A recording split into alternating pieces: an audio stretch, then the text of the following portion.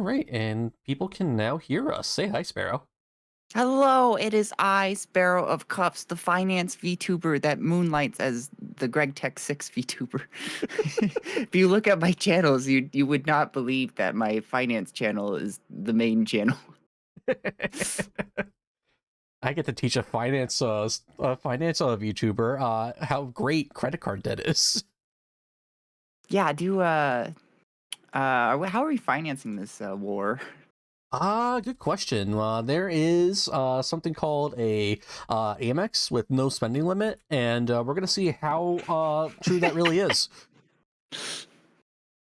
Hell yeah. We go live on. I just want there to be in the Warhammer 40K that it's all run, the whole entire war is just financed on a limitless credit card. Oh yeah, that's how we all play Warhammer. No, but I mean like in universe, like the crazy ass people are just like, how are we gonna afford all this? And then they're like, don't worry, I got the American Express guys. They're like, guns again, whoa! Everything from the old world is gone, except the one thing: debt and credit cards. Okay, let's see. Who do we got in the chat so far? We got Camnos and Rose. Hey, Rose. Hey, Camnos. How you guys doing? Are you on Twitch? I'm on Twitch right now. I'm also on TikTok and YouTube. Minty's here too. Hey, Minty. You wanna combine chats on Twitch? Oh yeah. It's been funky recently, but might as well get like your little. We can have people make friends, That's true. That is true. Yeah, let's go and do that. I will ask to join. The Sparrow Cups wants to join my chat. Let me in! Okay, we are all in now. How is... Oh, mute yourself on the, Oh yeah, I should do that. What do you call it? The shared chat. There you go. As lovely as your voice is, we just want to hear it once. I see. Minty says the same thing too, and I annoy her. All right, we are all in here now, so we are ready to go. Sparrow, I think most of my chat knows who you are. Do you want to go ahead and just introduce yourself again? Oh, I got a second go at it. Hi, I'm Sparrow Cups. I'm the finance VTuber for some ungodly reason. I also moonlight as a Greg Tech 6 player. For the horrid Minecraft mod. Life is endless suffering, and I'm here to learn Warhammer today. It's gonna be fun. I'm here to have fun. I have not played. I think the closest thing I've played to a war game is a board game called Scythe, which is I think more board gamey than this because you get stuff in it. I do enjoy a board game where I get stuff, but here I already have the stuff, which is my units. So I've also been listening to Sun Tzu's Art of War in Chinese. So I feel like I'm going to destroy Dandy, to be honest. Yeah, guys, I'm actually pretty scared right now. Like Sparrow is very scary in games, and yeah, I'm gonna have her get my own ass kicked in my own game here. That's the plan. Okay, then yeah, I'll go ahead and introduce myself then to your stream. Hi everybody, my name is Dandy the DM. I am a VTuber that plays video games. Drow, sentient D&D character. I typically play a variety of stuff on there. Sometimes I'm funny, and I have a talking cat that's named Catifer. He's an ass. Hey, how come your army's bigger than mine? Oh, that's a fun thing on there too. So this is what I'm playing today, and we don't ever tell anybody I played this because friends don't let friends play this army. This is the Tau Empire. So based on how the game works, this is equal value to your army. So this is about 990 points of Tau, and the way I am playing on here today, I'm just doing a casual list. Typically in Warhammer, this is actually one thing I can teach you about on here, Sparrow. in Warhammer, when you go to play a game, you would let your opponent know what you're going to be playing, and then you go over what the army does, what units you have. Since you don't know what units you have on today, I will teach you what your units are. Hell yeah. So you can't just like surprise all goblins and wait, are there goblins in this universe? I know there's orcs. There is orcs, and they have a thing called Gretchen, and they're fun. There's a orcs are actually really strong right now. There's a detachment called Mordaka, which is just shooting, and people are demanding that it gets banned. But they have another one. I just like that. It's like people aren't just switching over. They're just like, just ban the fuckers. Yeah, it's honestly a fun thing in the community right now. I play competitively, and I also help run a group as well. And in our group, we're like, it's just a detachment. There's nothing wrong with it. Yeah, it's strong, but it's not that big a problem. Orcs don't get much stuff. We're gonna let them have their fun for the next year. You see, the way I see it is that like when you're playing a game where like it's obvious that there's like one side that's a little easier than others, that you can look at it as like whoever picks them, like yeah, you know that they're wanting an easier time. They're not here for the challenge. That means you can play with the challenge, right? So, Correct. or something. I don't know. So yeah, so with the game on here, Warhammer can go one of two ways. There's actual rules about how you conduct yourself in the game too that we have to follow when you do tournaments. But yeah, at the end of the day, it's war dollies. We are grown adults playing with miniature army men. Don't say that. This is important. This game makes me feel like a true man. I hope it makes me feel like a true woman. There you go. When we picked you, the most womanly army, Grey Knights. Yes, the Grey Knights. I picked the Grey Knights because, I'll be honest, in games, I usually like to play as the good guys, but from what I gathered, there are no good guys in this realm. Correct. So, I figured like they hunt demons, and that sounds like that sounds kind of like a good guy. Technically correct. One fun thing I like about the Grey Knights is if you're an Imperial Guardsman and you see the Grey Knights, that will be the last thing you see if they win the battle, because their whole thing is there can be no one that can know of Chaos's taint. They just kill everything around there. Hell yeah. Oh, hey, I'm finally getting my audience. Hello, everybody. We're playing Warhammer. Yeah, I'm with Dandy. Hey, everybody. I am the Dandy. This is Dandy. That's what they look like. All right. So what do I got? Right. So big boy and then small boys.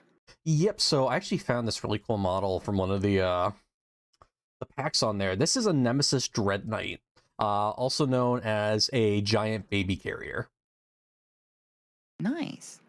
So, and I actually thought the modeling was cool for it, so we picked this one instead.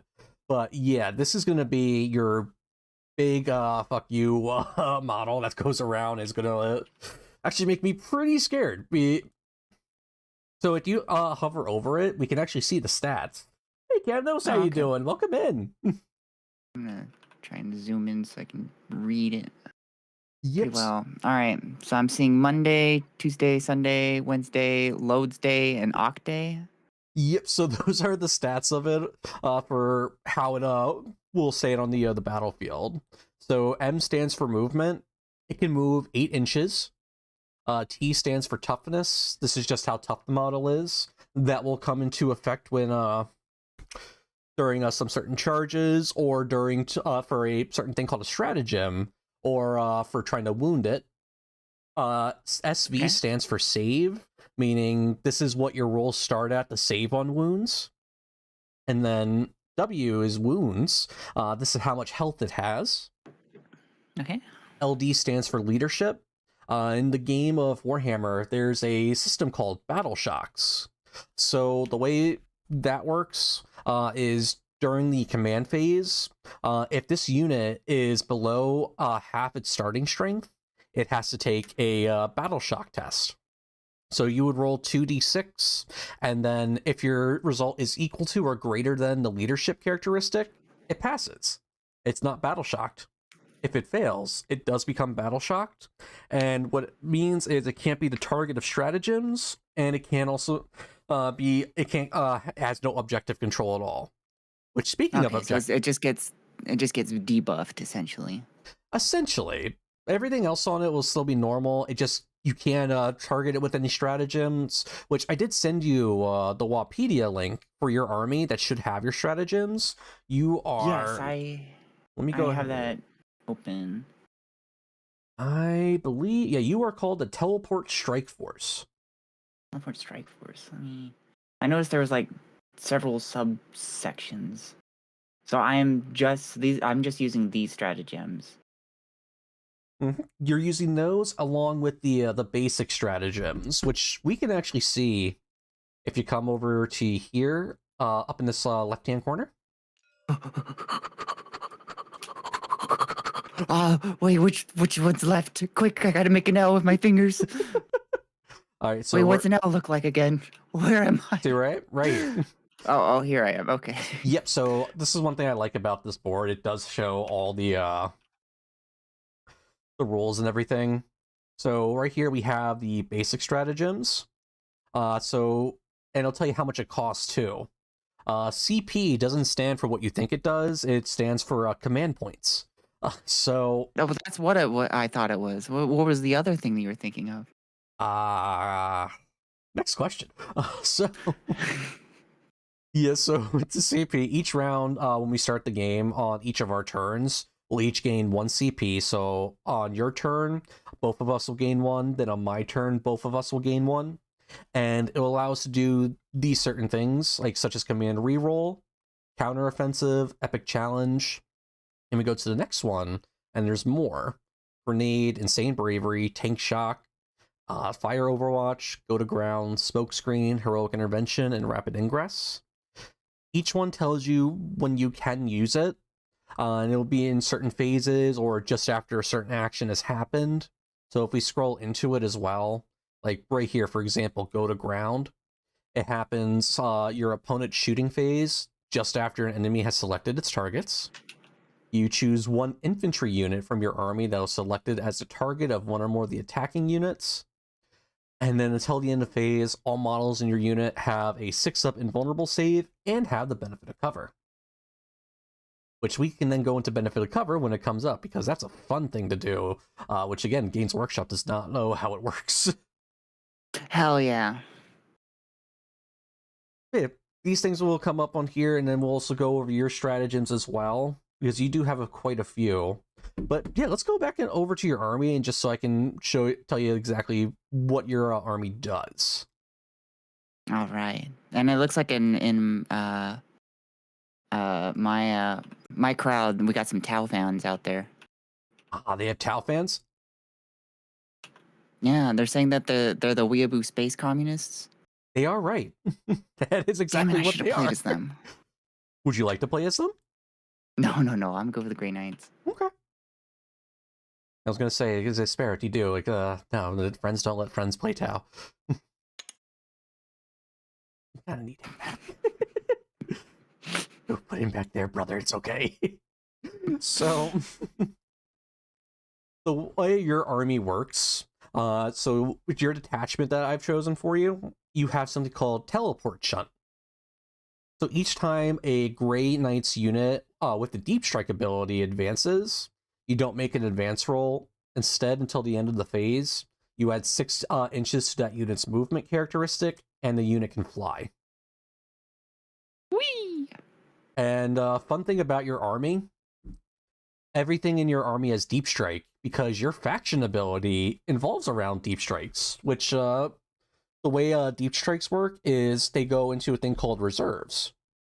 Before the game starts, and after you go over everything with your opponent, you then tell them what stuff is going to be starting in reserves. There's 2 separate types of reserves. There's regular reserves and then deep strikes. Reserves you can hold, it depends, I can't remember the rule off the top of my head, and if someone in either crowd can remind me as well, if I'm wrong, I would greatly appreciate it. But with deep strikes, you can put as many models as you want in there that have deep strike, and then reserves, it's about up to 500 points of your army. Deep strikes, the way they work, they start on round 2, and you can put your model anywhere from reserves onto the board, 9 inches away from any other enemy unit, and then anywhere on the board. Regular reserves, starting from second turn, they can come up from the board edges, except from your opponent's board edge, until turn 3.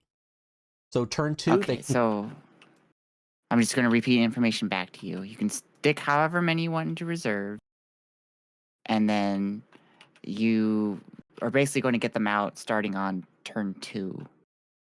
Correct. So with how it works on there, with the reserves, with deep strike, you can put in as many models as you want in a deep strike, as long as they have the deep strike keyword, which if we scroll over one of your models, if you press 1, I believe, on the numpad, if you have one, that will bring up the sheet for it. Oh, yeah. Ooh, sheet. Yep, so this tells you everything that the model has. It tells you its keywords, its movement, if you need to see it up close and personal, and also tell you your abilities that the model can do. If it's part of a unit, that unit has that ability. Okay. Yep. So with deep strikes, your faction ability. So if your faction is Grey Knights, which it is, at the end of your opponent's turn, you can select a number of Grey Knights units from your army with this ability. The maximum number of units you can select depends on the battle size, which is follows. In a combat patrol, which we're not playing, it's 1 unit. Incursion, which is what we're playing, that's 1,000 points. It's up to 2 units. Strike Force is up to 3 units. And Onslaught is up to 4 units. Once you've made your selections, you remove those units from the battlefield. And then in the reinforcement step of your next movement phase, so you set each of those models up anywhere in the battlefield that is more than 9 inches horizontally away from all enemy models. Any units that are not in the battlefield at the end of the battle count as destroyed. So basically your entire army, it will work this way. So you see this guy, like right here? Yes. Now that he's on the floor? Oh, I got this. Right. So, end of the phase, he's here. I have a guy right here. You yoink him up. He's no longer there. But he's considered destroyed? That's at the end of the battle. So each game has about 5 rounds. And so if we get to all 5 rounds and it's not on the battlefield at the end of that 5th round, then yeah, it's going to count as being destroyed. Okay. So when it's out on here, it technically counts as it does not exist in this space. So it's just, okay. It's basically being protected. I can't target it. I can't do anything to it until it comes back onto the field. Okay. Yep, so let's go over what your army is and what I have on here, what I made for you. Excuse me. Yep, so let's go back over to the Nemesis Dread Knight. I gave him some fun stuff.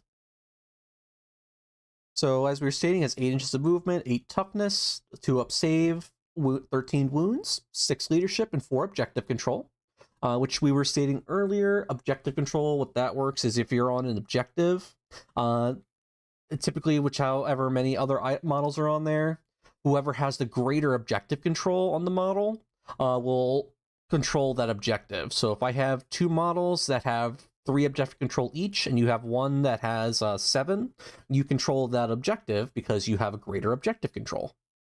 Okay, so it's kind of like like in Star Wars Battlefront when you're capturing a command post, you just got to have more people there essentially. But in this case, it'd just be a higher OC. Exactly. Yep, that's exactly how it works. Yep. So, going over everything, I gave you a Nemesis Greatsword. It has 2 profiles. This is going to be your melee weapon. Wait, they have weapons? Yeah, we were just going to go back and forth doing rock, paper, scissors. Oh, God. But yeah, so with the weapons, it would tell you which ones they have on there. Melee weapons can only be done in glorious, honorable melee combat. And then they have different profiles. You can only choose one profile that it has. If you have 2 weapons, you have to pick which one you want to attack with, unless that weapon says it has extra attacks, which none of us have any of that, so we don't have to worry about that. Okay. Yeah, so this tells you right here, we start from A. It has 5 attacks. The WS stands for ballistic skill and weapon skill. Ballistic skill means what you need to roll on the dice to shoot. Weapon skill means what you need to roll on the dice in order to hit. Same thing with ballistic skill, just what you need to hit. So to start, you just need to hit on roll 2s in order to hit. The strike has strength 10. And it has EP -2, which means armor penetration, which will then come into the saves. So we'll get into that when we get into shooting and melee. And then damage is D6, meaning that if you do wound something, it's going to do D6 worth of damage. You roll a D6, that's how much damage it's taken. Okay. Coming down over to here, we have your guns. I gave you a heavy incinerator and a heavy psi cannon. Heavy, man. Now, when you go to shoot, you shoot all your guns. Now, they have to be within range. So they has 18 inches on this and 24 on the psi cannon. Well, at times you'll see stuff like right here for ballistic skill. It'll say NA. That means it automatically hits. Which comes. Ooh. Yep, because it'll have a thing called torrent. Torrent weapons are basically flamethrowers. They just automatically hit you. You cannot be missed by it. You can't dodge the flame that's coming directly at you. You can't just dance your way through it. Correct. So they have a thing that you just go straight to your wound roll. So you'd be rolling to see we already know it hits, but does it wound them? So it would have to roll for the strength contested to their toughness, which we'll get into as well. AP -1. It has something called ignores cover. So with cover on there, that helps with your saves. This says, I don't give a shit about that. You're going to take this damage and you're going to like it. Can I shoot through walls? Yes and no. Okay. Well, we'll get to that then when we get to it. Yeah. Yep, and then same thing with the heavy psi cannon. Do you have any questions so far? I think I will save them as we're doing it, because I learn best by doing. So I'm just trying to get kind of a general overview of like, okay, so that you got the melee things and versus ranged, and so just keep going, and you're doing great. Awesome, sounds good. All right, then go into his abilities. He has Empiric Reprisal. He's eligible to shoot and declare a charge in a turn in which it advanced or fell back. Advancing will be in the movement, and fallback would also be in movement as well. We can go into those once we get in to those phases. It has a bracketed thing on here, meaning if it's damaged, if it has 1 to 4 wounds remaining, it will take a debuff. So, as you know, it's hitting on 2s for all its stuff. Hitting on 3s for the psi cannon. You're going to subtract 1 from the hit roll, so everything would just go up by 1. So you would hit on 4s with the psi cannon, and then you would hit on 3s with the sword. Okay. It has a 4-up invulnerable save, meaning no matter what I roll on there, If, say I have a weapon that does AP -6, that would make your save go it would add 6 onto the save, so you'd have to somehow roll an 8 on a D6. An invulnerable save. But Dandy, that's impossible. Exactly, which means you just automatically take that damage. But because of this invulnerable save, you just have to roll a 4 on the dice in order to ignore it. Oh, okay. Mm-hmm. Yep, and then Deep Strikes we already went over. And also will be right here too, in case you need to open it up. And then we have Deadly Demise. Now, this is considered a vehicle. So when a vehicle is destroyed, you have to roll a Deadly Demise test. So on a 6 for your vehicle, it will explode and blow up. And it will do damage to everything that's within 6 inches of that model. And that will be represented by a D3. So a D3 in this game is a D6. If you roll 1 and 2, that's 1. A 3 and 4 is equal to 2. And a 5 and 6 is equal to 3. Okay. Perfect. Tip, he is going to be just your big guy that's going to go around and bully me. Okay. With the Grey Knights, they're very points heavy. So you don't have a lot of models here, and I'll let you choose if you want to do it on here, but I have these guys right here, Brotherhood Librarian, leading the squad of Paladins, and Kaldor Drago. He's going to be your Warlord. He's leading a squad of Terminators. Okay. And there's bonuses for having them kind of near each other then, yeah? Correct, yes. So, when a unit's being led by somebody... Wait, hold on, I got raided. Luna, thank you so much for raiding. Ooh, hi, Luna. Appreciate it. We're learning Warhammer. I'm playing with Dandy, the DM. I'm Dandy. I hear he sucks at Warhammer, so I'm gonna destroy him. Yeah, I'm about to get my my shit rocked. Hey, welcome in. You guys can watch us play and then watch Sparrow kick my ass at my own game. I'm going to invert his dick. Yeah. She sent me that message earlier today, and I've been terrified. Yeah, so we have Kaldor Drago. He's going to be leading this squad of of Terminators. And he actually does some stuff on there too. So if you pull up his character sheet, he has something called Untouchable. I'm way ahead of you. Awesome. Yep, so he has Untouchable Purity. While he's leading a unit, models in that unit have a Feel No Pain 4-up against mortal wounds. So if there's something that does mortal wounds to you, and they'll designate what is the mortal wound that's being dealt to you, you have a chance to ignore those wounds by rolling dice equal to that amount. So say if I do like 3 mortal wounds to you, you roll 3 dice. On a 4-up, you ignore one of those wounds. So I do 3 to you. You roll 3 dice. You get 2 4s. You only take 1 mortal wound. Okay. Perfect. Yep. And then he also has this ability, One with the Warp. Once per battle, when this model's unit declares a charge in the same turn, it will sit up on the battlefield, use the Deep Strike or Teleport Assault ability. You add 3 to the charge roll, which will be really useful for you because you are going to be going away 9 inches, and in the charge, you roll 2d6, and you have to equal that amount, that distance on the dice. All right. Perfect. Yep, we have the Brotherhood Librarian.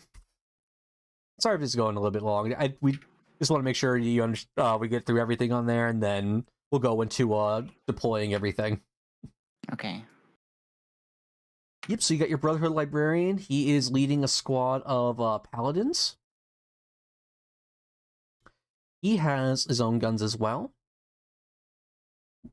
Thing froze on me. There we go. And he has a few abilities. While he's leading a unit, they also have a Feel No Pain 4-up against psychic attacks. And then he has Vortex of Doom. So in your shooting phase, you can select one enemy within 18 inches and visible to him. If you do, You roll a d6. On a 1, his unit will take d6 mortal wounds. On a 2 to 5, that enemy unit will suffer 2d3 mortal wounds. On a 6, the enemy unit will suffer 2d6 mortal wounds. Ah.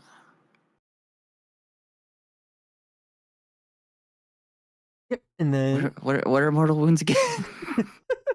So mortal wounds are, they're the damage you take, and they're different from regular wounds, as they'll be labeled as mortal wounds. Mortal wounds you cannot save against, so there'll be something on there called devastating attacks, and it'll deal mortal wounds to you.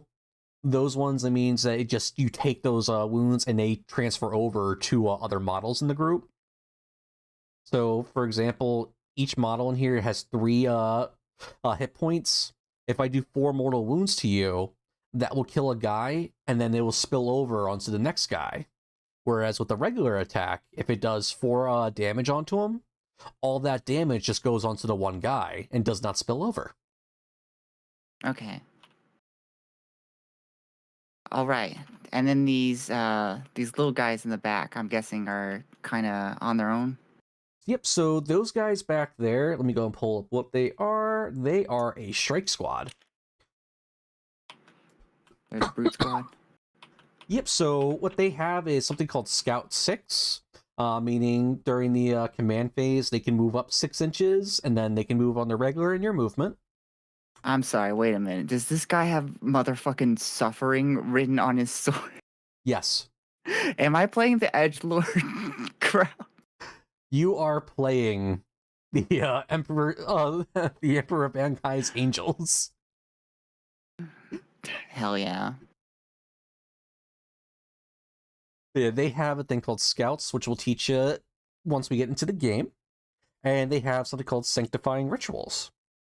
If you control an objective, what it does, if you control an objective marker at the end of your command phase, and this unit's within range of that objective marker remains under your control. So if you're on like this thing right here, this little circle, which is an objective marker, typically you need to keep models on it to control it. However, what these guys do, you put one on the objective marker, on your command phase, it becomes sticky, and you can just walk away from it, and you don't have to worry about it until I try to take control of it again. So you would still get points for that objective marker, even though you don't have any models on it. Okay.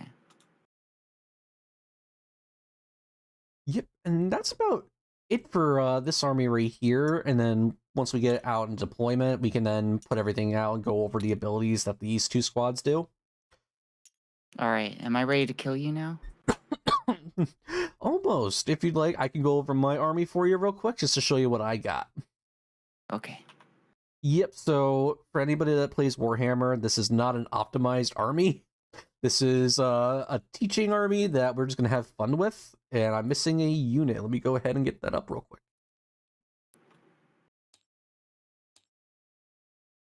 Where is it? Where is it? Ah, here he is.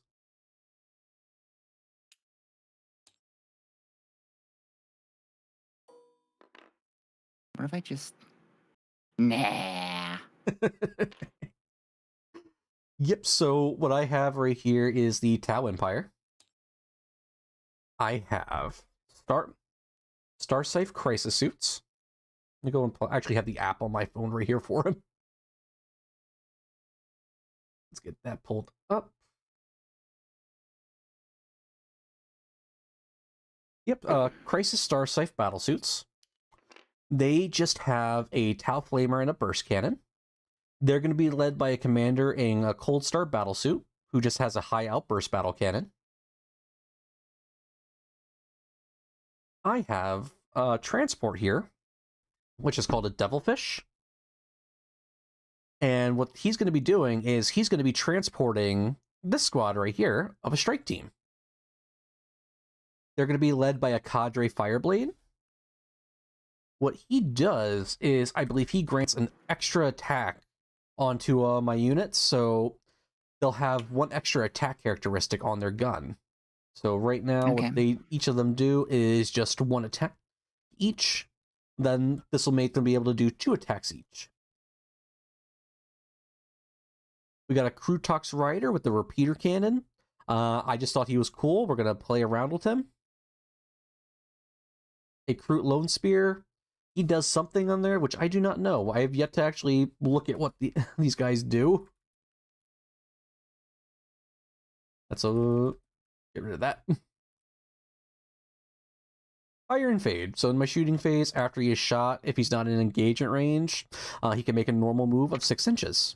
If he does, till the end of the turn, he's not eligible to declare a charge, so he can move after he shoots. Oh, so he's a little shit. Yeah. Oh, I did have my Crutox Rider. Okay, no, we're good. I don't need him.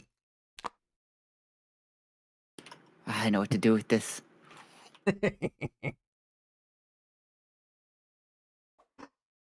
Right here, we have a Riptide Battlesuit. I gave him a Ion Accelerator. That's going to be his main gun. He also has a twin plasma rifle. 72 inches? Yep. What the fuck? Wait. How big is that? Just know this board is 44 by 60 inches. Dandy. Dandy, what the fuck? Sleepy, you're gonna be fine. If you look at his thing with the way Tau work, they supposedly have advanced weaponry and shooting, but I need 4s and 5s to hit. So what Tau do is they will spot for other units. So before I shoot, I have to say this Devilfish is going to spot for these for this strike team, and they're going to shoot at, say, like your Nemesis Dreadnought. That will give them a +1 to their ballistic skill. He would not be able to benefit from that, though, so he would just be shooting on his regular stuff. Okay.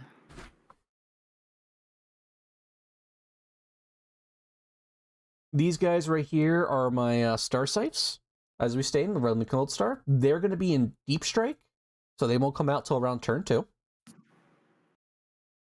This guy right here is my Warlord. He's an Ethereal. And what his purpose to do in life is just to see if I gain CP. All right. Yep, if he dies, he dies. Over here, we have Crute Hounds. They are dogs.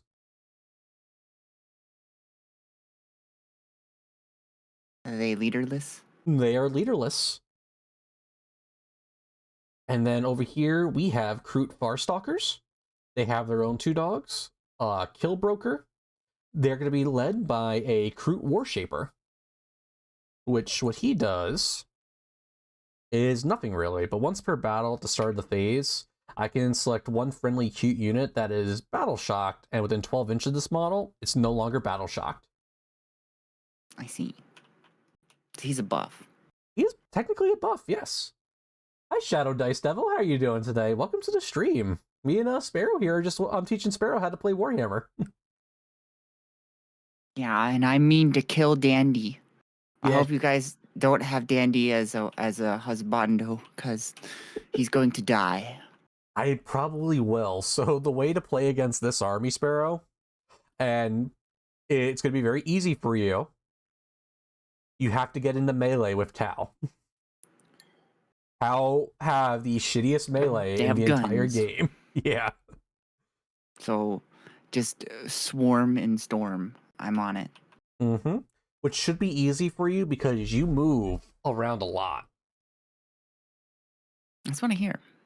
Awesome. Then yeah, I think we are ready to go ahead and play. So let's go ahead. The way this works on here, we are each going to roll 1d6.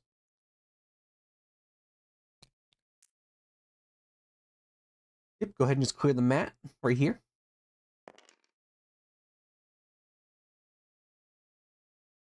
So we take 1d6. We're going to roll. Whoever has the highest result, they'll be able to deploy first. I rolled a 5. I got a 6. Fuck you. So I will be able. Dice. I will be able to deploy first. Rigged. All right. 1,000 point armies, I'm guessing. Yep, that is correct, Shadow Dice. We're just doing a 1,000 point game just to help get her used to how to play and just show her the basics. I didn't think putting a 2,000 point game on there when she's brand new would be a smart idea. But yeah, we'll see how it goes, and then hopefully she likes it, and then she'll play more games with me. Also, fun thing too with the dice, if you take your 1d6 and you just put it in this box, it'll roll automatically for you. Ooh, it's a dice roller. Yep, or you just click roll all dice. It'll do that as well. Order dice will show you everything in order. It's really neat. I really like this dice system. But yeah, let's go ahead and start with deployment. So I'm going to choose this side right here for a defender. It's this blue side. Okay. Yep, so the way it works, I pick a unit, I put it down, and then you pick a unit of yours, and then you put it down anywhere on your side of the deployment zone, which is going to be over here. It just has to be behind this red line. Okay. So I'm going to put down my ethereal. And he's going to be right on the objective. And then it goes to you. Okay. Here's my thought process. Big and scary on the objective. Excellent. It looks like we each have one on objective on each side, so it'd probably be good to at least have something strong on the one objective right there. And this guy has some range, so I'm assuming that's good. Is that a good call? So you can go ahead and choose to do that. So I would actually recommend putting the strike team on there, because you're going to want this guy to go around and bully me. Oh, okay. They're a run around and bully. Okay. Also, Shadow Dice Devil, thank you for following me. I appreciate it. Yep. So you're going to put each one of these that unit on there. So. Oh, so it's not just one piece. I'm just putting a unit. Correct. Yep. So that entire unit is going to be staying together. Just know too, there is a thing called a unit coherency. So the way that works is like, holy shit, it's swing mode. How you doing, man? Holy shit. Leo's here? Hell yeah. Well, Dandy's teaching me Warhammer. And you followed me. This is the best day ever. The man, the myth, the legend is here. Do you know I can rotate these guys? You can, yes. So if you press E, it will... Oh, there we go. Yeah. Alright, that seems good. Mm-hmm. Yep, now just note too, when you do move them, so typically you would move each one individually. Okay. And they would move the distance in inches. So let's see. I kind of want to keep them in this pattern, though, for aesthetic reasons. I understand that it might be, like, the guys in the back might be hampered, but I need the aesthetics. I gotcha.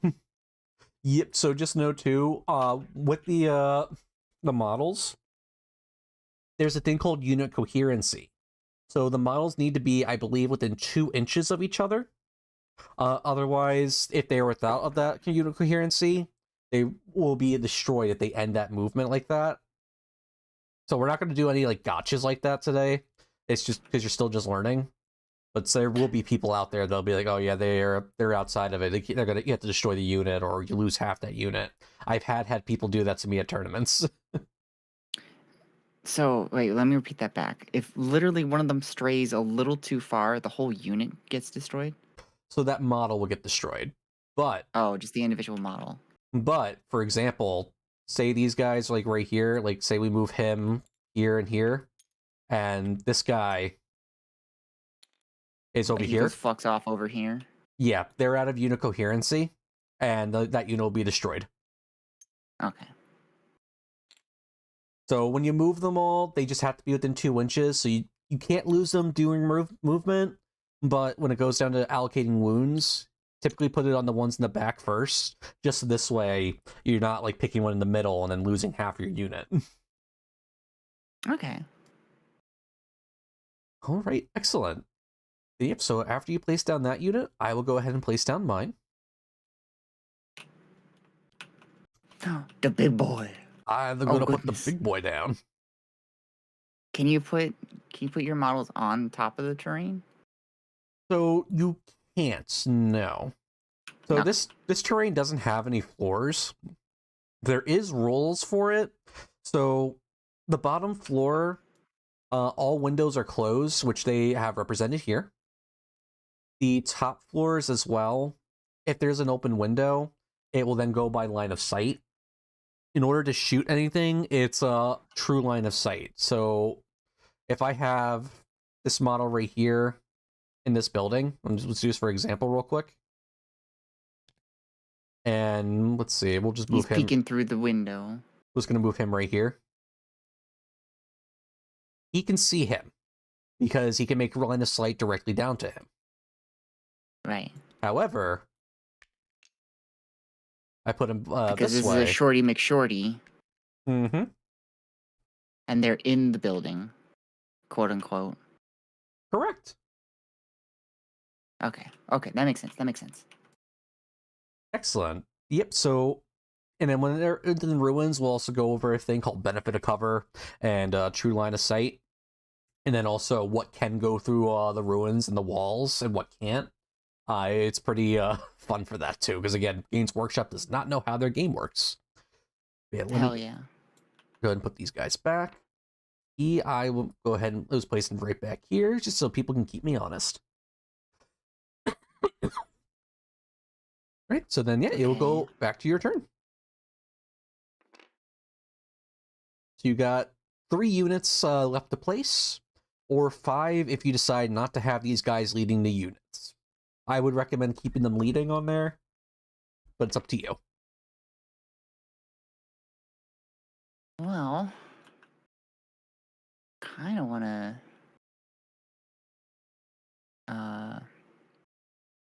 go with your suggestion here. Let's go ahead and place these guys. Oh, nope. Zoom out. Okay. Let's get you guys.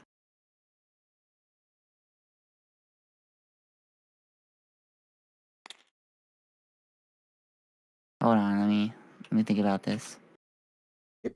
Just note too, before we go in there as well. Look at these buildings right here. Ooh, looks like my game froze. Yep, there we go. You see how the ground on the building's a bit different? Yes. This is like difficult terrain? Not difficult terrain, no. This is called a footprint. So okay. Anything with the footprint is going to be considered ruins. And ruins are infinitely tall.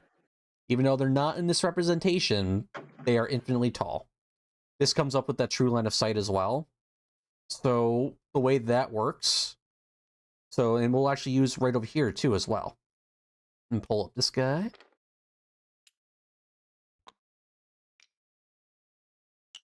I'll actually give you a little bit of a quiz. Can he, through this open wall, see this squad of strike team?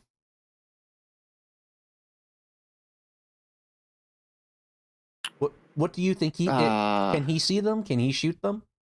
Yes. No. Fuck. So, with the ruins, these are infinitely tall. They cannot see over the ruins unless they are wholly within. Okay, so if they were in, they still couldn't see them because they're not in the ruins yet. So this would actually be considered in the ruins. So if you're if you're within this footprint, then you are within the ruins. Oh, so you can't see me. You can see me. Now you can't see me. Correct. Okay, I understand that now. Yep. And then if you're towing it, like right here for this guy, he's technically touching inside that ruin, and this is where it gets stupid. I can technically see him now. but you can't Oh, see okay. me. So if I'm like just barely out, I'm still getting the protection. Yep. So if he's halfway in there, he can only see out this way. He cannot see out this way. But if I'm right here and they can see him, he cannot see them, but they can shoot at him. Okay. Hey, Alex, how you doing? Welcome into the live. I'm doing good. Thanks for asking. Dandy is the goat. Can we get it? Can we get a goat sound from Dandy? Nah. I think that's how goats sound, right? No, that's a sheep. Well, they sound pretty similar. That's true. But yeah, that is Okay. how ruins work, and it's stupid. And then we'll go off benefit of cover later because that's also stupid. But yeah, Okay. so you place thoughts on my placement here. That's actually pretty good. So whenever you're placing stuff down, you want to place it defensively, just behind the ruins, just so this way I'm not able to shoot you on my first turn. Let's say my idea here was like I could go for, let's see, can I ping? You know how to ping? Was I thinking control? So I could be near these two, but also kind of defensively. Let me look up how to ping in Tabletop Simulator. I cannot remember how to do it. I know how to flip the table. let's please not do that just yet. Okay, you continue. I'll look it up. Okay. Right, yep, while you're looking that up, we'll go ahead and we'll place my next unit.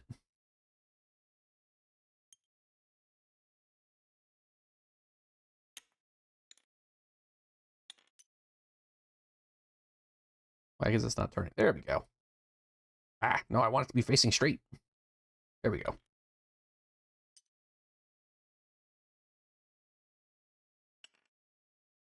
I'm in your closet, motherfucker. Thank you for following. I appreciate that. That's Alex. He's they're a pretty cool guy. All right. Then yeah, I went ahead and placed my devilfish. It's going to be holding... It's tab? Yeah. It is tab.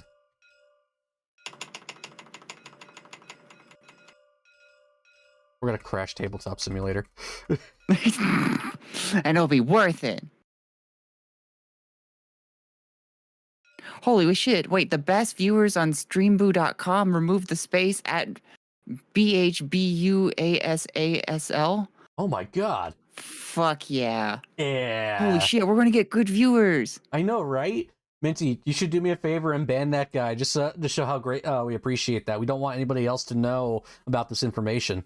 We need this for ourselves. I already banned him. Oh, sweet. All right, well, it's so you've placed your hellfish. What is that? Was devilfish. Mm-hmm. So yep. I've got 2 more sections to place. Oh shit. Oh god. Oh no. Okay, I'm good. It's the one thing I did learn in the videos you sent was for me how to unfuck. How to unfuck. Yeah, you don't learn how to fuck in Warhammer. You only learn how to unfuck.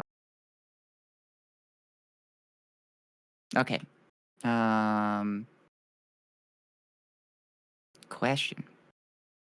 So I got this this guy in the back.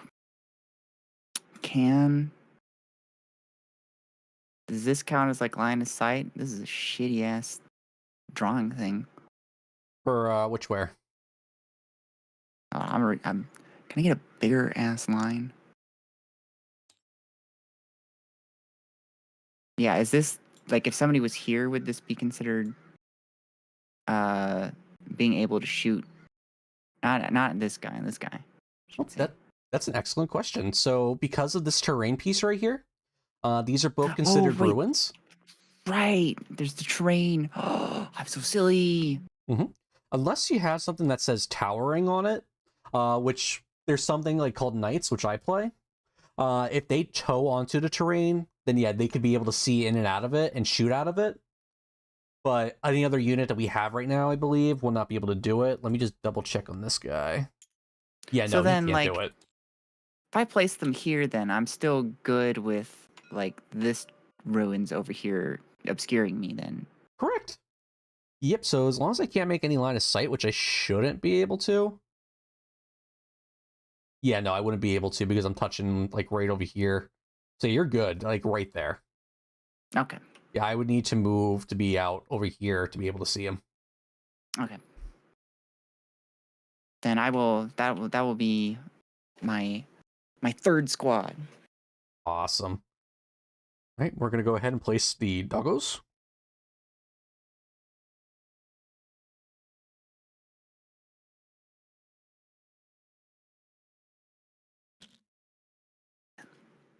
All right, and then it will be over to your turn. All right, let's go, baby. No, I'm just kidding.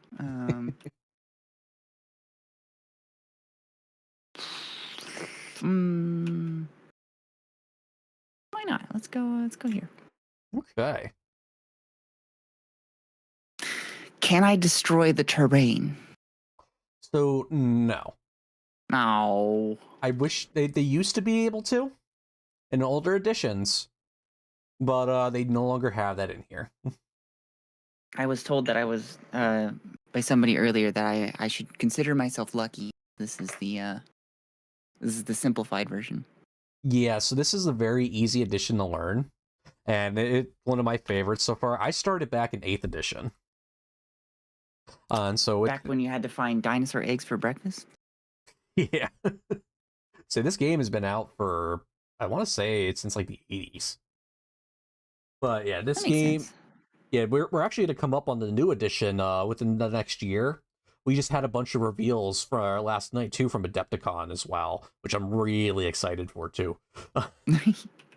Hell yeah. You actually are getting some new stuff for your Grey Knights as well. Oh, woohoo! First edition was 1987, according to Sneck. This game is old. It's old. I went ahead and placed down my Kroot Lone Spear, so it looks like you have placed everything else down. So that just means I have to place all my stuff down now, which I only have 2 things left. We'll place the Kroot Farstalker, I think this was called. Nope, the Krootox Rider. Would there... Oh, wait, there was also the reserve thing. Would there be any advantage to me being reserved since I have to teleport little shits? So you're actually able to do that throughout the entire game. Yeah, so let me go ahead and pull up your thing, because I have your army saved on my phone. I use the official GW app. Oh! I pay for the Warhammer subscription. Yeah. Shadow Dice Devil, I've started playing a few months ago. Any news on Necrons at all? So Necrons are actually doing really well. I believe Annihilation Crypt, I want to say it was. They're actually pretty good competitively. So you have a bunch of uppy downies, is what you would know it as, where they can move around the board, and they fuck my shit up all the time. I cannot beat Necrons, no matter how hard I try. Necrons are a really big problem. At like the last LVO, the guy came in deep straight, a Tesseract, I want to say, right behind enemy lines through against Eldari, who were at like a 70% win rate, and he beat them with Necrons in that new detachment. It was so cool. We were so happy, but then I had to play against that same list, and it sucked. Where were we, Sparrow? Yes, here we go.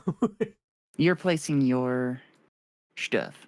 Well, I was actually going to tell you about your thing on here for Teleport Assault. Oh, right. Yep, so, yeah, in your army faction, at the end of your opponent's turn, you can select a number of Grey Knight units from your army with this ability, which your entire army has the ability.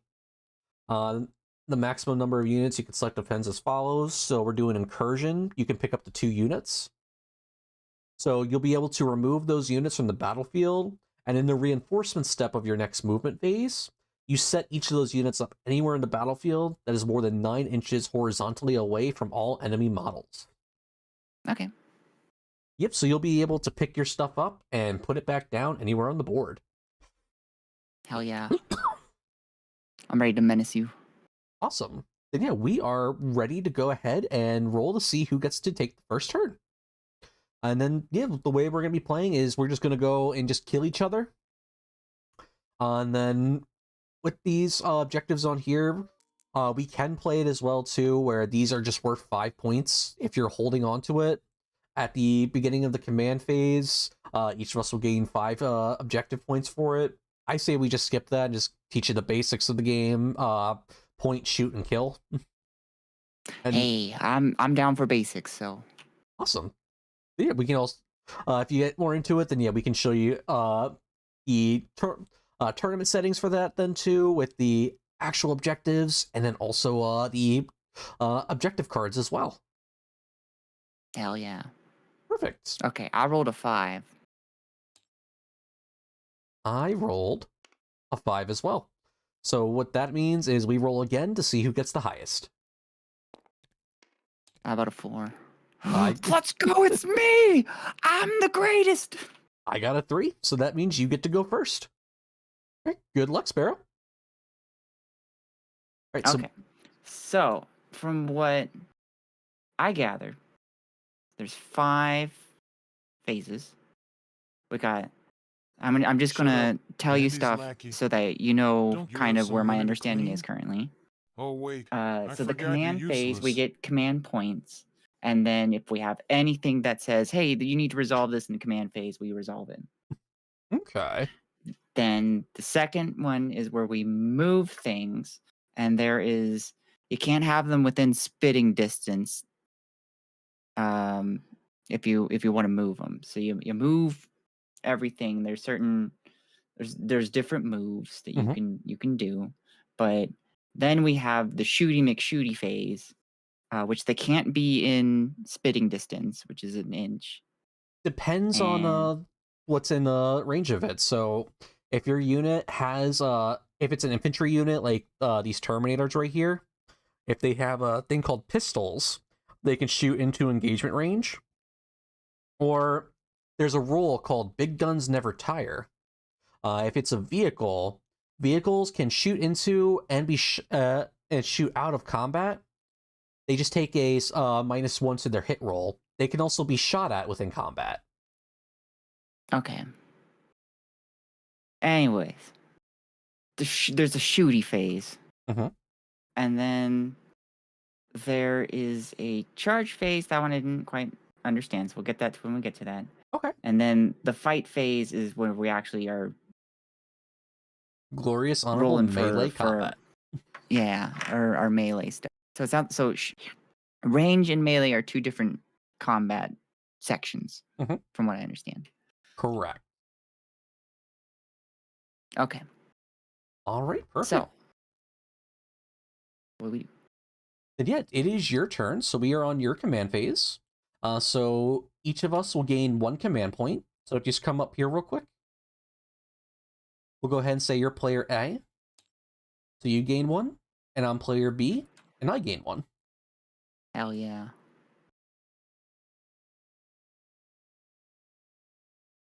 All right. Do we do anything else?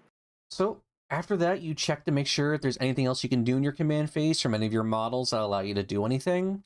I don't believe any of your models allow you to do anything else in the command phase. So then you just go on to the next one, which would be movement. Oh, so you're not... We're not like I do my command phase and then you do your command phase? Correct. So it starts with your turn first. You go through all your actions, and then it goes to my turn once you're finished. Shadow Dice Devil, Big Guns Never Tire also applies to monsters. Yeah, you are correct. It does also apply to monsters as well. Thank you for that, Shadow Dice. I appreciate you. Go suck a lollipop. Thank you so much for joining. I'm sorry I didn't see you at first. I was listening to Sparrow. Welcome in. We're playing some Warhammer, teaching you how to play. So... I gotta move 8 inches. Yep. So you have a thing that you can also do with your army. So if you remember what he can advance and still be able to charge and shoot. To advance, you declare that a unit is advancing, and you roll a d6. You add that a result to the inches and movement that he can do. Okay.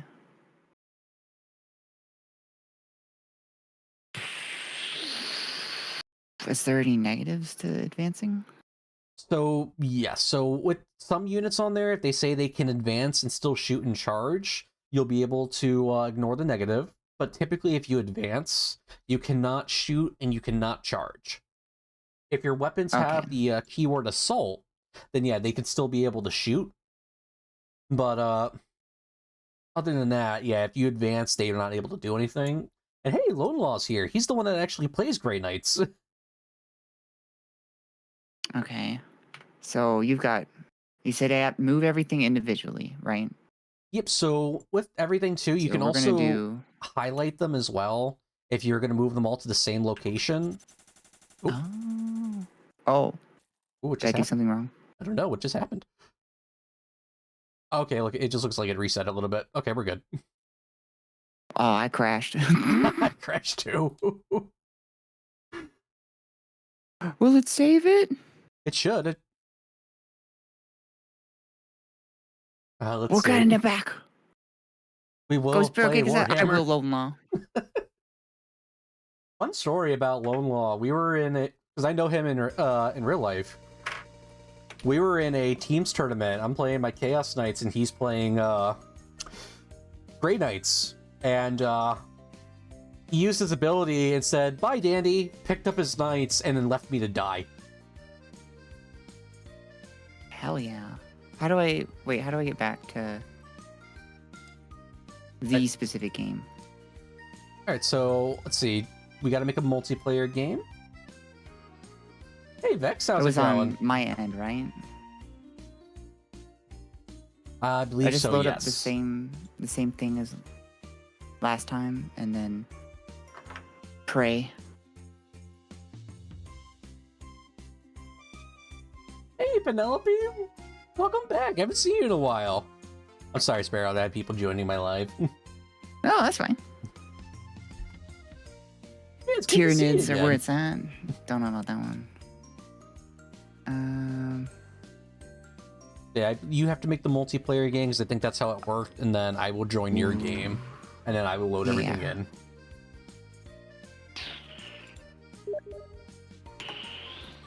Perfect, just got the invite. Been busy with college? Hey, I know the feeling. I've been busy with work and everything. Just drop out and play Warhammer. That is true. As someone who basically dropped out of college, I play Warhammer. Look at where I'm at now. I'm a VTuber now. Don't you want this for your future? Ava's saying hello. Hi, Ava. It's good to see you again. Ava is so cool. Ava is pretty cool. I caught a little bit of their stream. They were painting some models, having some goofs, having some gaffs. When you click on games and you go to save and load, do you see any autosaves in there? Nope. Fun. Okay. Yeah, looks like we gotta restart. Is there a like an autosave thing I should turn on? I believe there should be an autosave. We should probably save periodically. Let's see. Menu. Configuration. I do not know how to do that.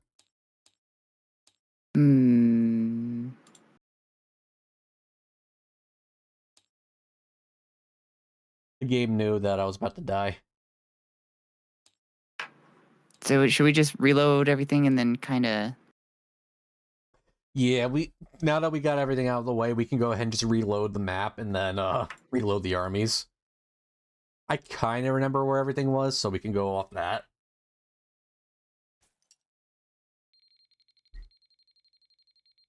All right, here we go. We go and load in. Dandy is the first person to ever call Ava cool.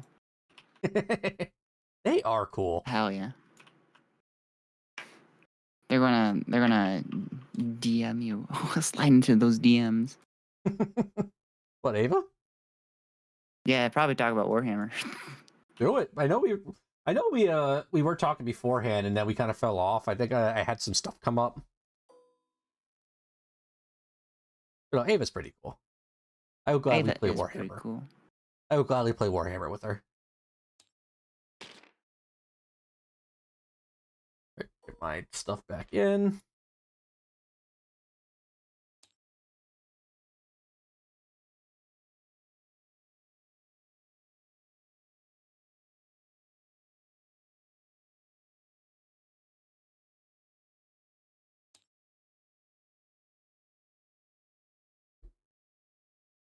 Oh no, I did it to myself. I did not do it to myself. I told you we can win if you scream for me, and you didn't. You left me there to die. Knights are not good in melee against World Eaters. And it was brigands. Of course I'm playing Tau. Boo. Ah. I still beat Mordaka with it. Okay, so we got everything on there. So I kind of remember where everything was. Oh, wait. Maybe this is it? I found an autosave. I was just a goober. Wait, this was it? I believe I see my models. Yeah, this was it. Hooray! All right, so yeah, go ahead. Oh, wait. I was moving. That's right. Yep, so if you know where they're going to move, then yeah, you can move them all everywhere. But if you want them to go to like an individual lane, or if you want to like make a line, you can go ahead and do that as well. But like what you're doing right now is perfectly okay. Oh, we can yeah, we can we can take that off.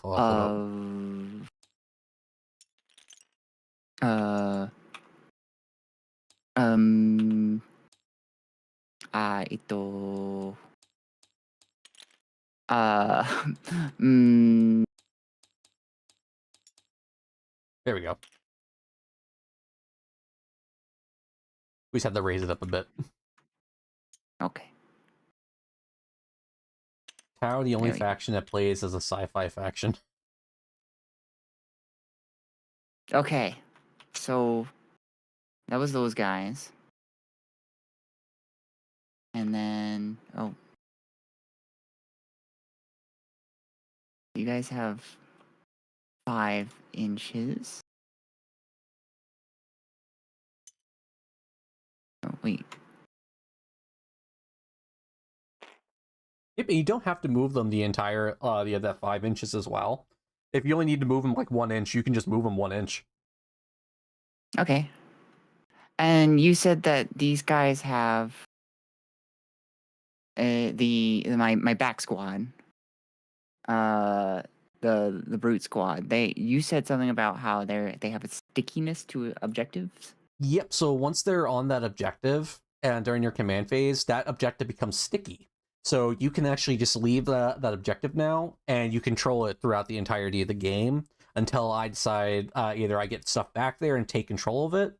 As soon as you get a model on there, you will have control of the objective if there's no other models on it. Okay, what is that ability called? So that is the Sanctifying Ritual. It's the squad's ability. Oh, okay. If you control an objective marker, then you turn their unit's marker. Oh, okay. Also, I like how I have the numpad set up to do most of the stuff on here, and then it's also attached to my emotes for my avatar, so I'm just going to be blushing every time I go and read stuff on the other cards. Yeah, I had that issue before too.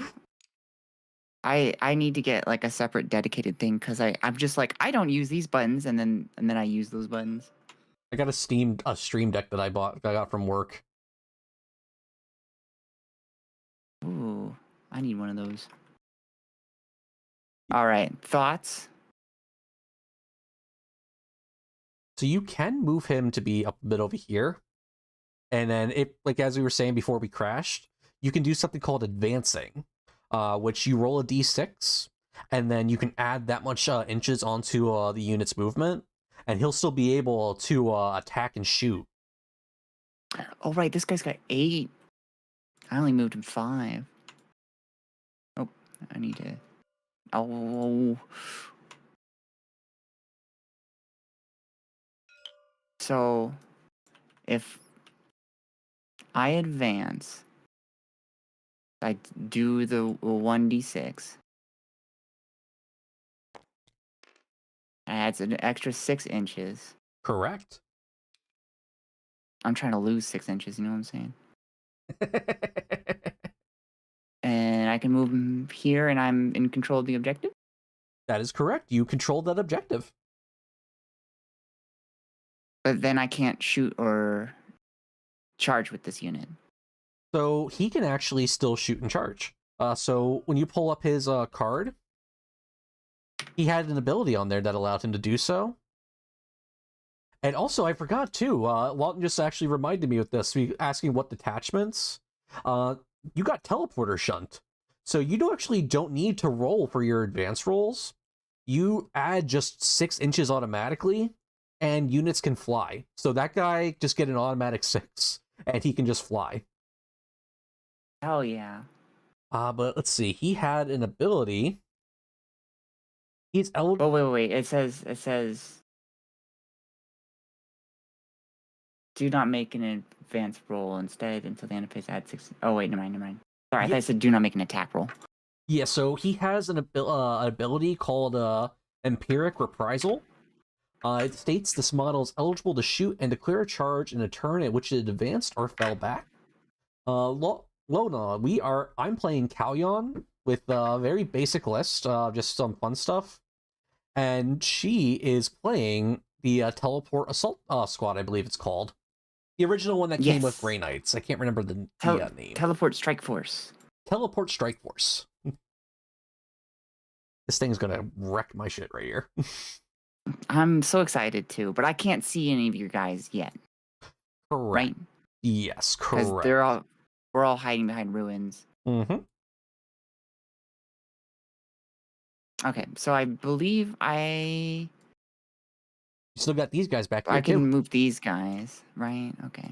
Yep, and if you advance them, they could just move an automatic 6 inches, so you can get them 12 inches up.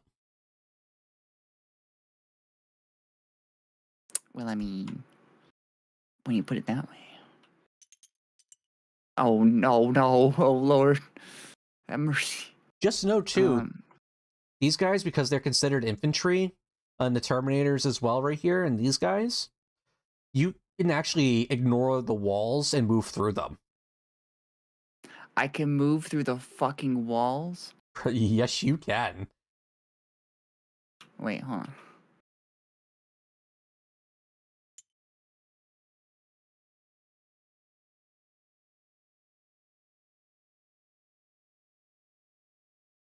So I could just... Yep, if you want... want... Wait, hold on. This doesn't... Wait, hold on. This does not make strategical sense. I want to be... If you're behind this wall right here, then yeah, even like right here, because it'll be blocking line of sight, I won't be able to see him. Or if you come to over here, I still need to be able to bring a guy up here to shoot you. Yeah, I think I want to go over here.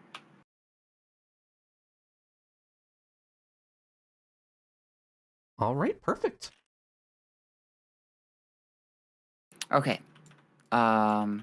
And then the next phase is the shooting phase, but I can't see any of you guys yet.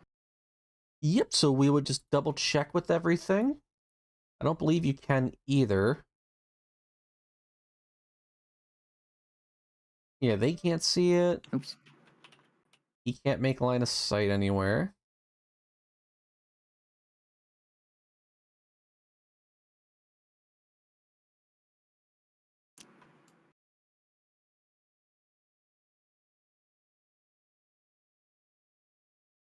They can just see my crew talks, the squad right here. Oh, so can I shooty McShoot? If you have something that can be in range, but they advanced. So they won't be able to shoot. Okay, that's fair. But like, if they had something within 24 inches and I didn't advance, then yep, you would be able to shoot. Okay. Then next is the charge phase. Yep, so charges, so you have to be within about 1 inch of the model on there. Well, you have to end the charge within 1 inch, that is. And Okay. the maximum charge distance you can do is 12 inches. So the way to charge, you would declare a unit is going to charge into another. And so say for example, I had a unit right here. Okay. You would say this guy is going to charge into that unit. You then roll 2d6, and we would have to measure the distance between that unit. So say it was like 7 inches, then you need to get at least you need to get a 7 exactly. If it was 6.9, you just need to get a 6. Okay. Can I just... DP, we each have 1. We just started the first round. Can I just not do anything this round? Yeah, that's perfectly okay. Can I do anything? Right now, no. So you can't do anything just yet. Okay. So then we'll go ahead and say I don't do anything, and I'm not within engagement of any. So the fight phase is null. The melee phase. Correct. Okay. So then that would end my turn? Yep, that would end your turn. And then we go to my turn. Okay. Yeah, we will go ahead and start picking up some stuff then and start see where I can go. I feel like those Terminators are going to wreck my shit if I go up that way. Hey, I actually need to both use the restroom and feed the dog, so I will be back, okay? All right, then yeah, I will go ahead and I will wait here for you to return. Yeah, entertain my audience, okay? I will entertain your audience. Hello, audiences. How's everybody doing today? Hi, Maya. How you doing? Welcome to the live. I'm doing great. Thanks for asking. My name's Dandy. We're just playing some tabletop simulator. I'm teaching Sparrow of Cups here how to play Warhammer.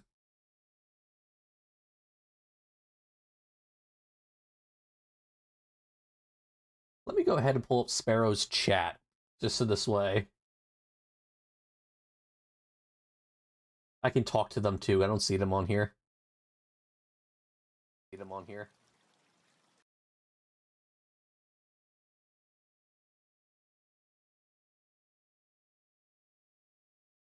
All right, I got the on here. Can I sing? I can try. What would you guys like me to sing? Hi, Snake. How you doing?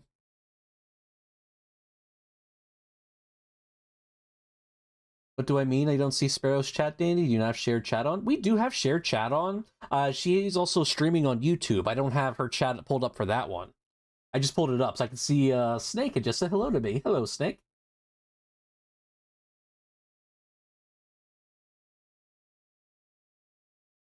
You know, I'm actually really excited for the new stuff from Warhammer. So last night was the first night of Adepticon, and they have a bunch of reveals. There's this one game called Warhammer Old World that I kind of want to get into now, because they just revealed a new faction called Grand Cathay, which is like ancient China themed. It's so cool. It was so awesome. I really want it. Has Sparrow cried like I did? Yet, no, she has not. Again, I feel so bad for that. I gave you a panic attack when I first started teaching you. She has yet to cry. I'm hoping that she doesn't. I would love to try and teach you again, Minty. I'm so excited for the new Space Wolves. They look so cool. I do love how they did do the reveals on there where they've changed the release date for all the codexes, where they went from like, oh yeah, it's gonna be a year of chaos, and then they went ahead and revealed all the chaos stuff on there. They revealed World Eaters, Death Guard, Space Wolves, and Thousand Suns. I found that funny. Bad teacher. I try. It was her first experience. and I feel really bad about it.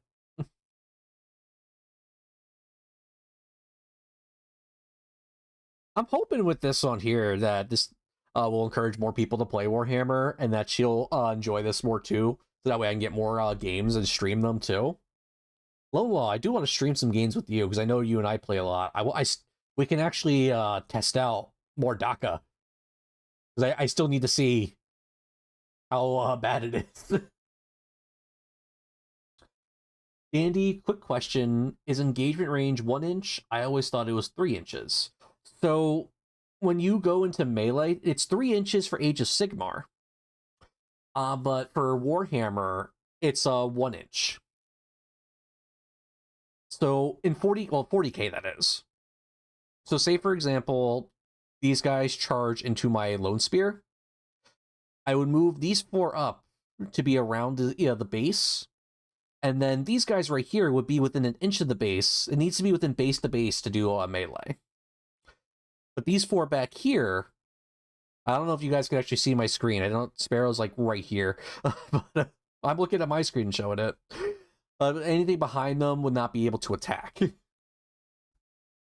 There is a thing on there where they can do a pile-in, which is up to 3 inches, to get them within engagement range of that enemy model. After you kill the enemy model, you can then consolidate 3 inches into the nearest enemy model or onto the nearest objective point, whichever is closer.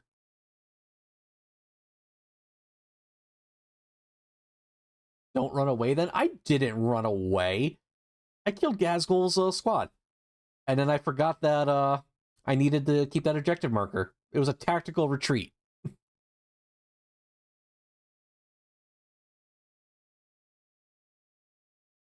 What armies do I play? So I currently play Chaos Knights. I play it competitively. I joke about it because it doesn't really mean anything, but I actually and I don't know if people can still look me up for it. If they can, it's still fine. I actually was the #1 ranked player for Chaos Knights for the Northeast USA, and that was for 2024. I'm really proud of that. Not a lot of people played them, so that's one reason that I got there, but I got there. But yeah, no, I played Chaos Knights. I played Death Guard. My Death Guard army kind of broke. I dropped it, tripping on some ice. I also have orcs, which I don't really play as much. They're kind of just there. I'm actually thinking of selling them. What else do I have? I have Guard now, which I'm really actually excited to build and paint. I got a Baneblade, and I found a Duncan Rhodes' channel. He made a tutorial on how to paint it, and it looked really nice, so I'm going to follow that because it looked really cool. What else do I have? Oh, I'm going to have Imperial Knights soon, too. When the new boxes came out for that, I bought 2 of them because that was a 2,000 point army right there. And I figured, why not? Let's go ahead and do it. What else do I play? Oh, I bought Emperor's Children, too. I'm building those, and I'm currently in the process of painting them. What's a competitive 2K Chaos Knight list? I only got an Abominate. So it depends on for the faction you're using. So for Traitoris Lance, which is what I play, it's War Dog spam. Currently, right now, the best list is just 13 War Dogs. With that being on there, for example, you'll have 1 Stalker, 6 Brigands, and 6 Carnivores. And then the Stalker, I believe, can have an enhancement to give it Sticky. Excuse me, guys. So whenever I talk a lot, my throat gets sore. And then for what's it called? God, Iconoclast Fiefdom, which is really fun. I've been playing that for a crusade recently. That one you're gonna want to use a Lancer, a Despoiler with a double Gatling gun, and then you want to get the full 500 points of Cultists. And then 4 War Dogs. That would be the competitive list for that one. The War Gongs. Yeah, you really want to get those out. Welcome back, Sparrow. I'm actually just talking about Chaos Knights and the competitive army. Oh. Yeah, I was about to get into what I play for Chaos Knights. I play about 11 war dogs, I want to say, and I use chaos demons for objectives. Just this way I can go around the board if I can't get anywhere. Okay, that's what I play. Dogs out. Shadow Dice Devil. Any tips on how to fight knights as Necrons? I don't have that many anti-tank options. Really only 4 off the top of my head, one of which is a Void Dragon Shard. Actually, Sparrow, can I answer that real quick, and then we can get back to the game? Sure, go ahead. Yep. So, with knights, depending on which type of knights you're facing, if you're going against War Dog spam, the way to face them is you have more movement than us as Necrons. You can move around the board more than we can. And you would have enough weight of shots to kill us. I would recommend getting a little bit more anti-tank, but you really don't need it. If you get in melee with War Dogs, we're paper thin. So we have an invuln 5 up against shooting only. Anything in melee, we will crumple. You're going to be wounding us on 5s, mostly. But for the units like that are melee centered, most likely 4s and 3s, because they're going to really wreck us. Anything with Minty, I have not cried yet. Anything with the big knight, you ignore the big knight, kill the little stuff, and kill any auxiliary units, and then you outscore them. You ignore the big knight until the last possible moment.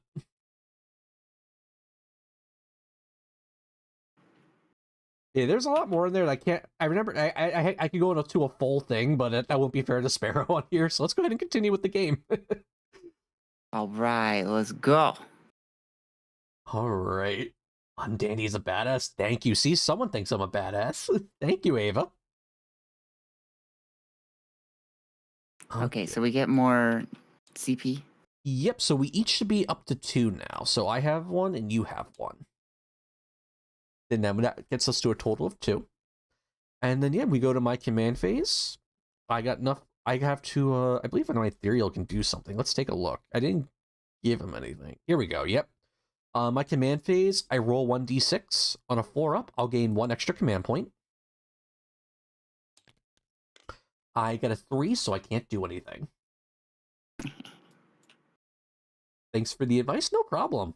Once we get a little bit further into here and we have more time, I can go more into it. I know Lone Law here, he and him are on a competitive team together. He can also answer more questions if I can't, since I'll be focusing on the game right now.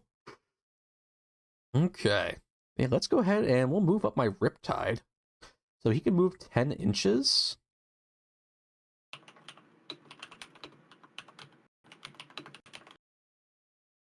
We will move him to be right here. And he would just be towing. This is like the cheeky shit that you can do in Warhammer. He's literally just towing. I'll take it. I'll take it.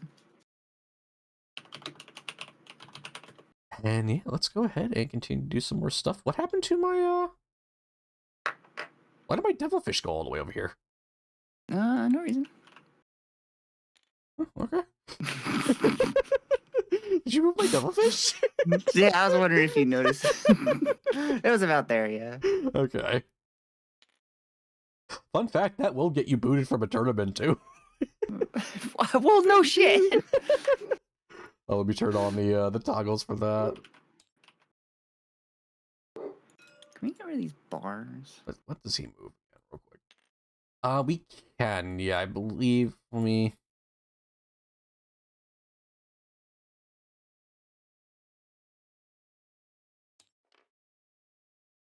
Oh, that deleted more than you wanted to. Oh, goodness.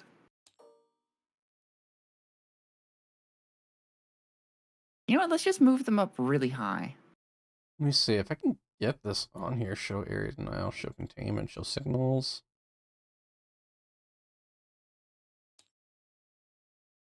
I don't remember how to hide it. There is a way. I just don't remember how.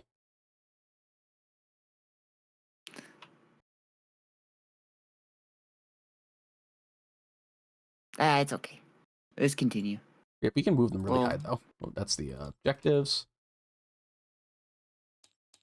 We'll figure it out. Yeah, I can move them high.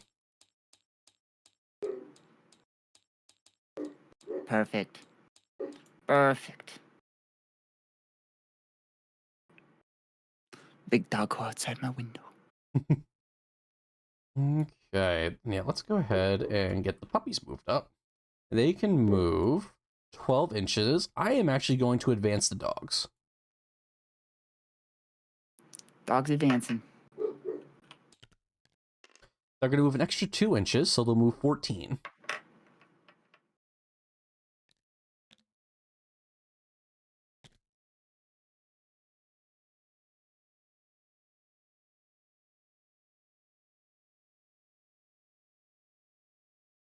Let's see. Let's go and just get him right there. One guy on that. And that's a then lot of itches. Hey, Nikki. we have the devilfish that can move 12 inches. Get him. So this is a flying vehicle, right? So you could technically place it above your doggos. So I can't end it on top of them, but like right here where it's at, it's fine. So with the flying vehicles, they can move over models. They just can't end the move on top of them. Okay. I'm assuming that's just for logistics reasons. Yeah, so if I were to end it on top of them, I could not move that piece to be there. Okay. Let's go ahead and move the Crutox. He moves 7 inches. He does not have... Here we go.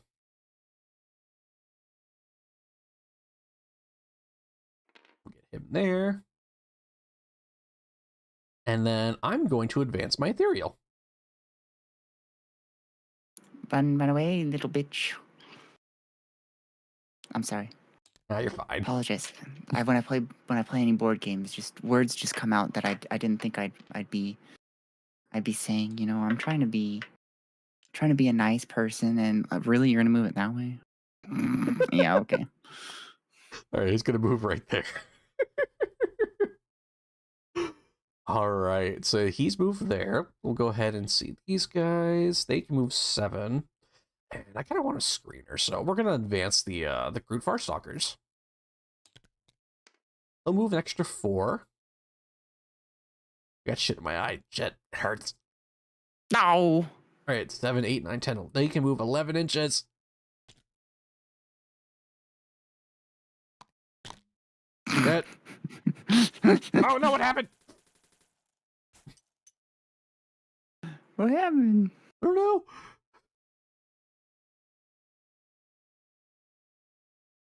Oh, I'll put him back. Okay.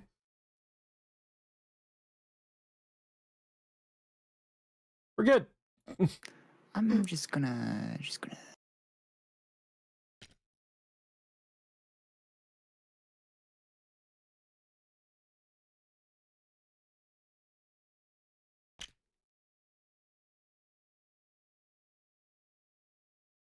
Okay. Nice.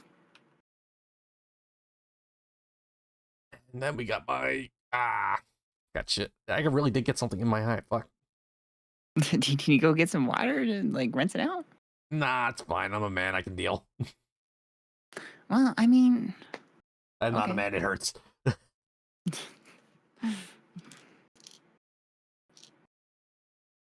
ever have like the entire day and then you go to rub your eye and then like the oil from your hand gets in it? Oh yeah, I hate that. That's what it is right now. Some green stuff just came out of it. I'm hoping that's from my glasses. Ooh. I gotta clean my glasses. Danny, you good? I don't know. I think I'm dying. Yeah, that's probably cancer. Probably. All right. Who needs to pay cancer treatments when I can buy Warhammer? That's fair. All right, let's go ahead and advance the Kroot Lone Spear. Actually, can I advance him? Only moves 12, 36 inches. Will they... No, we'll just go ahead and move him. Don't die. Great advice, Minty. 10 out of 10. Thank you, Minty. I think I'll follow it. No. She's obviously talking to me. This is why I chose Minty. Okay, so that's gonna be everything that they can do. And yeah, let us go ahead and go to shooting.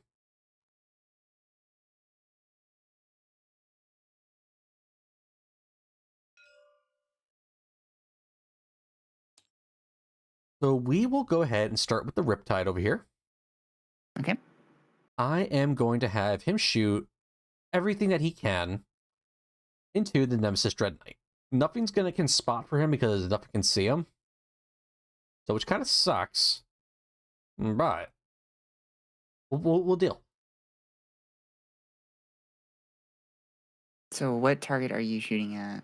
So we're gonna shoot at your Nemesis Dread Knight. So we're gonna start from the bottom, the Ion Accelerator, and we'll go ahead and overcharge it.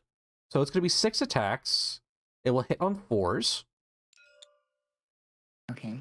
And we'll actually use this option to do a stratagem right now too. So let me go ahead and pull up my stratagems.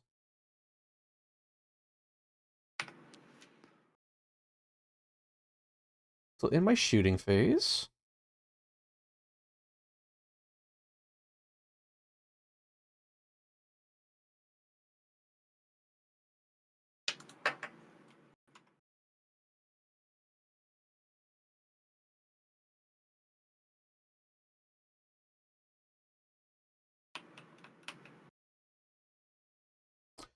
okay, 1 Tau Empire attempting trap.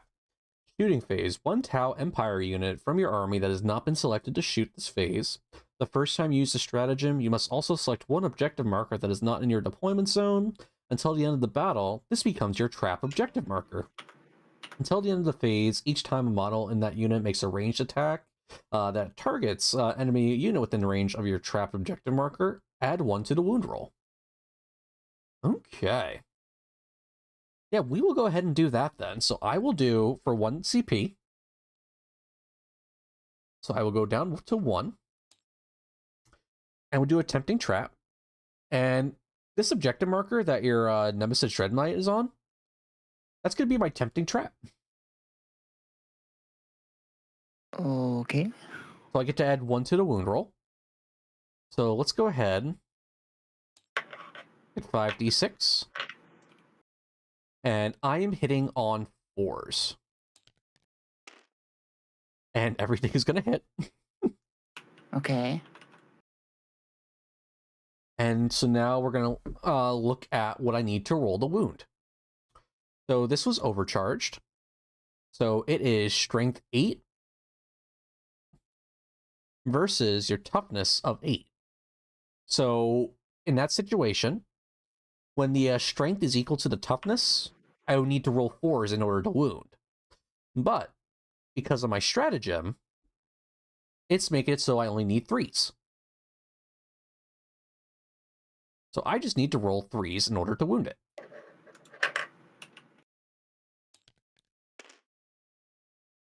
Okay. So we got 4 that are going to wound. Okay. And then 2 that are going to miss. So that would then be AP minus 3. You do have, and this is also where it comes up now too with benefit of cover.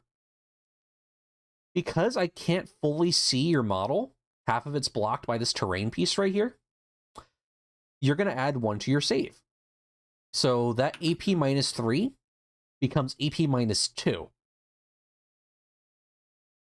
So if I'm not able to see the full model from my other model, you get benefit of cover. The same thing also goes for units. If my entire unit cannot see the full model, then you get benefit of cover, and vice versa. Okay.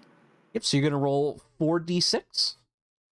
You'll go off your base save, which will be saves of 2 up, and then you'll add 2 onto that. So you'll need 4s to save. And then that also means to your regular save, your regular invuln save, so you just need 4s. Okay, so I'm rolling. Mm-hmm. Well. Okay, so that would then be, I want to say 3 points of damage each. Let's take a look. Yes. So that would be 3 points of damage each. So he's going to take 12 wounds. You can do thing on here. I believe you do have some stratagems as well. Let me take a look just to see. I believe we have to do it sooner. We'll go ahead and we'll pull it back then if you can. I got one that worsens armor penetration. So that actually might be good for you in this one then as well. So let's see. What does it say? What's it called? It's true silver armor. Opponent's shooting phase or fight phase just after enemy unit targets. One Grey Knight unit from your army that was selected to target. Until the attacking unit is finished making its attacks, each time an attack targets your unit, worsen the armor penetration characteristic of that attack by 1. Okay, perfect. So yeah, that would actually bring it down to AP -1 then. So you're able to do your stratagems depending on when I do mine as well. So anytime that it says you can do it, if I pick a target, you can do that. You can do those stratagems. So that would be on my thing on there. Lon just said yellow card Danny. That would be a yellow card. So I went ahead and subtracted a command point. Perfect. Yep, so then you just needed 3s, so that's all good to go. Hi, Memory. And then yeah, Memory, hello. You pass these 2, and you only fail 2. You can also do another thing on here called a command reroll to attempt to reroll one of the failed dice. If you don't wish to take that much damage, it's up to you though. It's like 50-50 on that. Does it cost anything? Yep. Is it a stratagem? Yep, it is a core stratagem. So if you come over to here to the top left corner, we'll say it right on there, command reroll. You know, I'm gonna do it. Fuck it. Perfect. So yep, you get to reroll one of those failed dice. Hell yeah. Awesome. And yeah, you only take 3 points of damage on that guy. Okay, and how do we measure damage on these guys? Or how do we add, subtract damage? So with that, Lola's saying you can't use that stratagem, Dandy, in the first and second round. You can't use command reroll on that? In any phase. What are you talking about, Lone Law?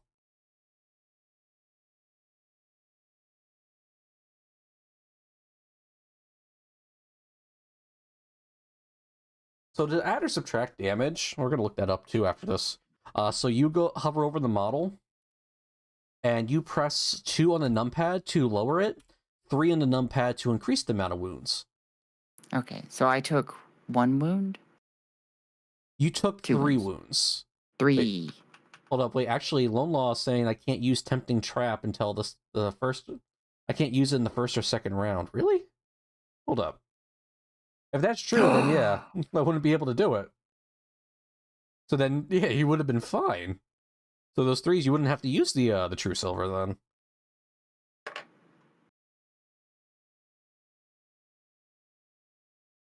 We're looking this up, chat. Danny's already trying to cheat. Can't believe it. Oh yeah, it does say that. Restrictions. You cannot use this stratagem during the first or second battle rounds. Yeah, Lone Law is right. Yeah, we cannot use that. That was my mistake. Can I have my command point back? You get all those command points back. All of them? I will give you all those command points. I made that mistake. Yay! See, you only failed 1. So yeah, then you will be go ahead and good to go then. Do I still lose three wounds? So you still lose the 3 wounds on that. Okay, that's cool. Perfect. And then yeah, we will come over. And go ahead, put my thing back up then, because I could not use that.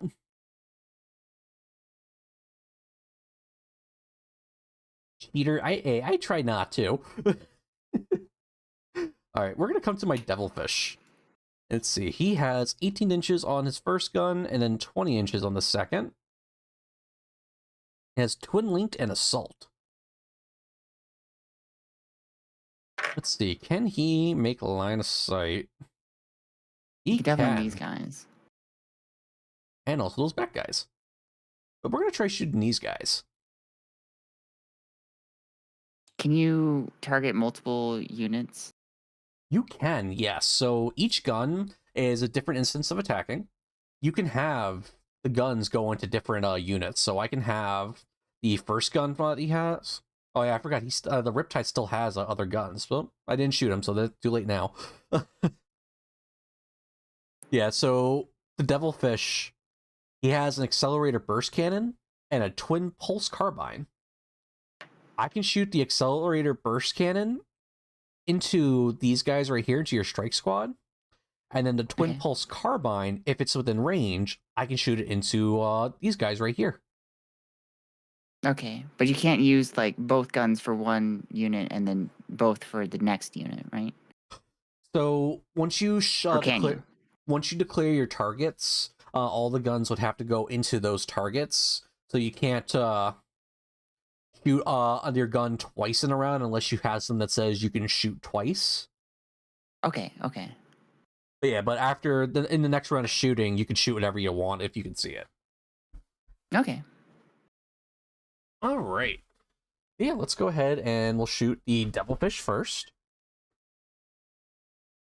Let's see, he gets 4 attacks from the burst cannon. And he's hitting on 4s.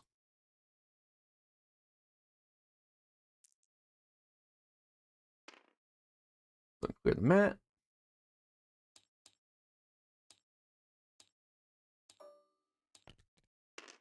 Alright, so only 2 are going to hit.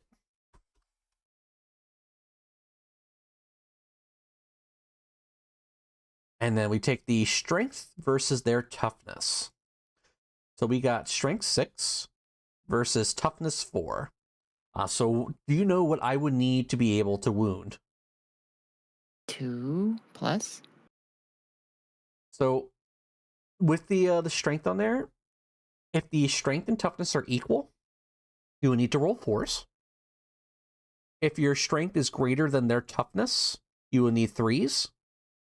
If your strength is double their toughness, you will need 2s.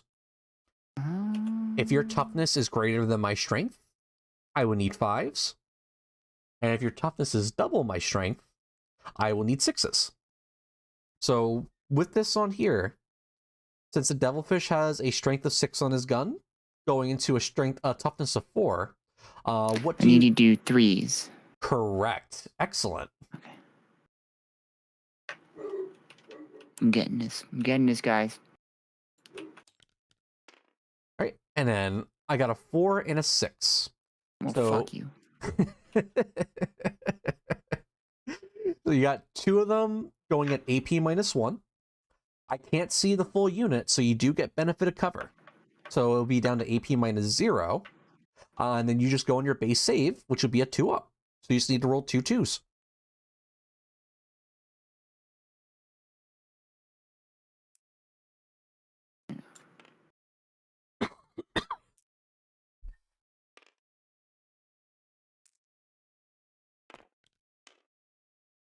I rolled a 1 and a 6. So... Okay, perfect. So 1 saves, and 1's going to fail. So it's going to take 1 point of damage, I believe? Yes. So then we go on to allocating the wounds. Now, each one will typically will have their own weapons. So you want to put it on the one that you're not going to miss the most. And then any other wounds that go onto the squad have to go onto the one that's already wounded until that one dies. I'm putting it on this guy. All right, perfect. So he will be at 1 wound left. And then we will continue on with the next gun, the Twin Pulse Carbine, which I said was going to go into these guys, because I believe that was 20 inches. Let's double check. Yes. Yeah. So this, let's go ahead and pull this up right here. It will have 2 attacks. And let's see, I believe he has only... I think he has only the 1. Let me double check. The one thing about Warhammer that kind of sucks is it doesn't tell you how many guns they have on total, because they'll say like, oh yeah, he has 2 of these type of guns. You have to go and look that up. All right, he has 2 Twin Pulse Carbines. Okay. So it's going to be 4 attacks. And it has twin length. The twin length allows me to re-roll the wound roll for any failed wound rolls. Okay. So we'll go and roll all these. I got 4s. It was strength. 5 to toughness. I believe 5. Yep, so I needed 4s. So only got 2. So 2 fail, 2 go through. You go to roll into your save. There is no AP. So what do you need to roll?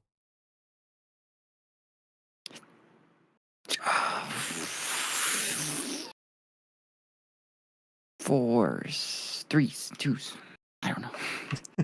So you go to the squad and you'll look and see what their save characteristic is. It will say SV. SV. That is 2+. Perfect. So, yep, so with no AP, nothing adding on to the save, what do you need to roll? So I need to roll 2s and above for... How many dice am I rolling? Only 2. Only 2. Okay, and the reason for that is... So the reason for that is because I only had 2 wounds go through on you. Okay. I rolled a 5 and a 6. Perfect. Say it Better luck next time there, Dandy. Better luck next time. Yep, so they take no wounds at all. Yay, they're so tough. All right. And then, yeah, that is actually going to be it for my turn. So then, yeah, we will then go ahead and pass it to you, which now it's the end of my turn. You can actually do your ability. So you can pick up to 2 units on the board, and you can put them into deep strike. Okay, and that means...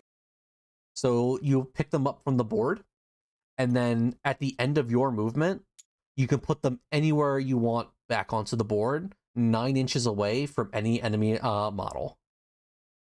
Or just anywhere on the board. Like, if you want to be behind my enemy lines, away from these guys, that is perfectly okay as well. Anywhere on the board just has to be 9 inches away from other enemy units.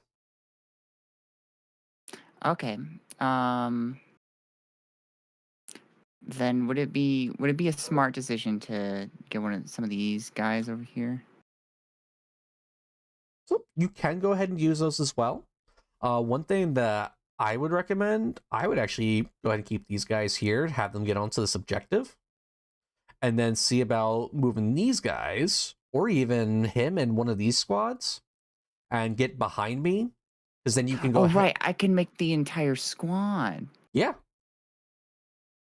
Yeah, because then you can get behind me and start to charge me. Oh. Okay, then I move these guys.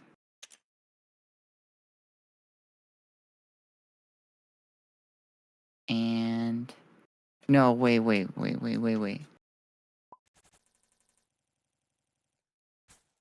I hit the rewind time button. I hope this did not fuck everything up.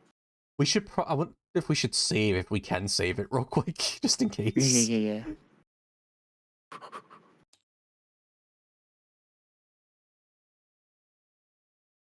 Been trying to do that at the end of phases. I'm not very good at remembering it, but I'm gonna move these guys instead. Okay.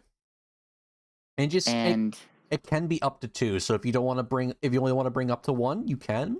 You don't even have to put any in deep strike if you don't want to. If you're comfortable where you're at on the board, it's your choice whatsoever. I think I just want to take these guys out. And so they come back out at the movement phase? Yeah, at the end of your movement. So that's when reserves will come back out, is at the end of movement. So we're going to be going into turn 2. Which means that I would then be able to bring out my deep strikes at the end of my movement as well. Okay. Yes, but since you got these guys out and we go to your turn, your guys are going to come out first. Which, let's see, this okay, Calder Drago's leading that squad. Okay. And I just want that one out, so... Okay, and Lone Law, since you're watching on here, is there anything that she should be aware of when she does this on here? Because all I know is she can get behind me 9 inches away. Any stratagems that she should be looking at on this to help her out? I'm seeing that the death from the warp says that during my movement phase, until the end of my turn, ranged weapons equipped by the model of your unit have the assault ability. Okay, so yeah, assault, what that does is if you advance, you can still shoot. Okay. Which is good. Mm-hmm.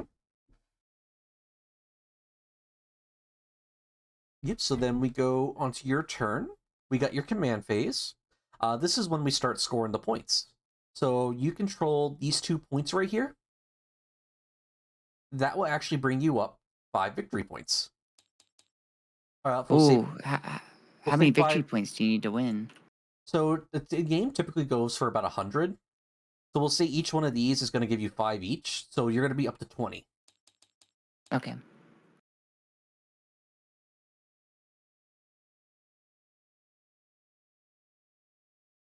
Assault gives you the ability to assault people. You're not wrong, Nikki. You're not True. wrong.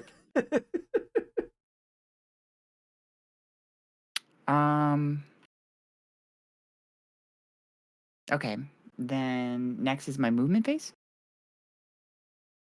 Correct. So after your command phase, we each gain our CP. I think I gave myself what I needed. Okay, perfect. And yep, so we each should be at 3. And yeah, after everything's done, you then go into your movement. Okay. And then the I got the notes. The note. Where's my special space notes? Grey Knights. So the on every time the deep strike ability advances, not make an advance roll. At the end of the term. Okay. And advancing makes it so that they can't shoot. They can't shoot or charge unless they have something that says they can shoot or charge with it, or they're able to shoot. It'll have assault. Also, Lolo actually brought something else up on too. This squad would have been a better target because Caldor Drago adds 3 onto the charge roll after you deep strike onto the field with him. Oh. Well, I already made my choices, so. Okay. Yep, so yeah, you just go to movement. Remember, they can move through the walls. Okay, so you can move. Oh, it's once per battle for his charge thing? Okay. 5 inches.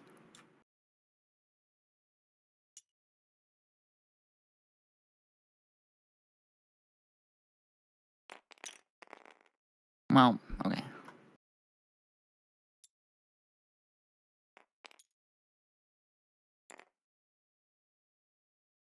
Um.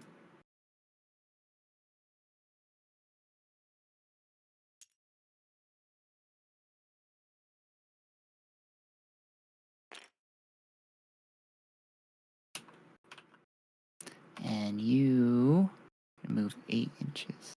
He can move 8, and he can advance and still be able to charge and shoot. Right. And if I advance, then it's an automatic 6, and you get every unit will gain fly keyword that advanced.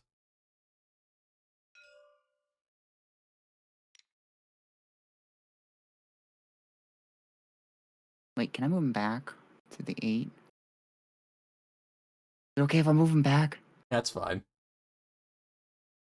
He was like right here-ish, right? I'd say about right there, yeah.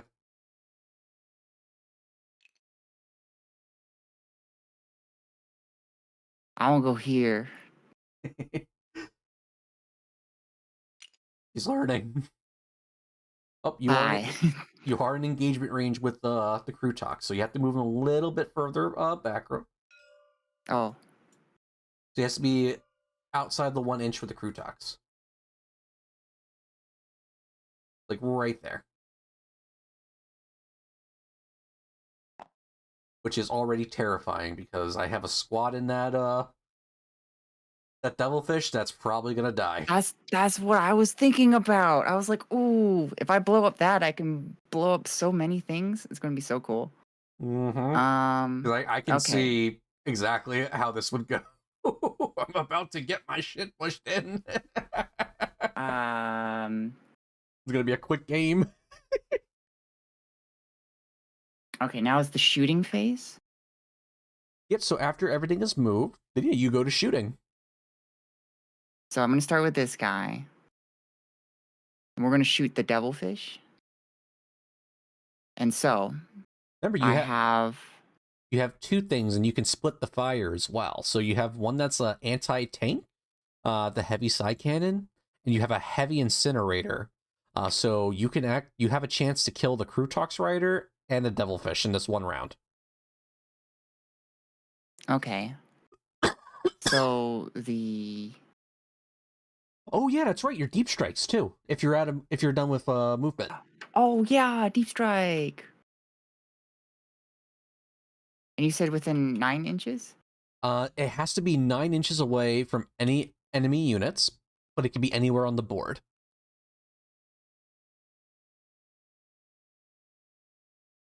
Here, I'll go ahead and measure for you. Thank you. Hold up.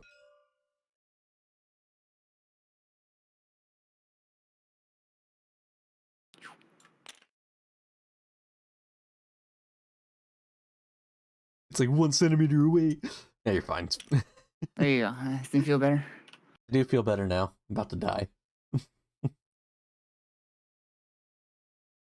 Okay. So back to Big McFuckles. Fuckles. So it's got wait, hold on, that's melee weapons. Ranged weapons. An attack of 2d6. No, wait. You said the side cannon is good for tanks? Yep. Okay. So let's use that to shoot the devilfish. And then can I just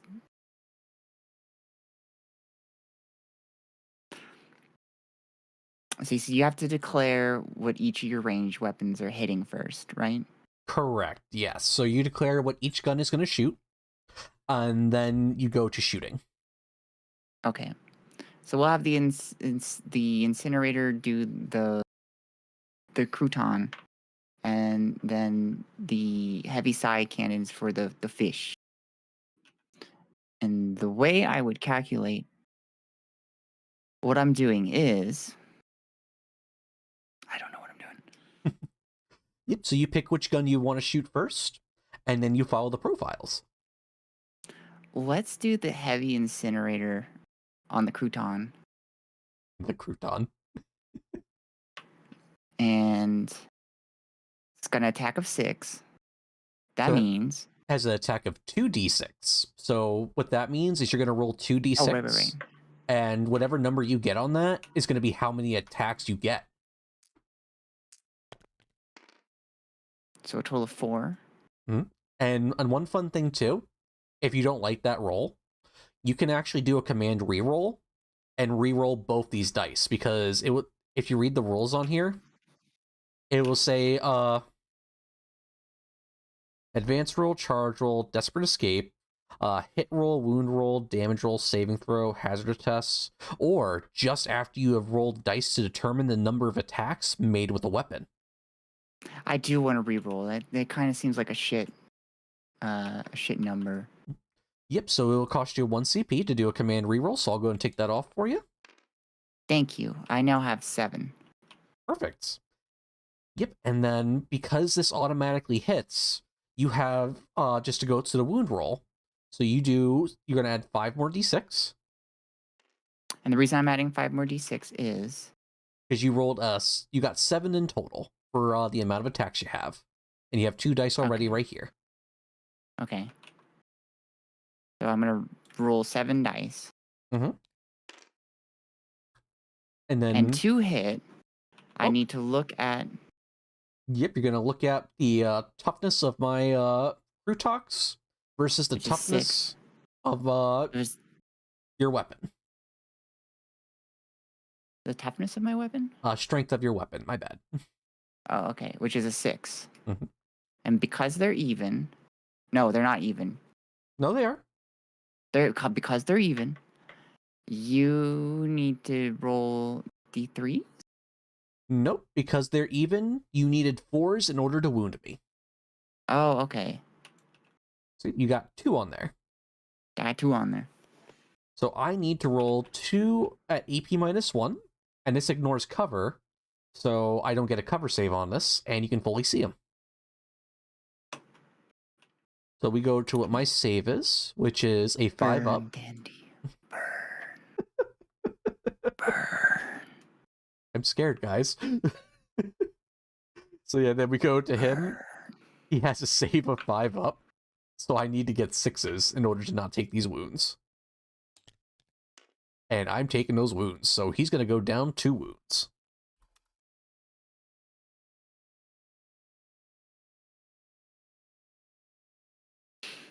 Okay. Okay.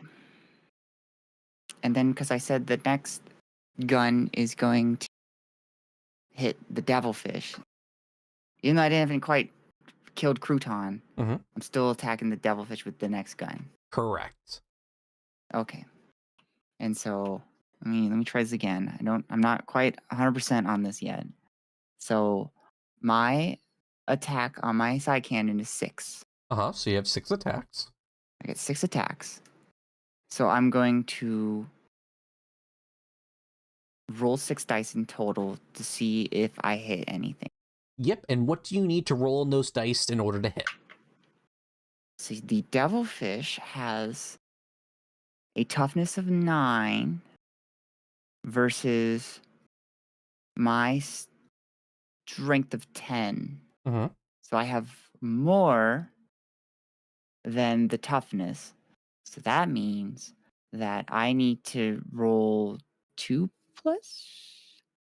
So that would be for the wound roll, and you are on the right track. Okay. So you would need 3s to wound him. But in order to see what you need to hit, you need to look at the ballistic skill. Ballistic skill. Okay, so to hit, the ballistic skill is 3+. So of the 6 dice that I'm rolling, I need to get 3 or more. Correct. Okay.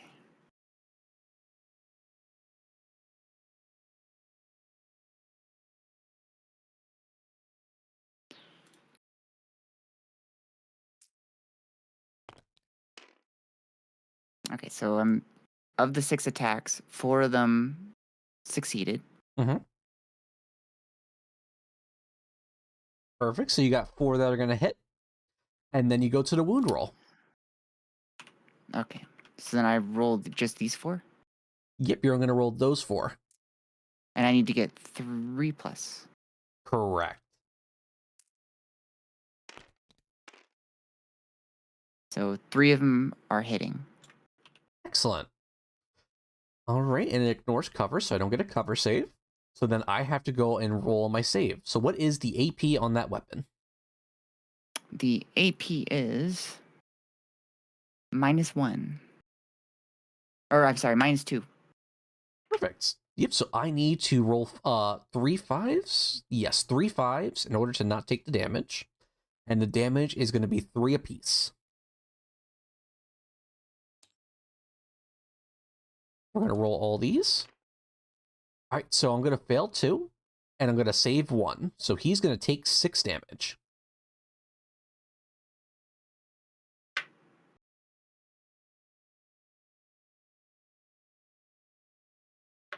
Cool.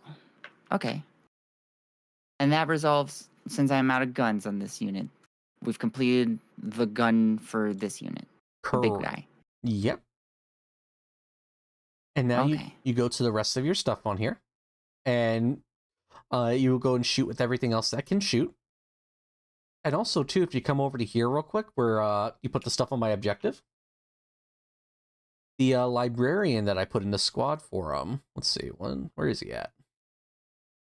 The the Brotherhood librarian.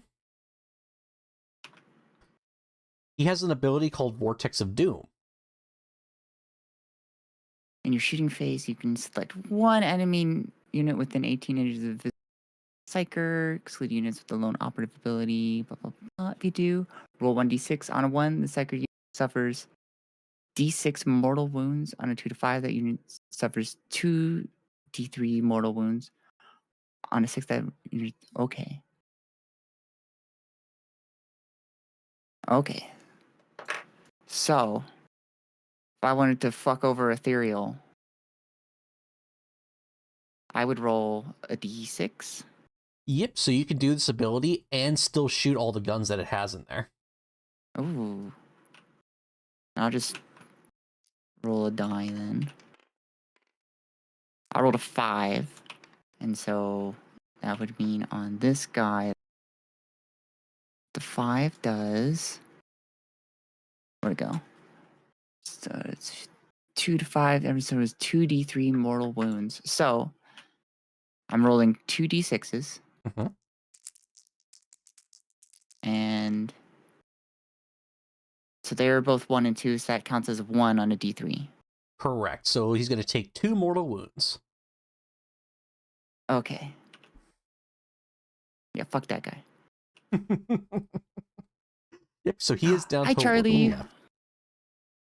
I'm winning, I think. Technically you are. Okay, so then, well, since we're on these guys, let's go ahead and do their ability. So, or their guns. We're doing guns. It's the gun phase. Mm-hmm. So, I think do they all have storm bolters? So the paladin with an ancient's banner, he has an incinerator. Why? Well, let's start with him then. Yep, it's a flamer. It's just like the one that your Nemesis Dreadnought just had. Okay. So let me try this again. Okay. So it's a D6 for how many attacks it gets. And the ballistic skill is NA, which means that it's just going to hit, right? Correct. Okay. So I rolled a 4. So it's 4 attacks. Mm-hmm. And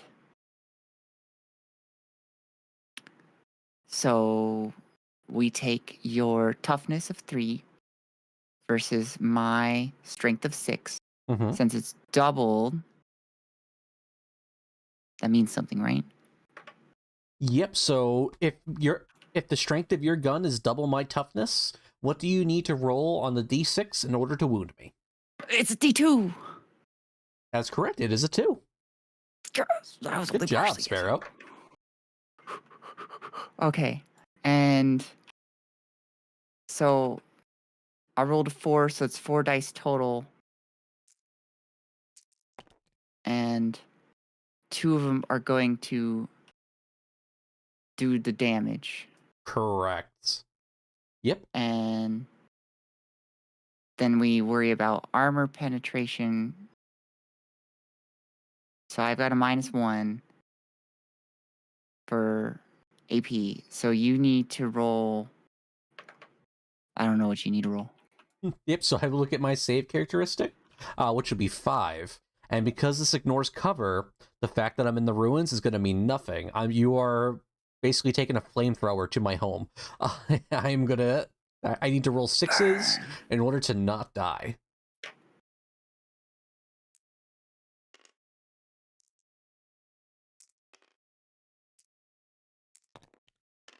Nope, and that is going to kill him. Bye-bye. Would you like to throw him off? I knew you would do that. There we go. Okay. All right. So I don't think anything else is in shooting range. Wait, hold on. Let me double check that. So it's 24 inches. I can't see these guys over here because the ruins are ruining the view. Correct. Yep, and just note And too. the only possible way I could do it is like maybe this guy. I kind of can get his ass. The ethereals deserve it. Oh, just note too, when you do go to shooting, before you shoot your weapons, you do have to declare all your weapons into that unit. This is just for a future heads up. So for the entire unit, I can't. Yeah, so if you only say one thing is shooting in that unit, then only one thing is shooting in that unit. Yeah, we're doing casual today, so it's fine. No, I'll keep with it. Okay, yep, just want to let you know, and they're just on future reference or any other games you play. If you go to start shooting, make sure you declare all the guns and what they're going into. Otherwise, you won't be able to shoot all your guns. Okay. Well then, so this unit then. Two of them are behind a wall. Can they shoot through the walls? So no. So this actually is where it comes up to true line of sight. So you would have to see if that unit can make a line of sight to the other unit it wants to shoot. So now it looks like realistically, it'd really only be 4 out of this unit that's able to shoot. It looks to be 5 because you can actually see from this guy's sword, because it's any part of the model that could see any other part of the model. That's silly, but I'm going with it. It is. So from his sword, you can see out from there. Well, actually, his spear. So he can shoot. You can see these guys, and you can see the devilfish. Okay. Kind of want to kill some of these dogs. It's a lot of dogs. You're gonna put down my dogs? I'm gonna put down the dogs. I'm killing the fucking dog. Why are you killing my dog? You know, it makes it, okay. I probably deserve this because in Kill Team I killed Lone Law's dog. Okay, so I'll do it again, Lone Law. I'm using. I'll do it again. These 5 to kill dogs in this unit. Okay, so let's see. What guns do they all have? So Kaldor Drago has 2 guns. He has Scourging and a Stormbolter. I think everything else has a Stormbolter. Okay, so then yeah, with that then you can actually roll them all at the same time then. So it looks like they're all hitting on the same things. Yes, so actually no, the Stormbolter for Kaldor Drago hits on 2s.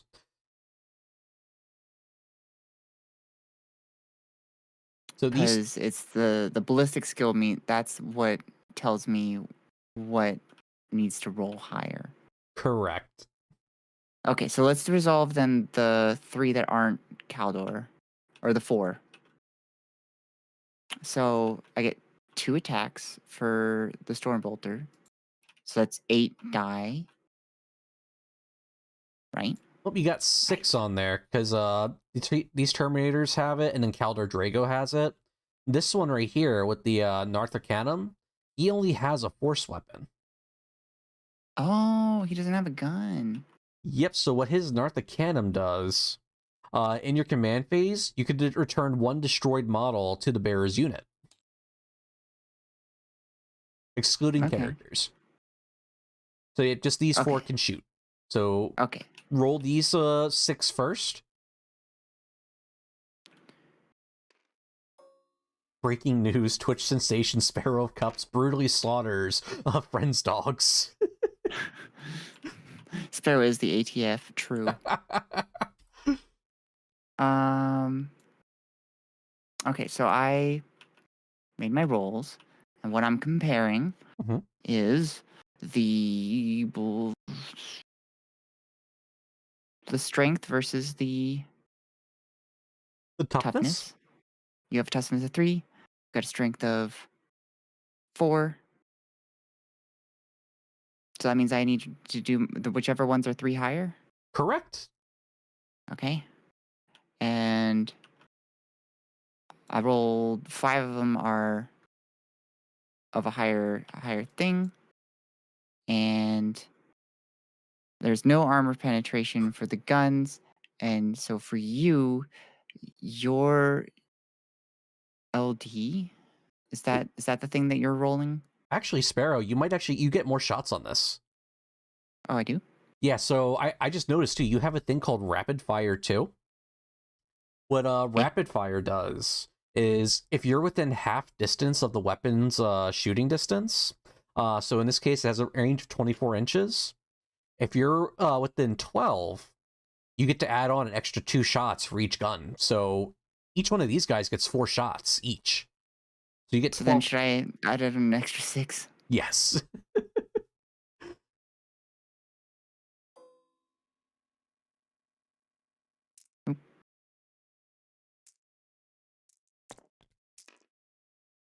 I'm killing the fucking dogs. You're killing my dogs. Sorry, and what does LD stand for again? LD is leadership, so that will come in later during the command phase. Okay. So those rapid fire 2, so all these guys did their 4, and I had to do 3 plus strength of 4 versus toughness of 3. And I rolled a total of, how many is this? You got 9 9. hits. 9 hits. I have 9 hits. So what do you need to roll to wound?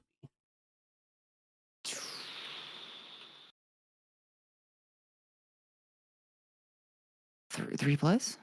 That's correct. Very good. Isn't that from the ballistic skill? Nope. This is you calculate in order to wound. So the ballistic skill, you need 3s to wound. You need 3s to hit me, but in order to wound, that can be different. So it could be like if my toughness was 2, then you could have only needed 2s to wound me. But in this instance, it's just slightly greater than my thing, so you need 3s. Okay.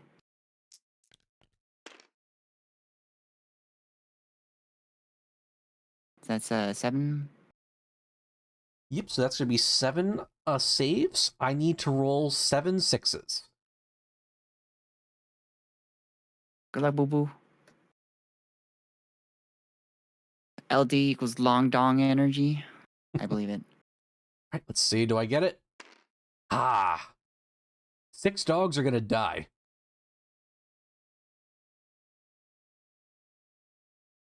Murder. Yay.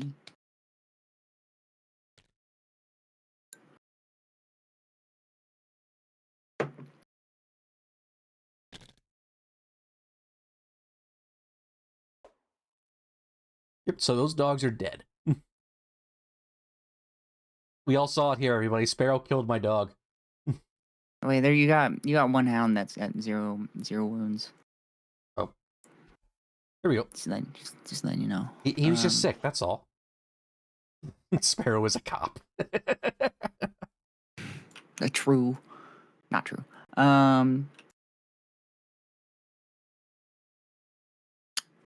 Okay, so then we do Caldor Drago now. Correct. So he has 2 ranged weapons. He has an ability called Scourging, and then he also has a Stormbolter as well, which also has rapid fire too. Okay. So let's do the first one then. I need to roll 3 dice. Get my 3 dice first. Snake is calling PETA. That's the worst one. So I rolled my 3. So we're going to compare I'm doing the Scourging first. Uh-huh. So it's a strength of 6 versus toughness of 3. So I need to roll 2 plus to hit. That's correct. Which is the ballistic skill. And then to do wounds, of those, I need to roll 2+. That's correct. Very good. You get in the hang of Okay, this. I think I'm starting to get it. So I kill 3 of the dogs. Oh no, you need to beat 6+ to defend against it, right? So this is actually a fun thing that happens on here. So my base save is 5 up. No, 6 up actually. Your AP is AP -2. I would need to somehow roll an 8 on a d6 in order to not have them die. Kill them all. So you kill 3. I killed 3 of them. I have 1 dog left. And I have 1 gun left. What a coincidence. You're gonna put down my dog. I am going to put down the dog. This is like a weird Blue's Clues version of 40K. You killed the dogs. Very good. Good job. Yeah. All right. So again, I need to roll. What was it? 2+? Oh, so Storm Bolter says 2+ to hit. It's rapid fire though, so I can add an additional 2. That's correct. This dog's gonna fucking die. I need you to whiff. Come on, whiff. No. Okay, 3 hit. 3 hit. And so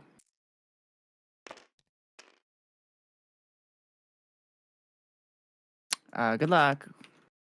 All right, I need 2 6s in order to not die.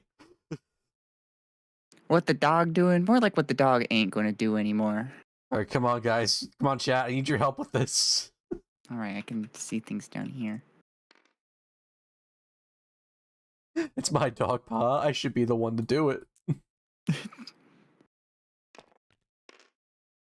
No, you killed my dog. The first time I'm ever able to play recruit hounds. I hear dog whining. I'm gonna put a pause real quick. He's got dementia. He needs to pee again. Okay, we'll be here. All right, how's everybody doing? Are you all enjoying the stream?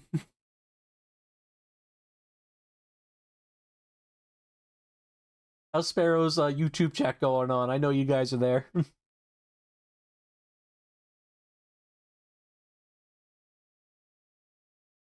So, meh. Understandable. Warhammer's a little bit boring when you're watching it, but it's fun when you're playing. Much stream, very fun. I'm glad you're having fun, Nikki. No, not the puppies.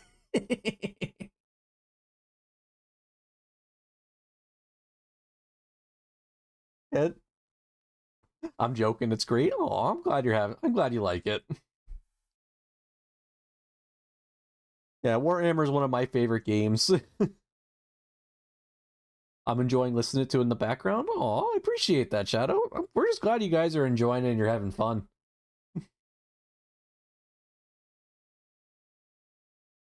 Yeah, Warhammer is one of my favorite games. I absolutely love it. I spend too much money into it. But that's another thing beside it. I would love to start more Warhammer content.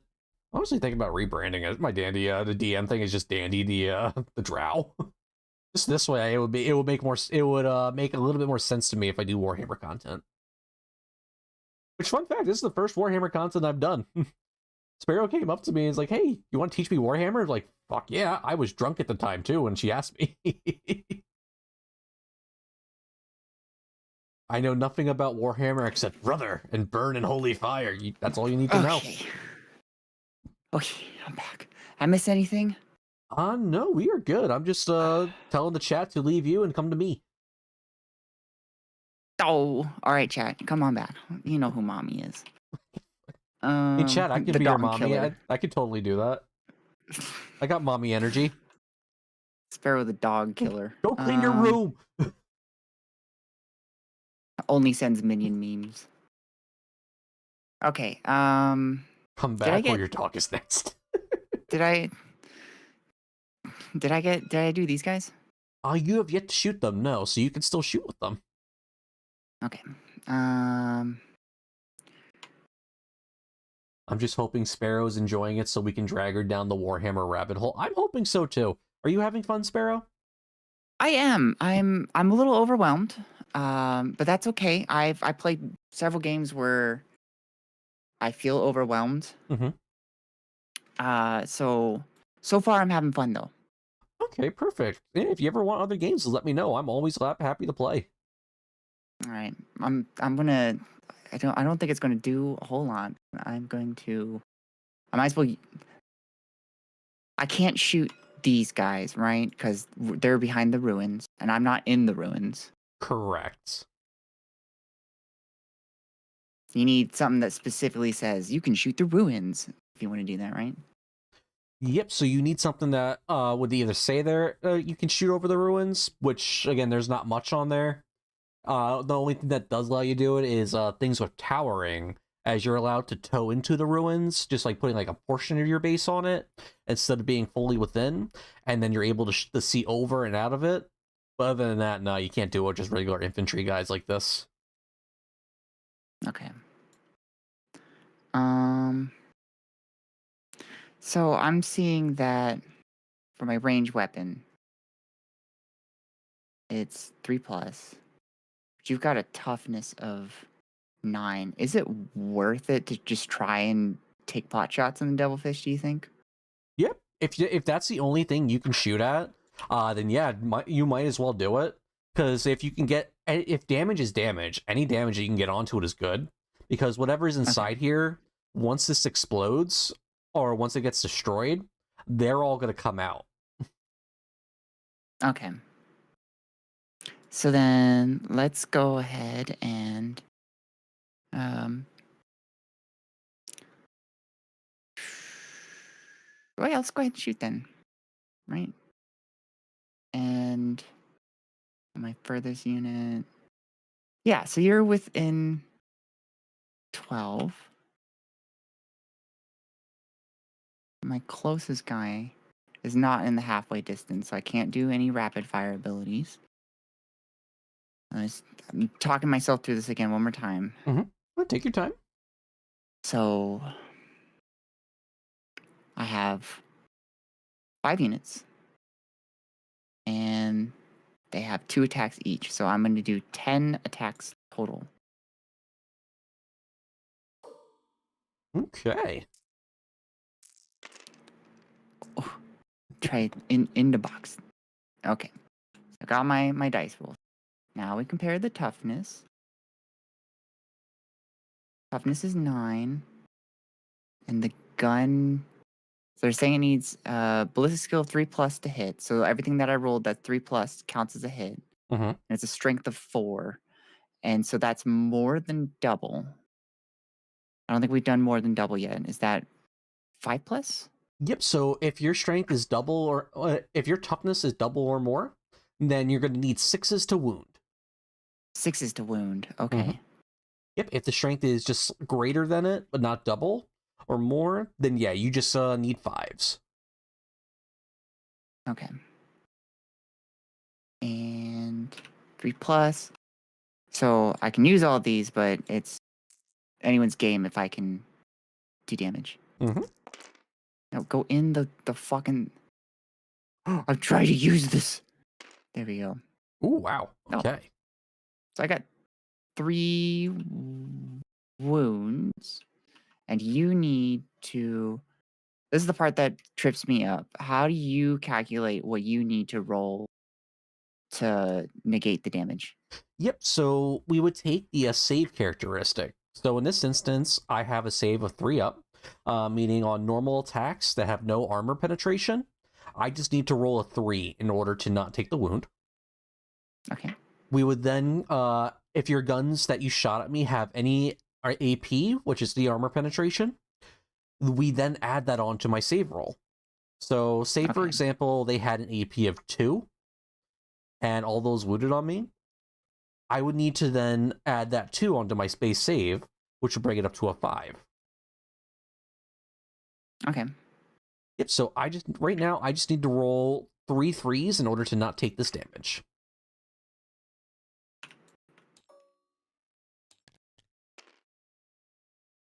All right, So and you take 1 damage? that's correct. Okay. Okay.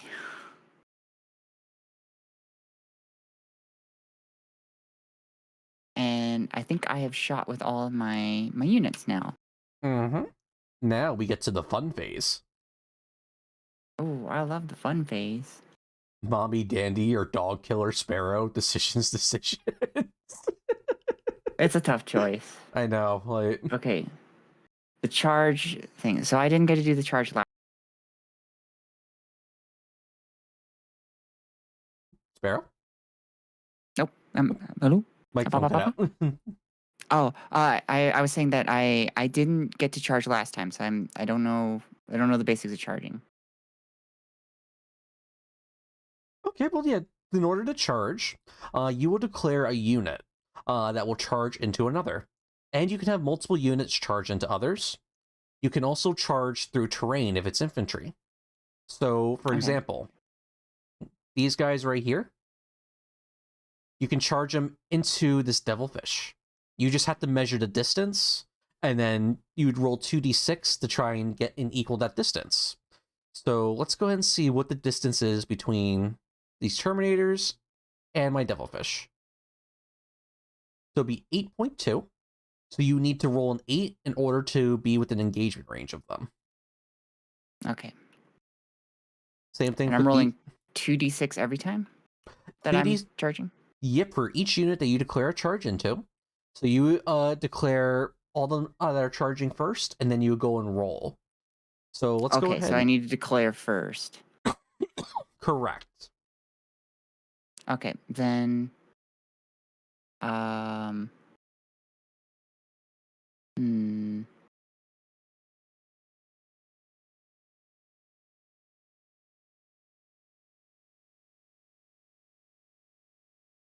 I wanna charge into these guys with these guys. Okay, perfect. So for that, it's 6.5. So you're gonna need a 6 on that.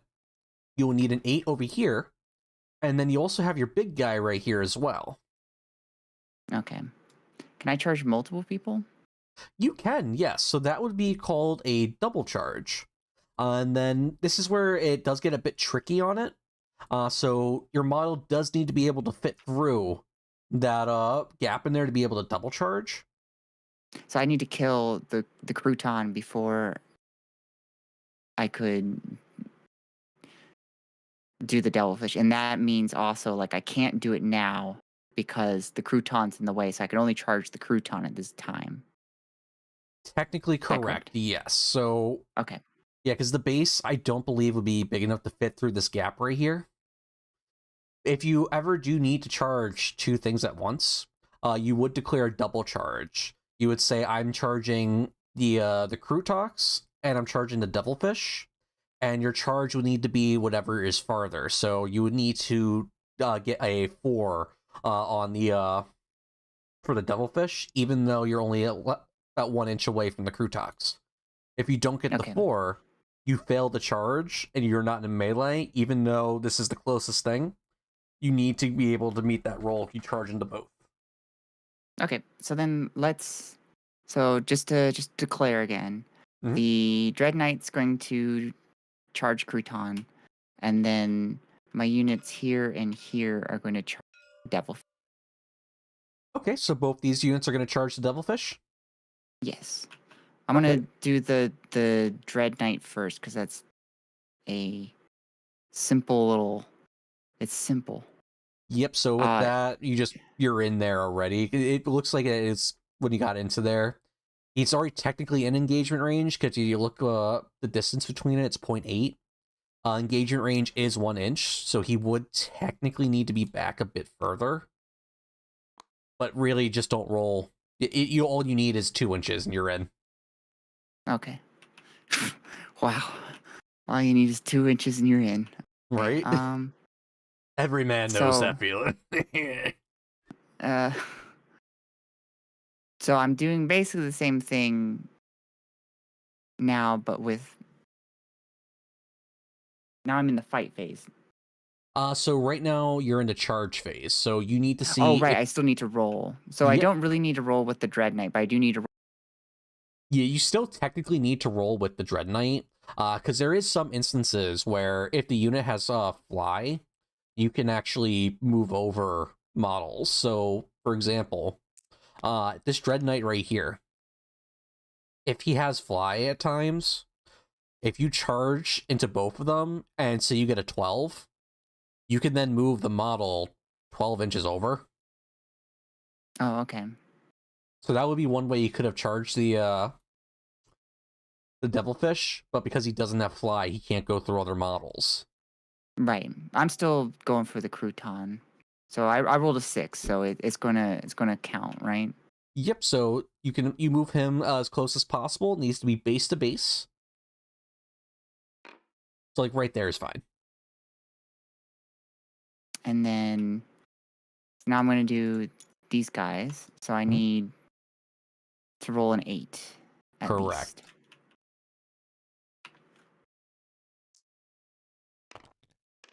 That is not enough. What happens? So if you fail to charge, they just stay where they're at. You can command reroll the charge. Oh, I do want to do that. I spend a command point, Mm-hmm. and I can reroll both? Correct. Fuck. It does happen at times. It is worth it to try. All right, and then the other guys, I'm gonna try. Can I spend another command point? So no, you won't be able to spend another command point to do command reroll on that. This game sucks. Okay, so really just crouton that's going to get Yeah, you're smushed. about to destroy that. Okay, Yep. so So when you charge and you get into you can complete a successful charge, you get an ability called Fights First. That allows you to fight all your units first. Otherwise, it goes to defending player. They will then get to fight first. okay. Yep. So And I have fights first because you charged. because I charged. Okay. And normally, if like the units just didn't charge and they were like within engagement range, that would be where that mechanic comes in play.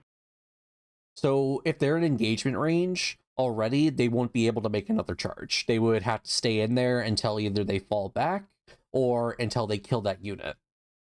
Okay. First roll.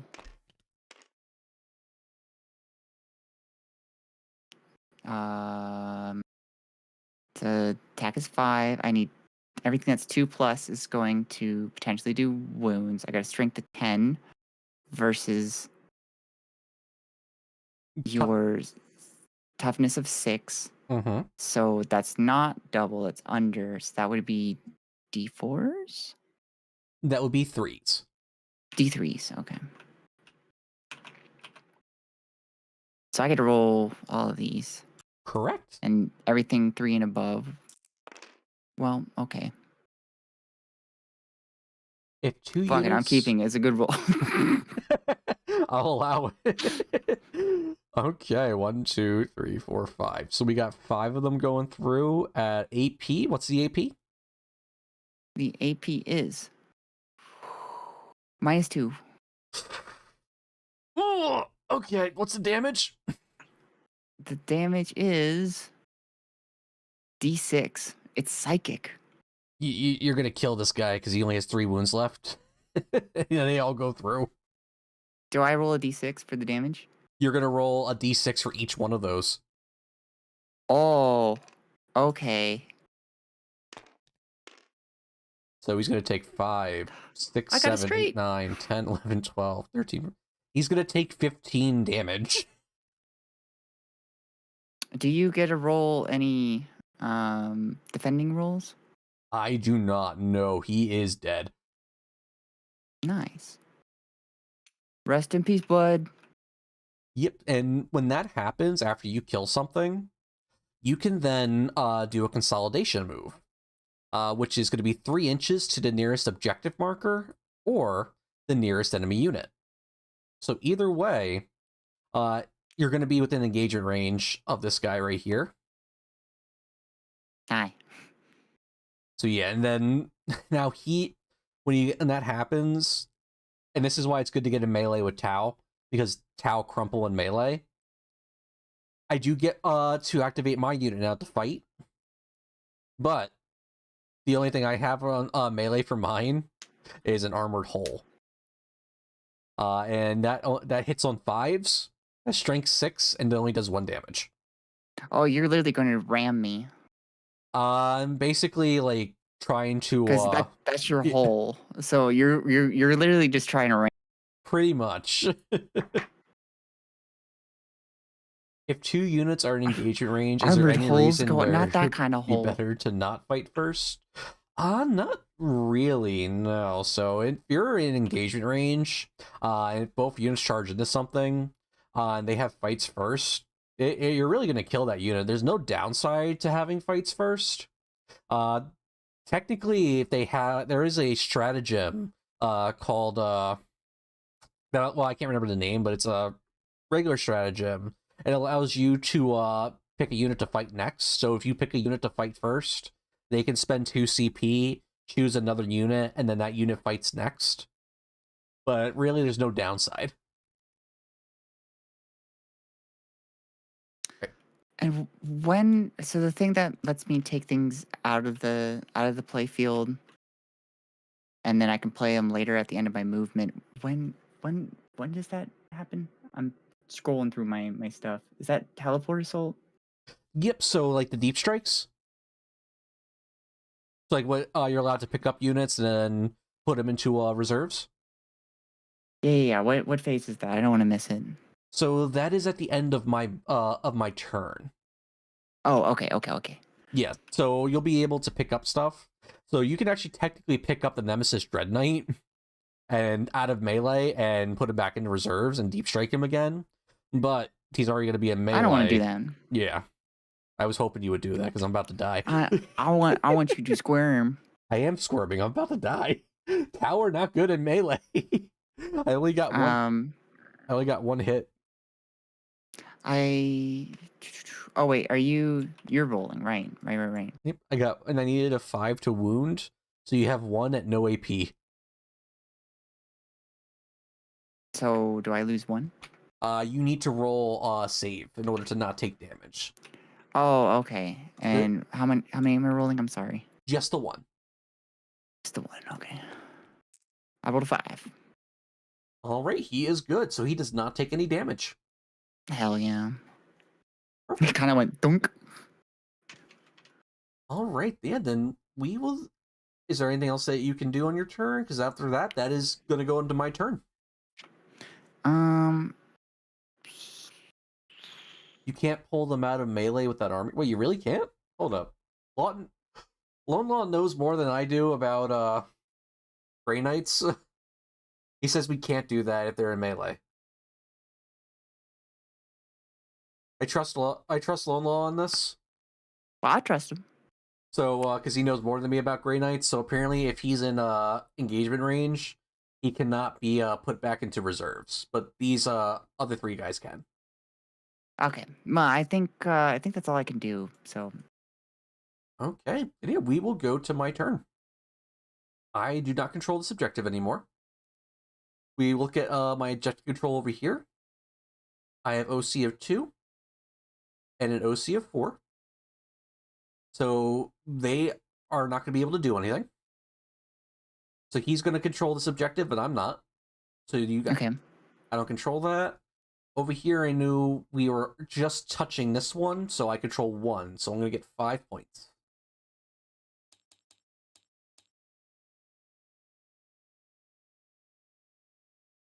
And then, yeah, we are going to go to movement. Wait, did I get any points? On your turn, you did. Oh, okay. Yep, you got 10 extra points. All right. Fuck me up, Dandy. I'm hoping. So we're going to move these guys up. They can move 7 inches.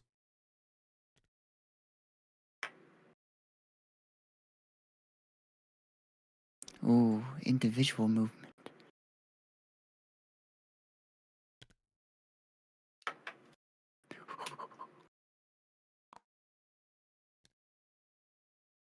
SpongeBob, they're just standing there menacingly.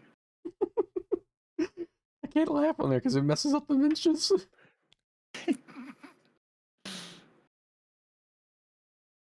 Get these guys moved up.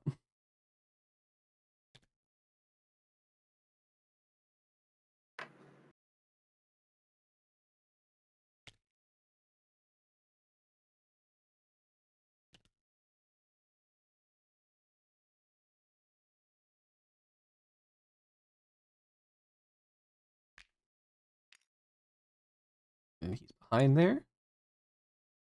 Recruit Lone Spear. Oh, he had scouts. I could have scouted with him. And he moves 12 inches. Sags? No, no, no. This is Warhammer. There's none of that. Yeah, we play Warhammer. We don't get that.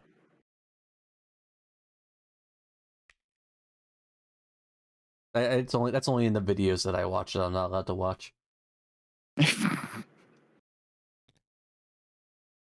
And we're gonna keep him just moving on that objective a bit more. And I'm actually going to deploy everything that's in this devilfish.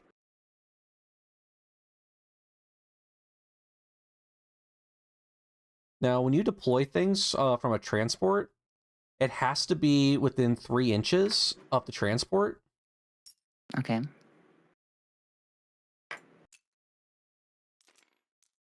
Chat, am I cooked? Nah, you're fine. Yeah, I'll help you out. Yeah, if you hold them and then you hit like something, it puts in rows of 2, 3 rows, 4 rows, etc. 1 row. What do you hit for that? Let you. So you hold them and then you on the number line, like hit 3, for example. That changes it to rows of 3. That's 2 rows or like 4 rows, 2 rows. And that's what I was doing. It also helps stand everything up if you've made them collapsing on each other. Hey, those guys have guns. Is that bad for me, chat? I need to make sure they're within 3 inches. Oh, no. Yeah, we are all good. I'm being a goober. Never mind. Yes, they're not that squad. I wasn't going to show her breacher fish. How come you have so many again? So points value. So your army is technically elite. My army is not. So I'm basically your average Joe. So you have a bunch of the fodder, and I have like the spec ops. Yeah. Okay. So that's why I'm able to have a bunch of them. These guys right here, they're just regular fire warriors. They're a strike team. I could be really mean and make them breachers. And breachers will delete whatever they see after they come out of a devilfish. There's a stratagem called breacher fish, where you take a devilfish, throw it up a lane, unleash hell. They get 30 shots, strength 6, AP -1, and like 1 or 2 damage apiece from that gun. It's really good. That sounds ridiculous. Yeah, it's really good. And it's if they're led by a cadre fireblade who has an ability, if I can pull it up. While he's leading a unit, I add 1 to the attack characteristics of ranged weapons equipped by models in the unit.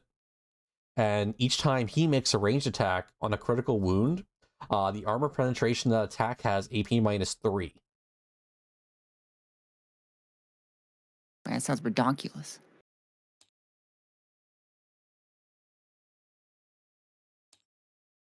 Do you think I'm the first Warhammer player to use the term redonkulous?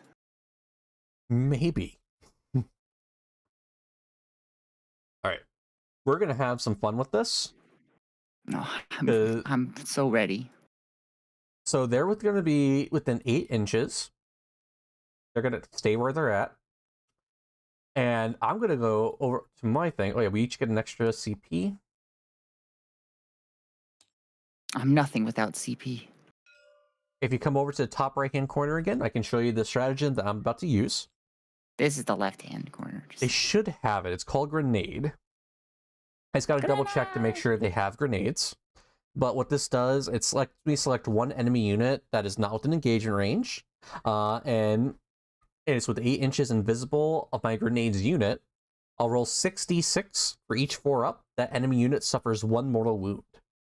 I believe they have grenades. We're about to double check. If not, I'm not able to do this, and I'll be sad. They have grenades. All right, so we're going to go ahead and use the grenade stratagem.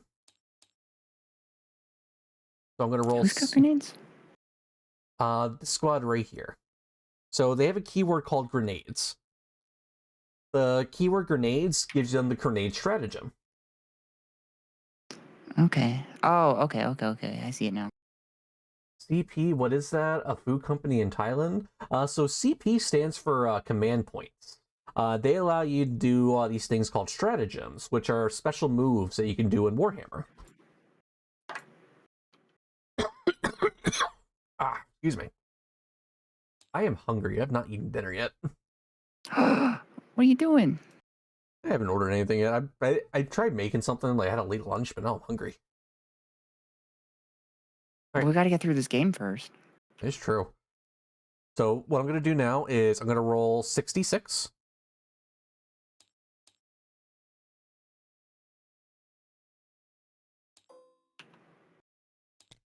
And each 4-up is going to be a mortal wound. So we got 3 mortals. And I believe you have a feel no pain in the squad against mortals. So let's see.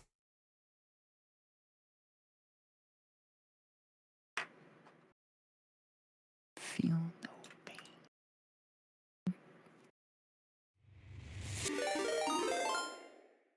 Oh, Astra rated us.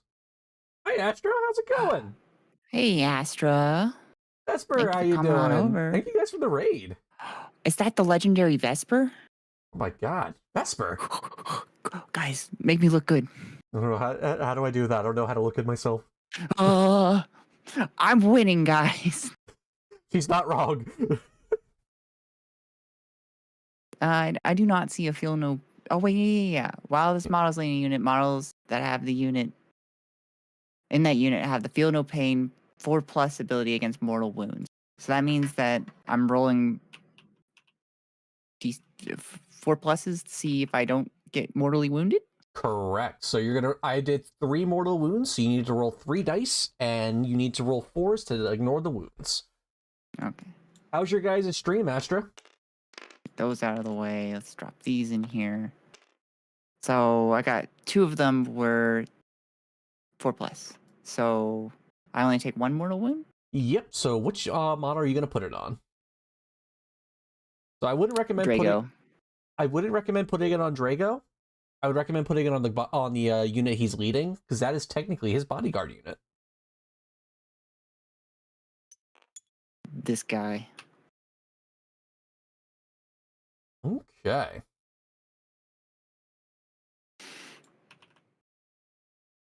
What'd you stream, Astra? When did they stream Repo? Everyone's been really into Repo lately.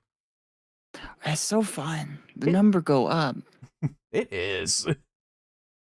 They did Repo. I knew it. I called it. I'm psychic. It's true.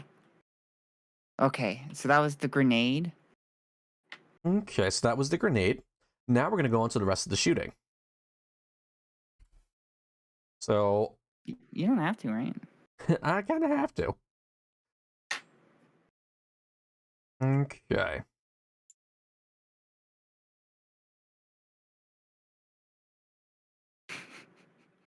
I'm just messing with Dandy. I'm gonna say my gun. Let's see. I just want to check and see if I can spot. I don't think he can. If your army faction is a Tau Empire, then in your shooting phase, your army can work in pairs.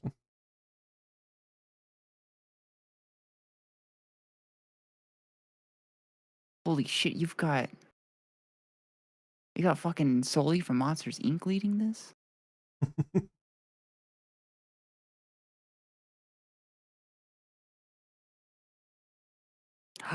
Nifty, hello. Each I'm time... trying to learn warhammer here. I think you could pipe down for just a moment. Actually, I don't think I'm calibrated. Oops. It can spot. Okay. All right, so I'm going to choose these fire warriors to shoot. Oh, I'm so sorry for rotating here. They're going to shoot into these terminators, and they're going to be spotted by the devilfish. I'm going to choose the devilfish to spot them. Okay, explain spotting to me. So this is the Tao's faction ability. So my units can work in pairs in order to help them be able to shoot. Okay. So they hit on 4s. Because of them being spotted now, they're going to be able to hit on 3s. Okay. And they are within rapid fire. So I'm going to get an extra 1. And then because the cadre fireblade's leading them, it'll be an extra shot. So I'll get 30 shots going into the squad of terminators. Okay. To the dice cam.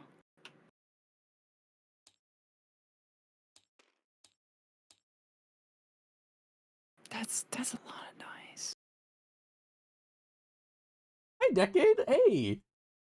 Oh, Xander, how you doing? Oh my god, Nifty I is didn't my notice favorite you. fiance.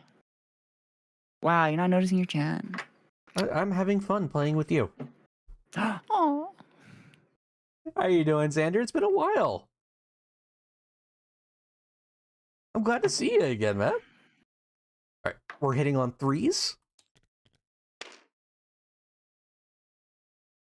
So these ones miss.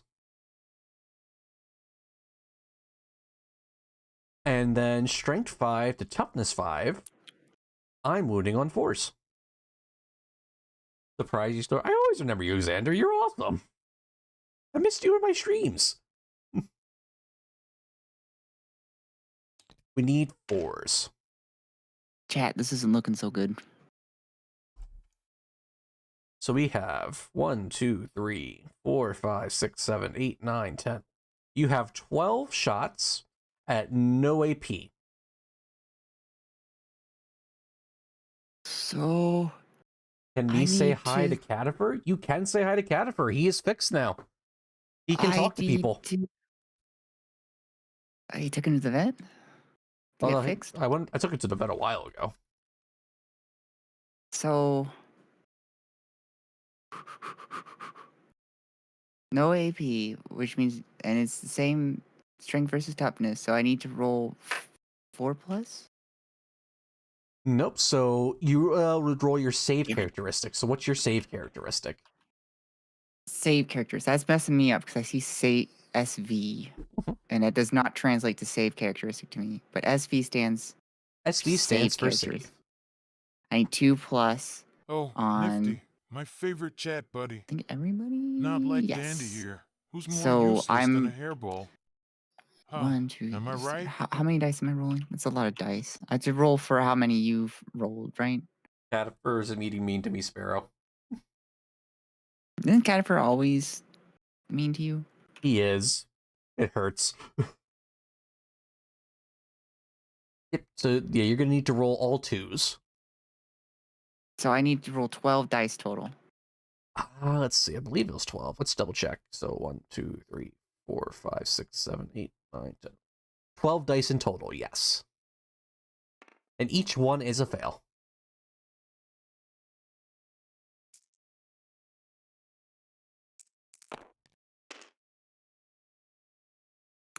So I got 2 ones. All right, so that's going to be 1 damage a piece. And we had 1 damage on the Justicar right here. So he is going to take those 2 damage, and he is going to die. No! King James, welcome back in, man. It's good to see you too.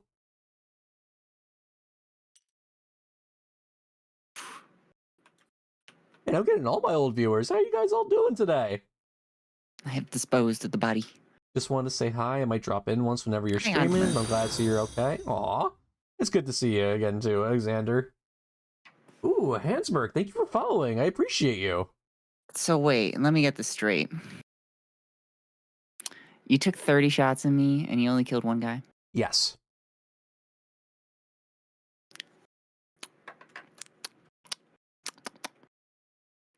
All right. What's your next move?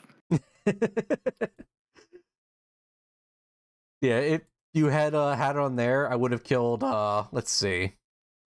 Oh, no, I would have only killed one guy and wounded another. So then, do you get to do your rifle now? Yep, so now we go to the Cadre Fireblade. He's going to be shooting into the same squad. So it's going to be just, he does add on to his aura, so it's going to be 2 attacks, and he's hitting on 3s.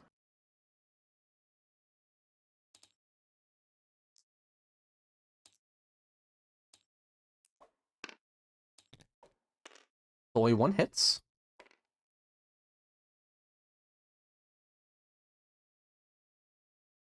Let's see. Strength 5 to toughness 5, I will need 4s. And if it's a critical, which is a 6, which just know a 6 is always going to be a critical, no matter what it is,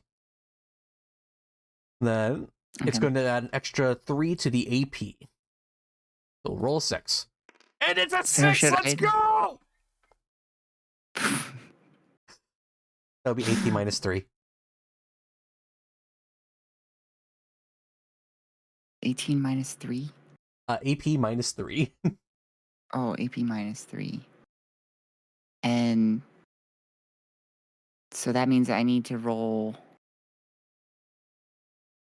because my saving thing is 2+, so minus 3. So really I need to do 5+. Right, but if you look at your abilities, you have an invulnerable save of 4 up.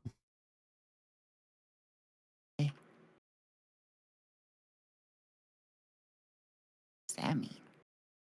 So the invuln saves, if you have, like, we actually went over it earlier before, but we'll go over it again. So an invuln save means you just need to roll this number on your dice, no matter what the AP is. So with my gun, it's AP minus 3. If you had no invulnerable save, you would need to get the 5. But because you have the 4, you need the lower save, which is a better save for you. Which you already rolled a 5, so you ignored it, so we don't even need to worry about that. Okay. Sorry, it's a lot of information still. I'm trying to sort it all. You're fine. Sparrow, you should invite Dandy to Greg Tech for revenge. I mean, fun. I think Dandy knows what Greg Tech is and is going to politely decline. I mean, not really. I'd be up to try it. I could load you in next time I'm streaming. Just be like, hey, let me in. Let me in. Let me in. Okay. You should both play Battle. Oh, BattleTech is fun. I gotta finish this game first. Okay. Yeah, I'm sorry for rotating your devilfish, by the way. You're fine. Okay, then we're gonna go on to the next one on here. We got the Kroot Lone Spear. And he has a Kroot Long Gun. It's 1 attack. It's on 3s. Strength 6. AP minus 2. 3 damage apiece. We'll go ahead and do it into that same Terminator squad. So let's go ahead and roll. He has precision on it. So what precision does is I can choose what the attack is going into. So typically what happens is when I shoot your unit, you would go through the bodyguard unit first. Precision skips that, so if I need to kill your character, I can kill the character easily just by using precision. No, not my character. Alright, so he's gonna hit. So strength 6 to toughness 5. I will need 3s. And he's gonna miss.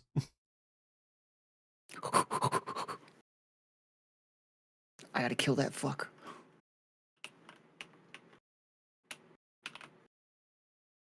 Okay. And yeah, I believe I have shot everything. Then yeah, we will go ahead and remember that I had deep strikes of my own, and I'm about to suffer for it because I forgot it. I had a whole these squad guys. over here. Oh god, I'm about to get fucked.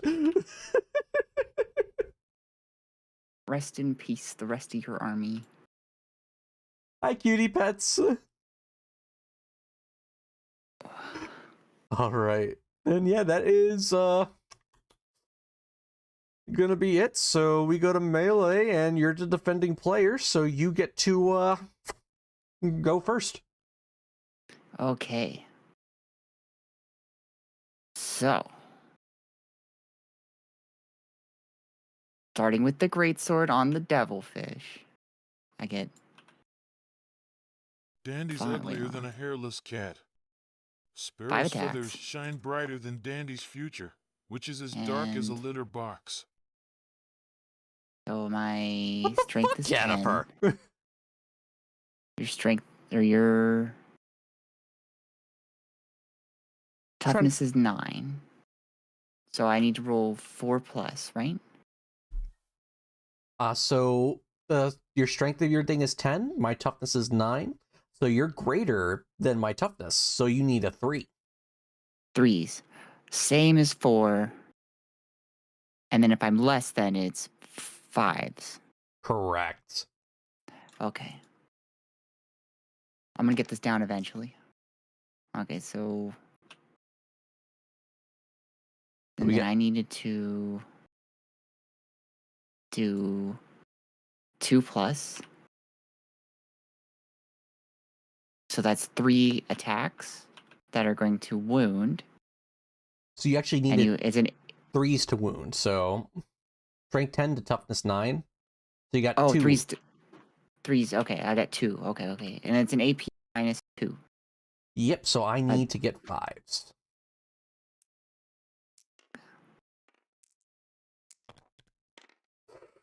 Nope. What's the And then damage? it's a D6 for damage. So it's a 6 and a 1. Oh, that's 7. Oh, thank you, Is it Sam. gonna go boom? Kaboom! Oh, thank you, Sam TV Master, for following me. I'm gonna cry on stream. That's it's pronounced Tom, by the way. They're Tom. they're Thai. Ah, I did not know that. Yeah, now you know. They're cool. That is They, really cool. I like that. They do a lot of Minecraft stuff. They're pretty cool. Can we get a shout out for Tom? Yeah, let's go ahead and do that then. Let me I'm gonna shout him out. how do I shout him out? TV. I just spelled shit out on my thing. I don't think that would be I got it for you. I'm here. I'm here for you, Dandy. Remove your devilfish. well, I need to see if it explodes. All right, the explosion thing. And it does. Shit. What does that mean? So It's everything a 6-inch rule, right? yeah, so everything within 6 inches is gonna take some damage. Oh, we gotta do it on the edge, huh? Let's see. D3 on there. So my Kroot Lone Spear, my squad, and then also your Oops. your nemesis, this guy right here. Okay. Alright, so we'll do your thing first. Alright, you're gonna take 2 mortal wounds on him.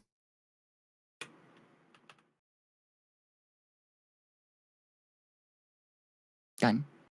And then we're gonna do mine for the squad. Alright, we're only gonna lose 1. And now my Kroot Lone Spear. And he's gonna take 3.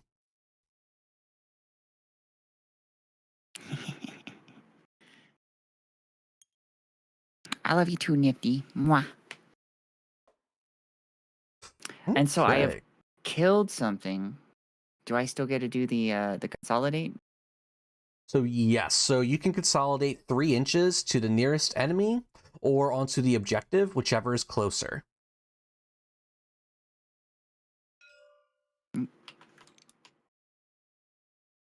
Hi. I Yep, can so do this. you're now going to be within engagement range of my fire warriors, and they are not going to have a good time.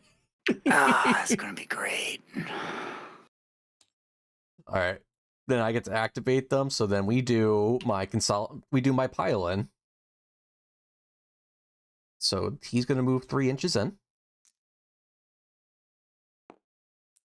I'm gonna go run to the restroom real quick while you're moving stuff. All right, I'm going to wait for you then, so that way you can see where I'm moving. Actually, we'll move him right there. All right, chat, now that she's gone. How are we all doing? Are we all enjoying the stream?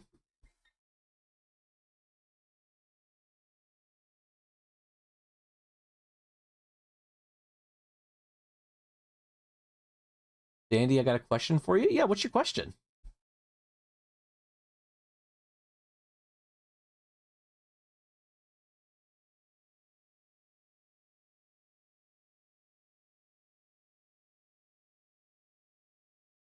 Watching me lose is fun? What the hell, Lone Law?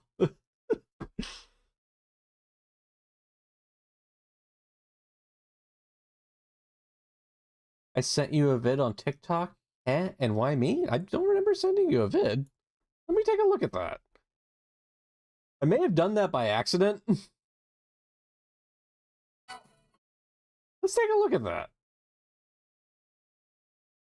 Okay, I'm back.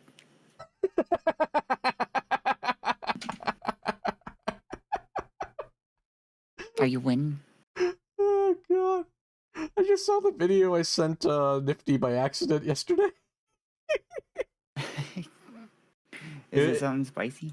Kinda. It's one guy who has a tattoo that says "I heart eating shit," and it's on his forehead. And he starts off the video as like, "Guess who just got kicked out of Starbucks for being white?" It's because he has a tattoo of like shit. I did not mean to send that to you, Nifty. I'm sorry. That's hilarious. I send a lot of cursed TikToks to my friends. You are known for your cursed TikToks. So you're doing your pile-in. Yep, so... Pile-in is a move you can do when... So when you go to activate a unit, you move them 3 inches to the as close as possible to the unit that they're in engagement range with. They have to end base to base. So this guy right there is in base to base. He's in base to base. And anything else that's in base to base with them will be able to do melee. Okay. So like right here, it's hard to do in tabletop. We're doing our best here. Yeah. Could you theoretically like have them all in a line? You can, yes. They're base to base. That'd be kind of silly, but... So, yes, there is a way to cheese it. So there's also a way to get around fights first with it as well too, and it's really dumb. But you can put them up in a line, and they just have to move as close as possible to the unit they're in engagement range with. And you can also pile into another unit to be in melee with them. Okay. Right, so these 3 right here are not going to be able to fight, but these ones are. So the Fire Warriors have a close combat weapon. We have 6 of them that are in engagement range. And so it's going to be 6 attacks hitting on 5s.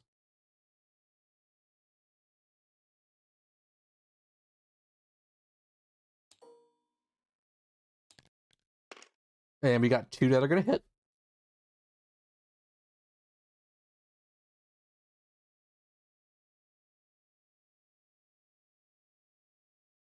You're fine. I was just confused. You could send me anything. I don't care. I was just confused why you sent me something randomly.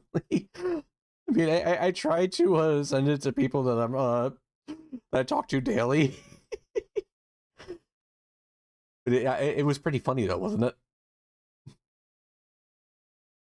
All right, so we got 2 hits. And it was strength 3 to your toughness of 8. So I'm gonna need 6s. And no wounds. All right, and that is going to be it for my melee. All right. So, end of the turn, you can pick up these 2 units. They're not in engagement range if you want, or you can keep them where they're at, move them up, and then be able to charge. Do the same thing over here too if you want, or you keep that on that objective to keep it.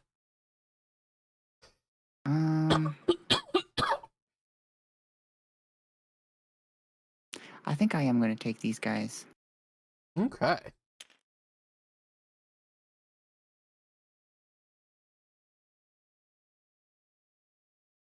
I think that's all I'm going to do, though. All right, perfect. Then yeah, we go to your command phase. We calculate how much stuff you get. So you control 2 objective markers right now. I control this one right now because these guys have 2 objective control each. Okay. Versus my 4. That's yeah. You just outnumber me. Correct.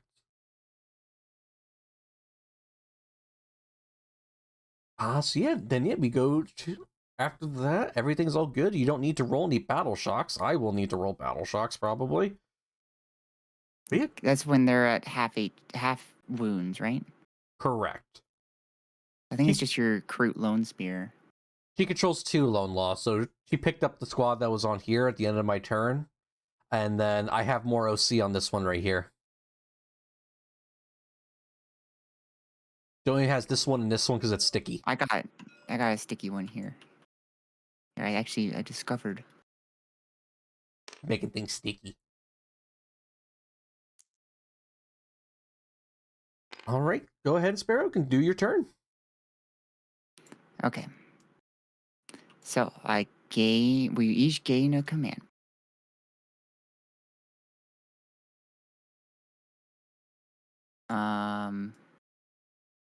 And then I got the 2 points. Are those 5 each? Yep, so they're going to be 5 each, so you're going to get 10 extra points. Okay.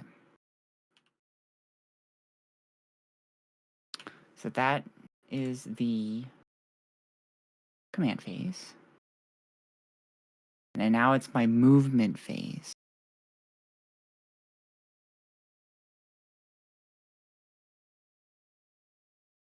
Let me just take a look. You should be able to wipe me off the board this turn.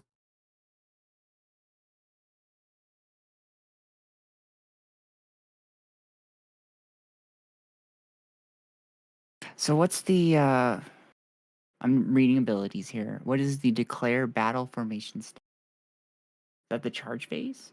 So declare battle formations, it starts at the beginning of the game. That's us okay. discussing our armies. Okay. I don't need to worry about that. Mm-hmm.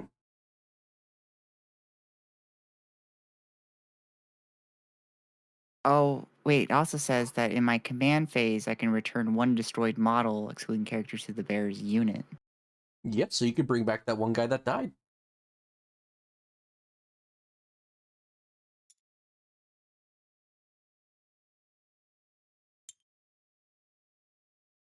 And then, is he at full HP? He is at full HP. Or wounds, I gotta get with the program. I'm gonna put him here. For reasons. Okay, I'm just going over things. Making sure I'm not missing any abilities.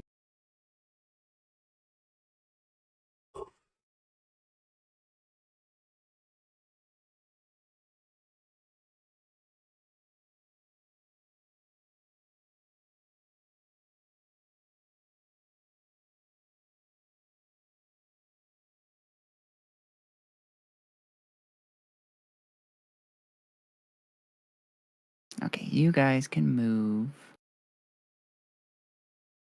5. So if I do the, what was it called? The Hold on, I can look it up. So if I advancement means I can't shoot or do melee? Correct. You can't advance. You can advance, but you can't shoot or charge. But let's look at your stratagems to see if there's anything that says you can advance and charge. Oh, okay. Yeah, if you get stuck in the melee, and then you drop those other guys down right here and get them in the melee with this Riptide, you basically win the game. Wait, repeat that? So you have enough stuff on here to wipe me off the board. So if we look at the... That's my hopes and dreams. So let's see, we have 3, 6, 9, 12, 15 attacks coming from these Grey Knights. Going into the squad of Kroot. These guys right here will most likely, if you try to shoot them into... you could shoot the rest into this Kroot Lone Spear. Shoot everything into this. And then go in the melee, clean up everything. And then over here, that Librarian squad, you most likely will kill this Riptide. All I will be left with is the squad of Crisis Suits. And I won't be able to kill anything of yours. So I want to move these guys.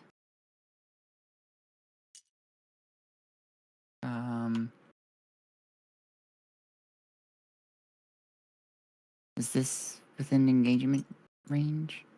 I want to still shoot. Yep, so you can move them right there.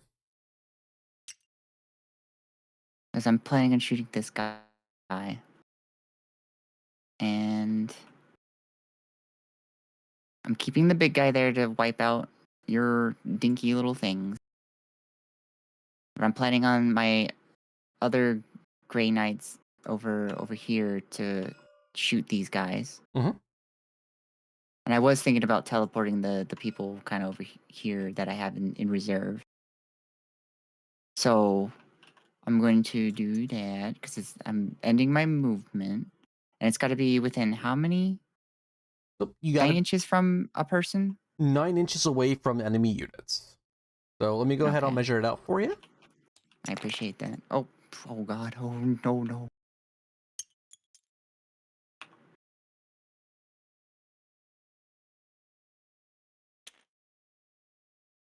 It's about 9. Okay.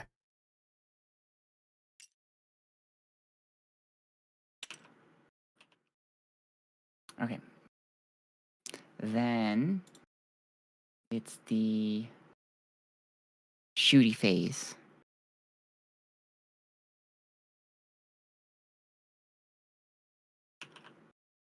So we're gonna start with these guys. They're gonna attack. And can I also do these people too? Yep, so you Can I do multiple people? Yeah. So you can make line of sight to them. Yeah, the whole unit can see them. They do get a benefit of cover save because they're not fully visible. Some of them are in the ruins. Yeah, actually. Yeah, some of them are in the ruins. These are the only ones that will be able to get the save. But you're most likely going to kill all of them all because they don't have a high save. Okay. Why are you like that? Okay.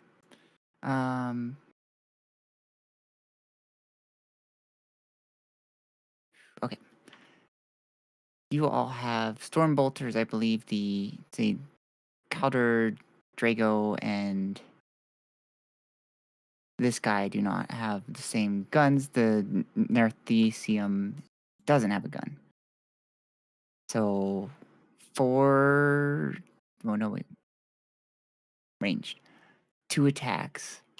But we're within rapid fire range, right? Mm-hmm. So, really, it would be 4 per. So that's 8.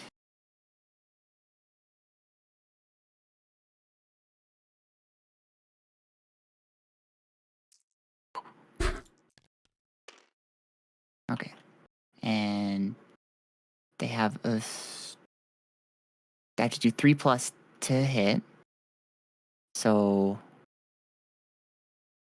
these guys are out. So 4 of them are going to hit. You have a toughness of 5 versus strength of 4. And because it's greater, I have to roll 5 and above. Let's see. The Stormbolter has a greater strength than their toughness, so you need to roll a 3. I'm attacking the Lone Spear. Oh, the Lone Spear. Okay, I thought you were talking these guys. So yes, so the Lone Spear. So yes, you need a 5. You are correct. Okay. I got 2 5s. Awesome. Is there any AP? And the AP is 0. Perfect. Then I need, let's see.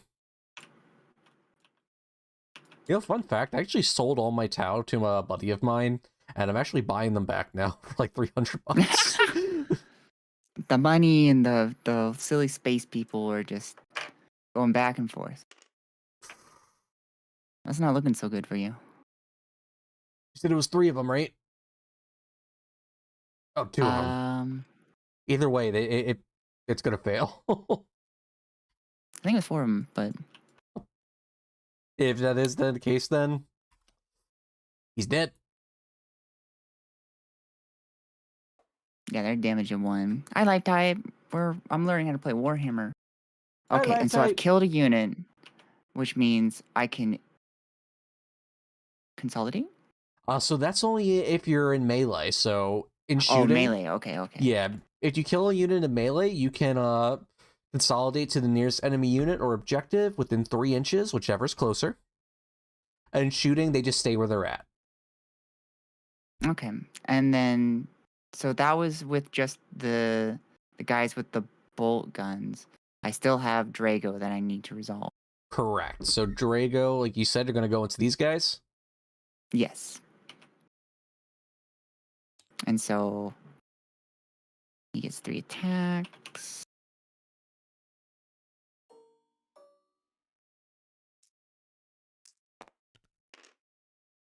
That's going. We got. So I need 2+ to hit, and got a strength of 6. And it looks like you have a toughness of 3. So I need to roll, because it's double. I need to roll 2+. That's correct. Okay. And their thing ignores cover. Their first shooty thing that I'm doing. I rolled a 5 and a 4. So you need to roll well, Andy. So it was AP what, 2? Shit. Where are you? There you are. Yes, AP -2. Those 2 are dead. I cannot roll an 8 on a D6. I am not that powerful. That's fair. That's fair. And then the next one is the Stormbolter.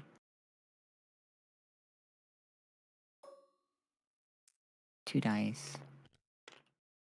And I need to roll 2+, so I'm going to have 2. It's a strength of 4 versus toughness of 3. So I need to roll 3+. Right? Correct.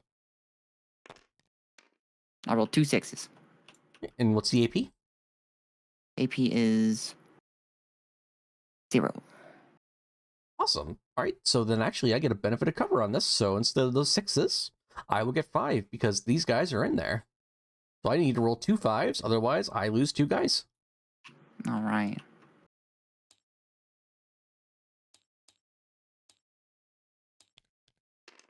All right, I lose 1 guy and 1 guy will live. Good for you. Another fun thing too, Sparrow. You see your Nemesis Dread Knight? Yeah. Do you remember the rule I told you? If big guns never tire? No. So since he's technically a vehicle, he can shoot into and out of combat.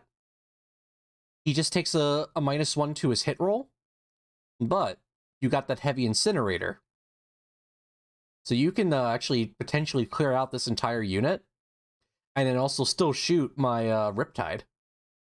You know, now that you've phrased it in that very particular way,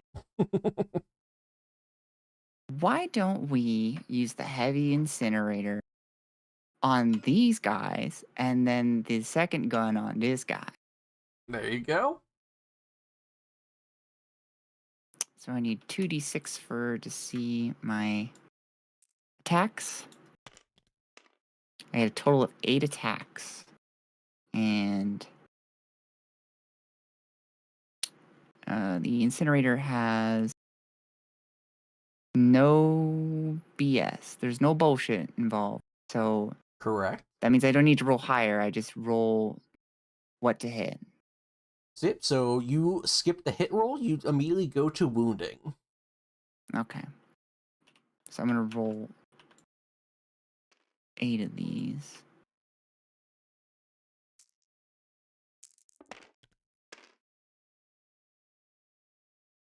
And 2 wound, since it's a strength 6 versus toughness of 3. That's 2 plus. That's correct. So you need 2s. So I got 1, 2, 3, 4, 5 total hits with an AP -1. That's gonna kill these guys. And then this guy. Ripperino. Okay, and then the next gun. Good idea, Sparrow, and only Sparrow. Chad, I'm doing good. Right? Right? I feel like you've played a little bit of the game for me, but it's fine. As long as I win. I'm sorry. No, it's fine. You're explaining to me what's good and what to think about. So you're doing your job.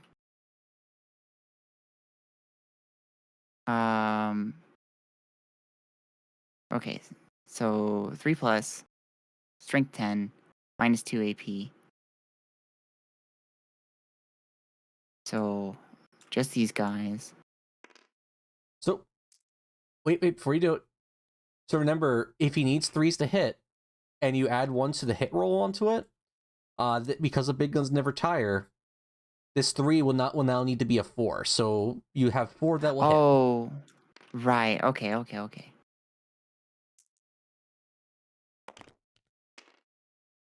And then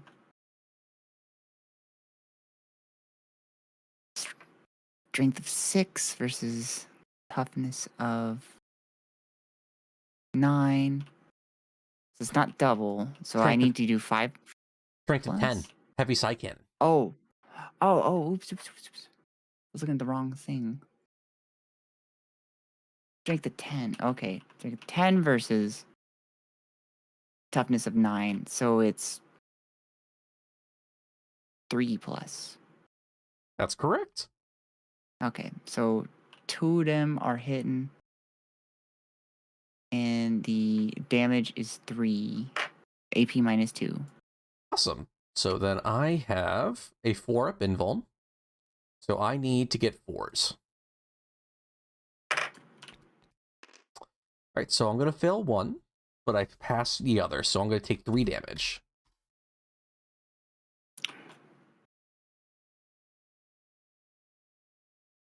Okay.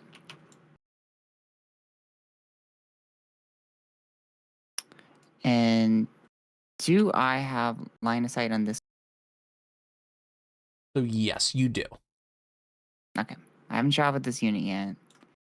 So we're going to do that next. They are going to focus solely on these silly billies.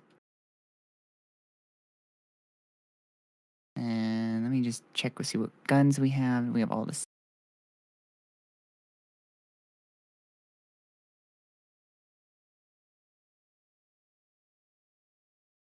Looks like it. Okay. So, excuse me. I'm gonna roll 10 dice. Oh, it's also got rapid fire. I can do the rapid fire. Oh. So 2 times 5 times 2 is 20.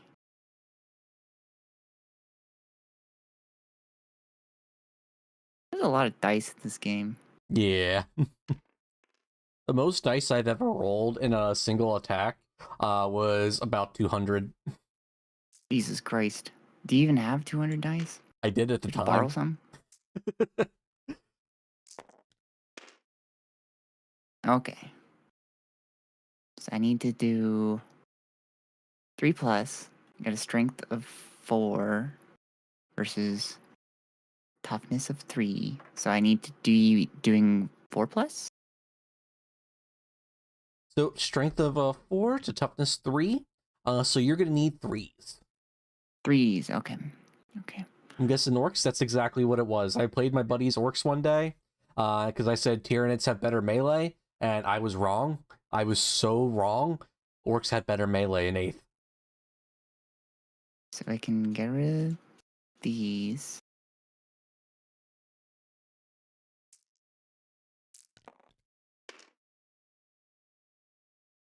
I think they all died. Most likely. You get cover advantage. There's no AP. So it's just on that one guy.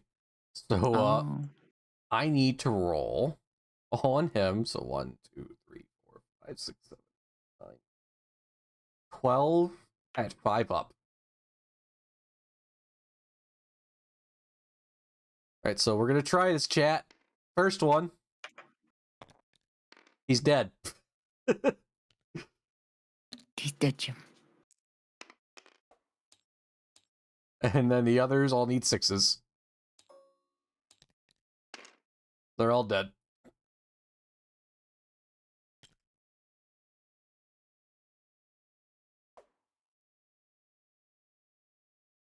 Okay.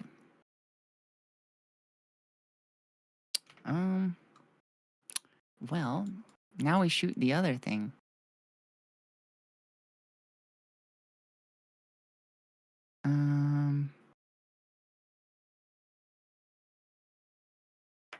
What do you guys have? And you got an incinerator. I think the rest of you have storm bolters.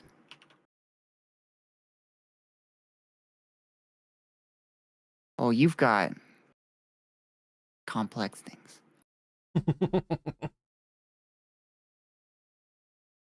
Okay, so 5 of you guys have storm bolters. So let's do that first. And we are in halfway, so I can double that. So that would be 2 times 5 times 2. So known as 20.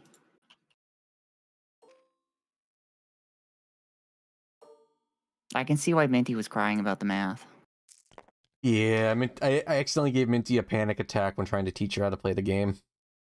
Oops. So I need 2 pluses to hit. That means get rid of this. And then you have a toughness of 9 versus strength of 4. So I need to do 5s?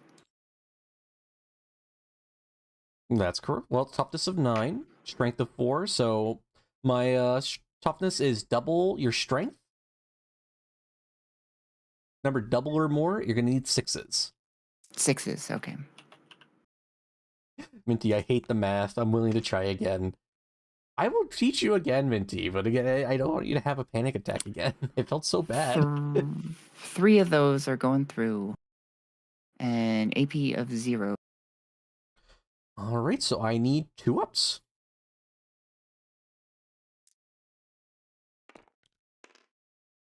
All right, 1's good. 2's good. All right, 3 are good. We tried. Remember, did you do your librarian's ability? What was my librarian's? Oh wait, I have not done the. I've only done the bolt guns. He has weapons of his own, and he has the ability. Yeah, and also I got another guy with incinerator. Oh, let me take a look. Right. While you do that, I just gotta go to the bathroom real quick, and I'll be right back. I will read like there's nothing else to do. Awesome. All right, be right back. I'm also gonna go feed Catifer real quick.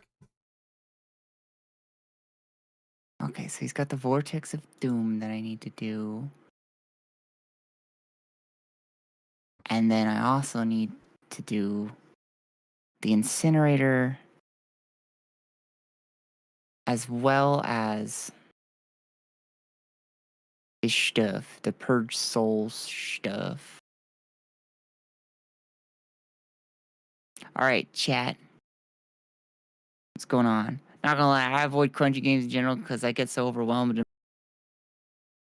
I like I had this talk with chat about I brought it up several times because I'm a nerd, but the philosophical definition of a game is achieving a goal with inefficient means. And so like the inefficiency is part of the fun, but you don't want it too inefficient, otherwise you're just banging your head against a wall. So like I try to go into these things it's like, okay, part of the fun is the complexity. This game definitely needs you to get used to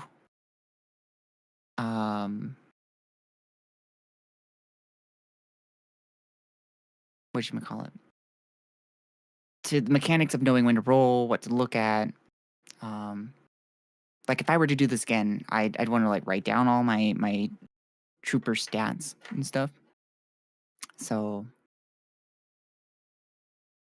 yeah. Hi John Johnson, good to see you. Oh Charlie, you have redeemed the pendulum. Bro, I got my fall semester college classes. Hooray! Congratulations. What are you taking? Anything fun? I'm doing the pendulum right now.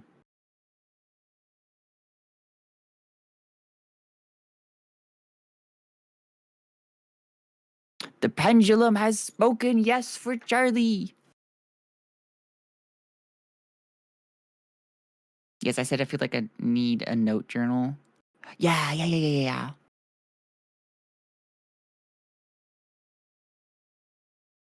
I need to like, cause like I'm going back and forth reading about the attacks, the bullshit slash bullshit, strength, AP, damage. I'd like that to be like on a thing, you know? Geophysics, chemistry, 1111, calculus 1, Russian 101. Ooh, exciting. So would Pokemon comp and the IRL trading card game be crunchy games? No, compared to this is a very crunchy game.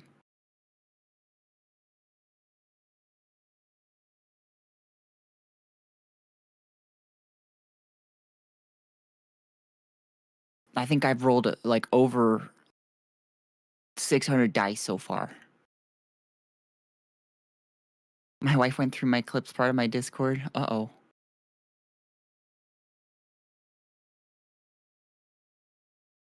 What's this Discord server I just bribed my way in? No. This is the oh, I didn't even spell it right. No, this is to play Minecraft with me. Oh, Holy shit, did I misspell the I am back, everybody. Welcome back. I brought chips. Ooh, you chipping around? I'm tripping around. All right, so what's going on? I think I know what I'm doing. So we're gonna do the ability of the which one was it? Librarian dude? Is it you? Oh, hey, John Johnson Yeah, is in your Vortex chat of now. Doom. John Johnson is in my chat. It's true. Hi, John Johnson. I'm Dandy. I'm the mystery person. Continue, Sparrow. I'm sorry. Well, I misunderstood. You don't want to play Greg Tech with me, Charlie? Come on. Fun. I have a redeem if anybody wants to join my Greg Tech server. I asked my pendulum. That's awesome.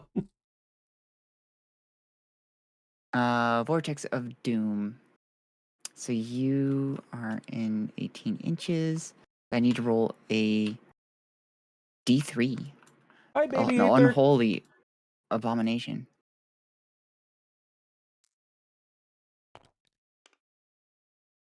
So that's just 1 damage of mortal wound. If I understand that right? Unless you have something that defends against it. Okay, so he's going to take 1 damage. And then we'll do the librarian's bullshit, also known as Purge Soul Witchfire. What's this game called? This is Tabletop Simulator. We're playing Warhammer 40,000 on it. I feel like I've been beat on the head by 40,000 Warhammers. And by me being beaten in the head, I'm talking about you, the Warhammer. Yeah, the fun thing about Warhammer is it's not because there's 40,000 Warhammers, it's just how much it costs to play the game. Charlie Rose, how does 30k differ from 40k? Oh, that's actually an excellent question. So the Horus Heresy, they play by 7th edition rules. So they have feats to show the area of how your attack works. It's actually much better than 10th edition and a few people's opinions. I did not hit with the first bullshit move. We're moving on to the next bullshit move. Purge Soul Focused Witchfire.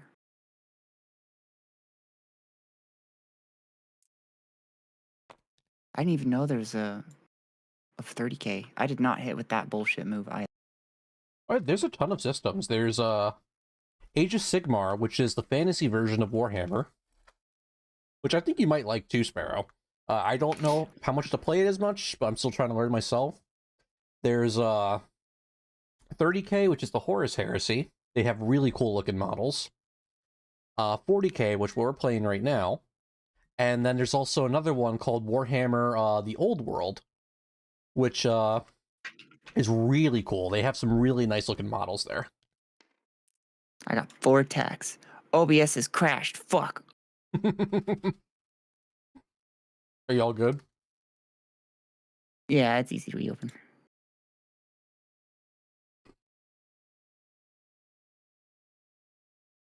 $30k is a little bit more complex because you got to relearn 7th edition if you haven't played it before.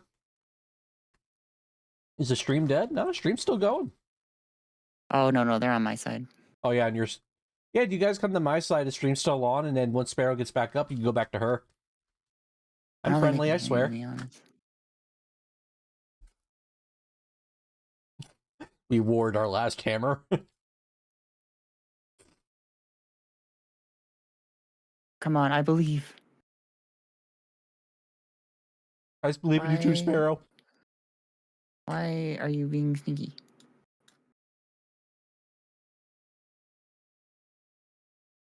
God, Emperor was not pleased with our discussions. Normally. Both of you should play Better Than Wolves together. I don't think I've ever heard of that game.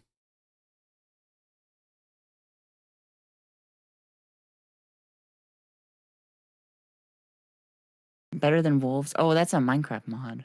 Ooh, I'd be up to play it. I believe it's difficult. I mean, I'd be down to play it. Are we back? We're back. Hey! No panicking, everybody. My OBS just crashed. Seems to be doing that recently. I don't know why. Okay, so I just rolled for how many attacks my incinerator does, and I got 4 attacks. Mm-hmm. Right. Okay. There's no bullshit, so I'm going straight to wounds. I need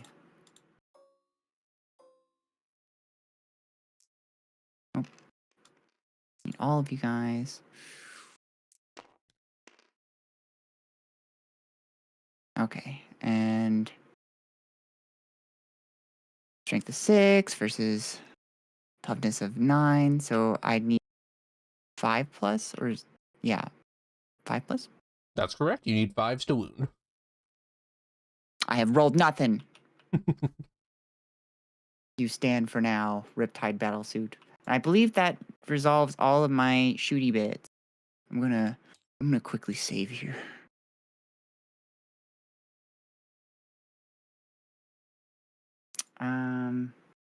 The stream Okay, is back, everybody. The shooty phase is done. So now to charge, I need to declare the charge and then roll.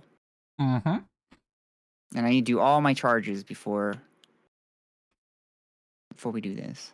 So I'm going to charge this guy with this team. Can I charge with these guys? Yep, you can.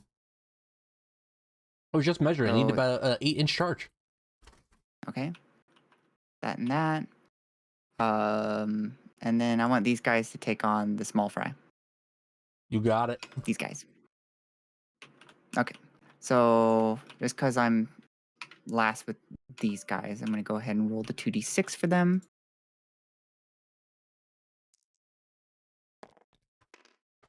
These 6 inches. These chips are delicious. What kind you got? I got the wavy original from Lay's. Ooh, I'm a big fan of anything with waves. I'm here now. And if I charge, I get to do the attack first, right? Yep, we got to resolve all your charges first, and then we go into fights. Because I'm just gonna. Right. So I'm just moving things right now. Yep, because I'm just gonna pick this unit up because you're gonna kill them all with this one unit. Okay, and then now I'm gonna do these guys. Okay, everything. 9 inches.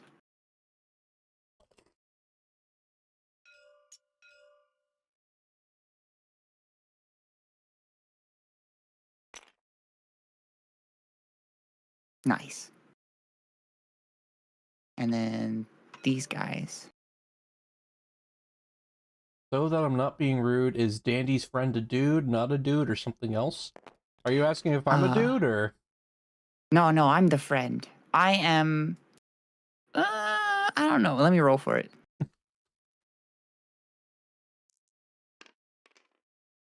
DM, what is a 5?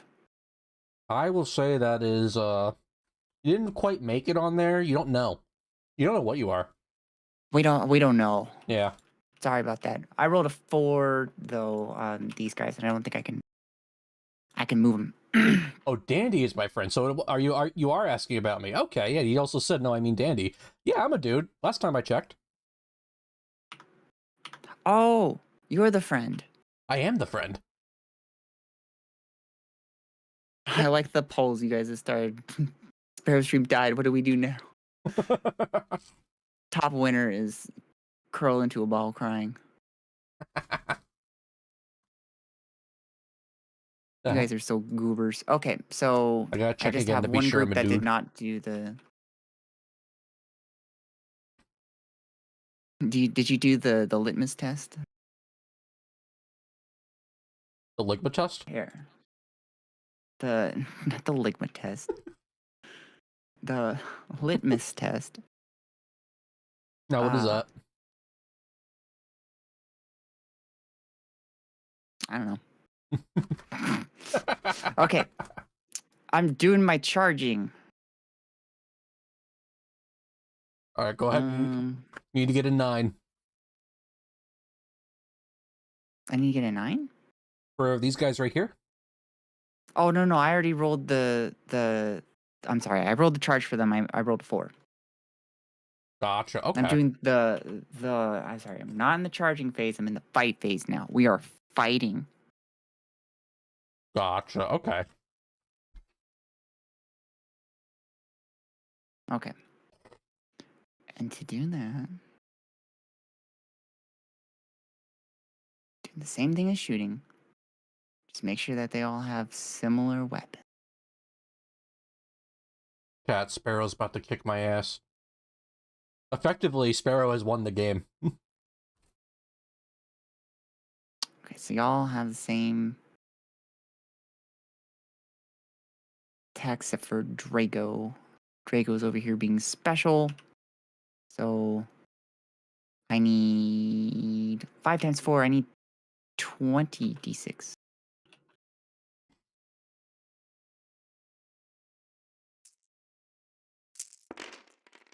None of these went into the fucking box. You know, want to know a fun thing you can do? What? You see where the button that says roll all dice? Yeah, I do. Did you know that was there? No. I need 3+ to hit. Got all these. And we have a strength 6, AP -2 versus toughness of 3. So I need to do 2+ because I'm double. That's correct. Bye, Charlie. You're gonna. Oh, wait, hold on. Roll all the dice. Oh, I didn't roll all the dice. They have to be on the board. Okay. I think you killed that unit.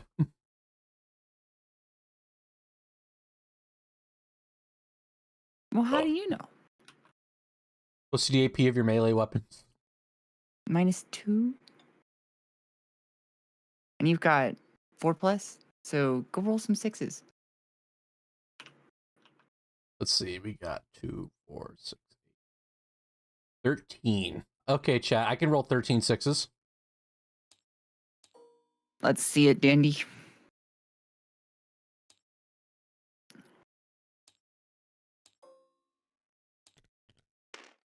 I don't think you did it.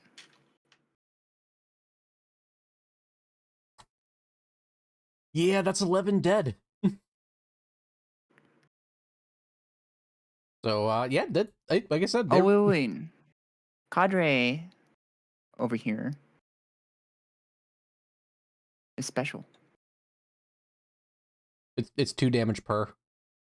These are 1 wound models. Oh. Yeah, so, Yeah, you're dead.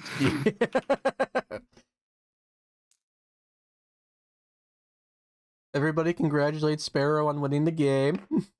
No. I gotta kill your other guy.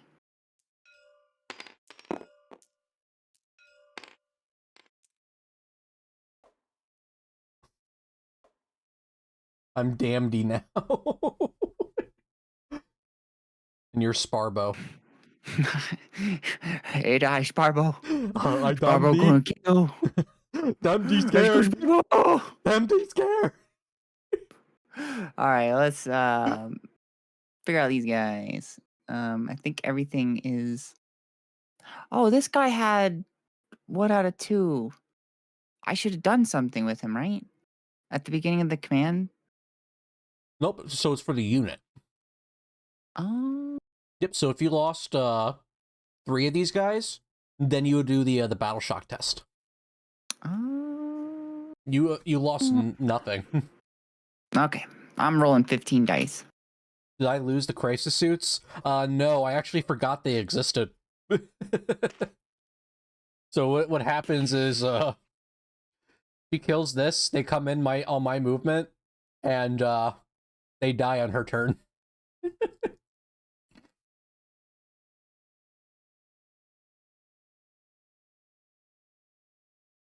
3+. Okay. Sorry, it took me a moment. Okay. This is all it's gonna hit. Oh, wait, no. All of the dice. Okay. You got a toughness of 9. I have a strength of 6. So that is 5+. Ooh, person per se. Hey, thank you for the raid. How you doing? Ooh, you got a little raid. Yeah, I got a we're no longer in raid. the share. How was your stream?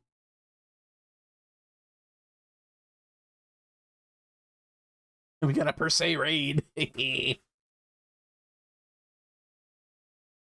How you Oh doing? no, I am. Okay. Yeah, we're just playing some 40K on some tabletop simulator. I'm teaching Sparrow how to play. I'm kicking his dick in. It really is. Ooh, Yakuza, that's a good game. Ooh, that is a good game. Did you Yakuza? Like when she Yakuza on my Yakuza. How do we ban Dandy?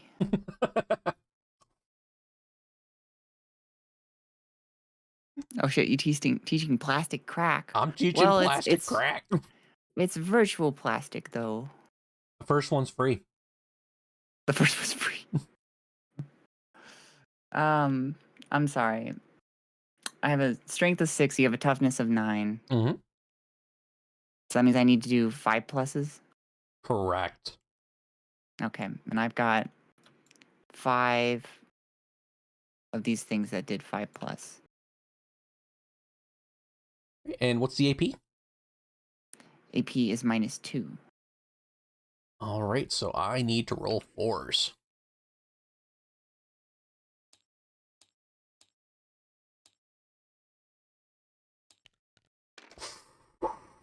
Oh, I don't like that. What's the damage? Oh, let's find out. Oh, it's 2 damage. I got 5 people, 10 damage. Oh no, that's so much wounds you have. Oh god. Oh no. I'm at 8. I'm at 2 left. Wait. Why do you have 2 left? I passed 1. Oh. Yeah, 2 times 4 is 8. Turns out. Yep. Okay, I think that's all I can do. Okay. Oh, and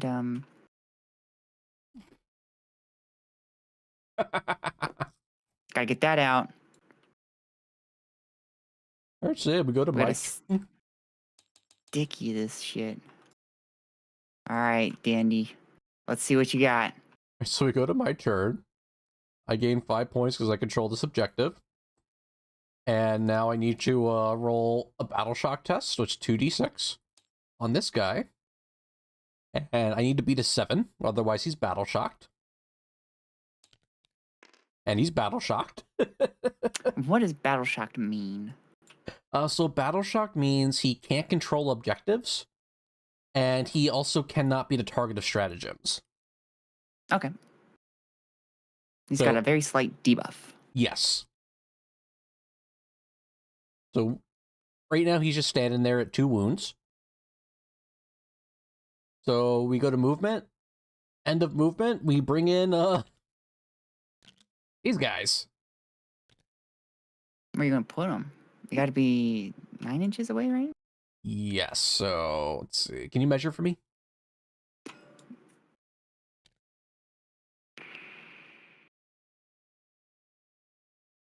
Right about there. Yeah, that'd be good. We should play Revolution Idle on stream, that or Microsoft Solitaire. I don't know about the Microsoft Solitaire. I don't know, Mike. I don't know if I'm allowed to play Microsoft Solitaire. I think I gotta ask my mom. It sounds scary. I'm not gonna lie, I play Solitaire a lot in real life. Solitaire is fun. All right, we're gonna try and do something, chat. We're gonna go to shooting. Go random bullshit. That's pretty much what we're doing. Oh, so we got. I'm so sorry for picking up your model. Oh, you're fine. So we got burst cannons and flamers on these star sipes. So we got 1, 2, 3, 4 tau flamers on these guys.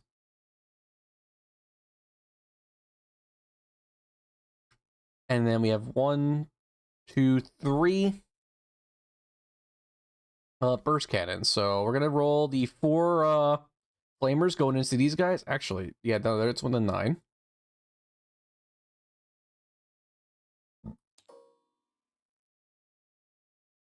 Their toughness is 5, right?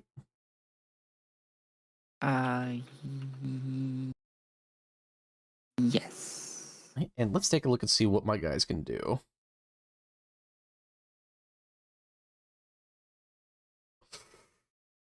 Revolution Idol is a game with spinning gay circles that you can upgrade. Sparrow. Sounds an awful lot like not like Greg Deck. But it's gay circles. Yeah, you do have a point there.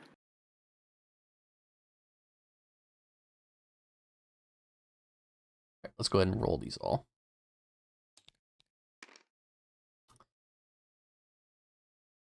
What did I need to wound? They do not wound at all. I'm invincible.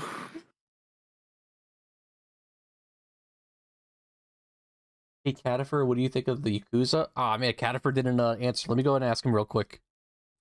Hey, Catifer, God damn what it, do you Catifer. think of the Yakuza?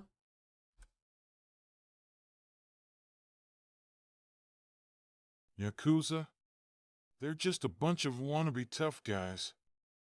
I'd scratch them up real good if they ever mess with me. Catifer, stop it. They watch the stream. Catifer, they're gonna come find us. Wait, where am I? Where's the shooting? Okay, here we go. Chad, I'm gonna die. Alright, 4 attacks from the burst cannon. 4, 8. And then he has 8 on his own. So we're gonna do 8 from the original because I need 4s on that. At least look up images. I'll look up images. I think he can still shoot, so he's gonna. He can't spot for them. I never already shot. Alright, we're good.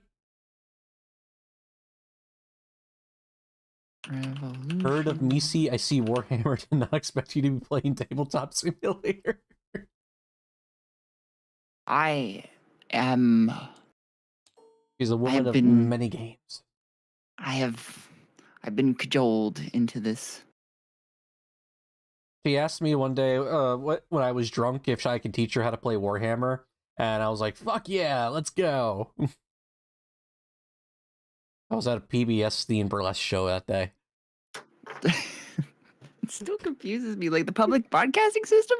Yeah. What the fuck? It was called Perverted PBS. They had a lamb chop in there, and I saw lamb chop's balls. God damn it. There was a card in San Diego, and she had a plug that was like a really large plug.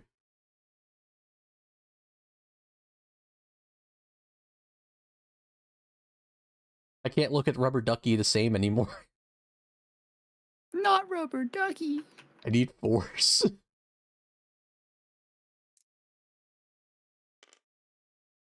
Complete these. It was like 4 to 5, I think. Yeah, so I need 4s again. You got 2 at no AP. Take that. Okay, so I'm rolling 2d6.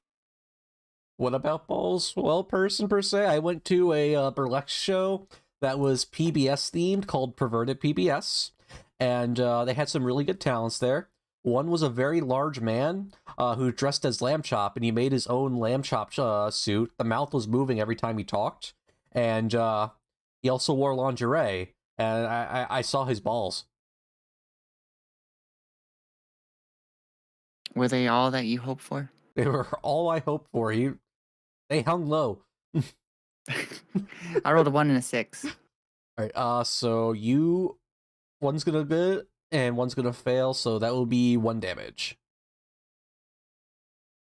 Good job. And per se is like, oh, hot. Did they swing to and fro? Of course they did.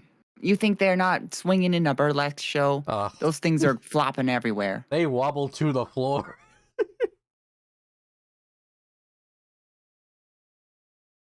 All right, now the commander, Cold Star.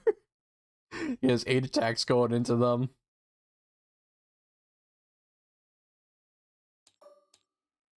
This is going to hit on 3s. And then I need 4s. Chat, look at this roll. Wow, that's something. That's something, though. You got 1 at no AP.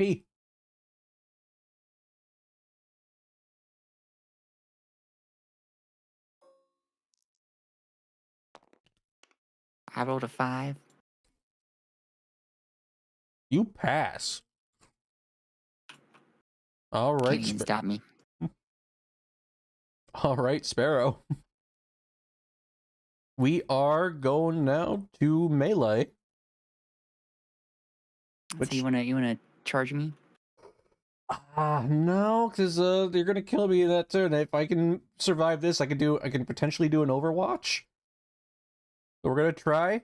So go ahead and kill my Riptide. Okay. As you command. You gotta love when you miss all your rolls. Right. Yeah.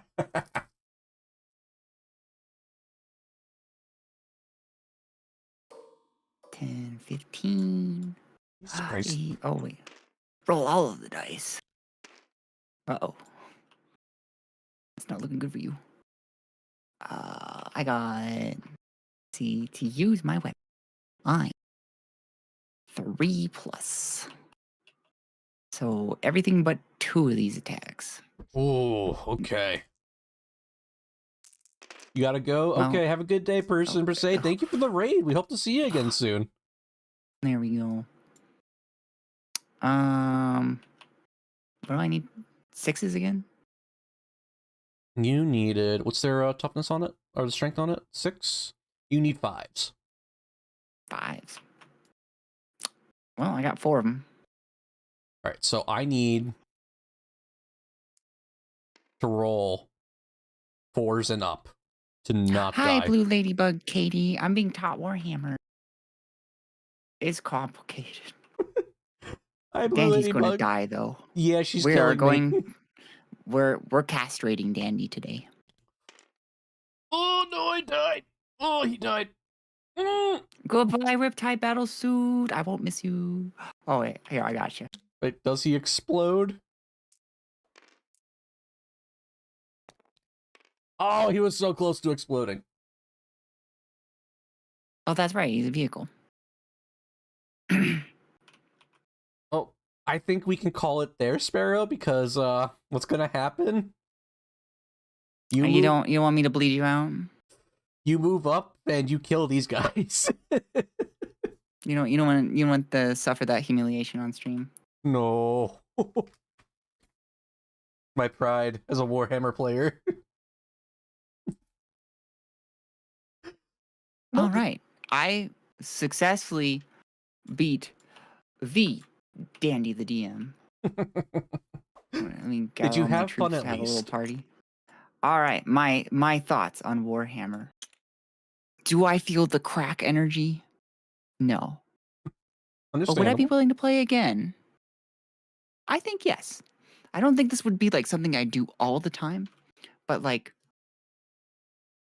now that I know how it goes, I'd love to sit down and actually like search through and like look at all the stuff I can get and the weapons and like actually like sit there and think about it. Mm-hmm. Maybe read some more Art of War, and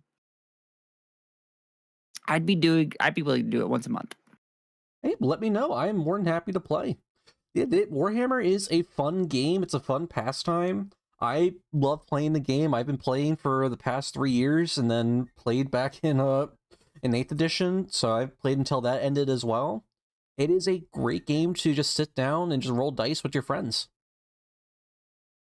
You know what this reminds me of, though, as far as like loading things up? It's a completely different genre of game, but like the similarities, because you have to like build your deck before you play, is this game called Arkham Horror. which is based off the Cthulhu sphere of things. It's a card game where you're exploring, you're playing as characters with stats. But one of the important things is that before you start, you take your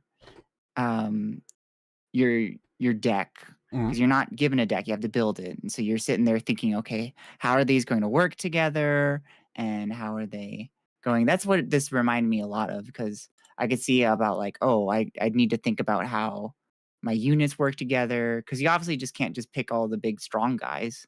Correct. Yeah. But yeah, I had fun. I'm glad you had fun. That was the main goal for it. Yeah. I still feel, I did feel at the end, I did get Blue Lady, how the battle flows. Me. The one thing that I still has not stuck in my head is calculating how many dice you roll for later on in the attacking stuff. See, that's where it does get a bit confusing. So with the amount of dice on there and knowing what to roll, that you do eventually know it just off the top of your head, but that just comes from repetition. Like, you did really good today. Like, once you understood like the wounding rolls, then you had it right off the bat. Yeah. I mean, that made some sense. Did it? Dice rolls, and it's just an entire game just about rolling dice. It's war dollies. It's war dollies. I'd be interested in, because there's, the more points you have, the longer the game, right? Typically.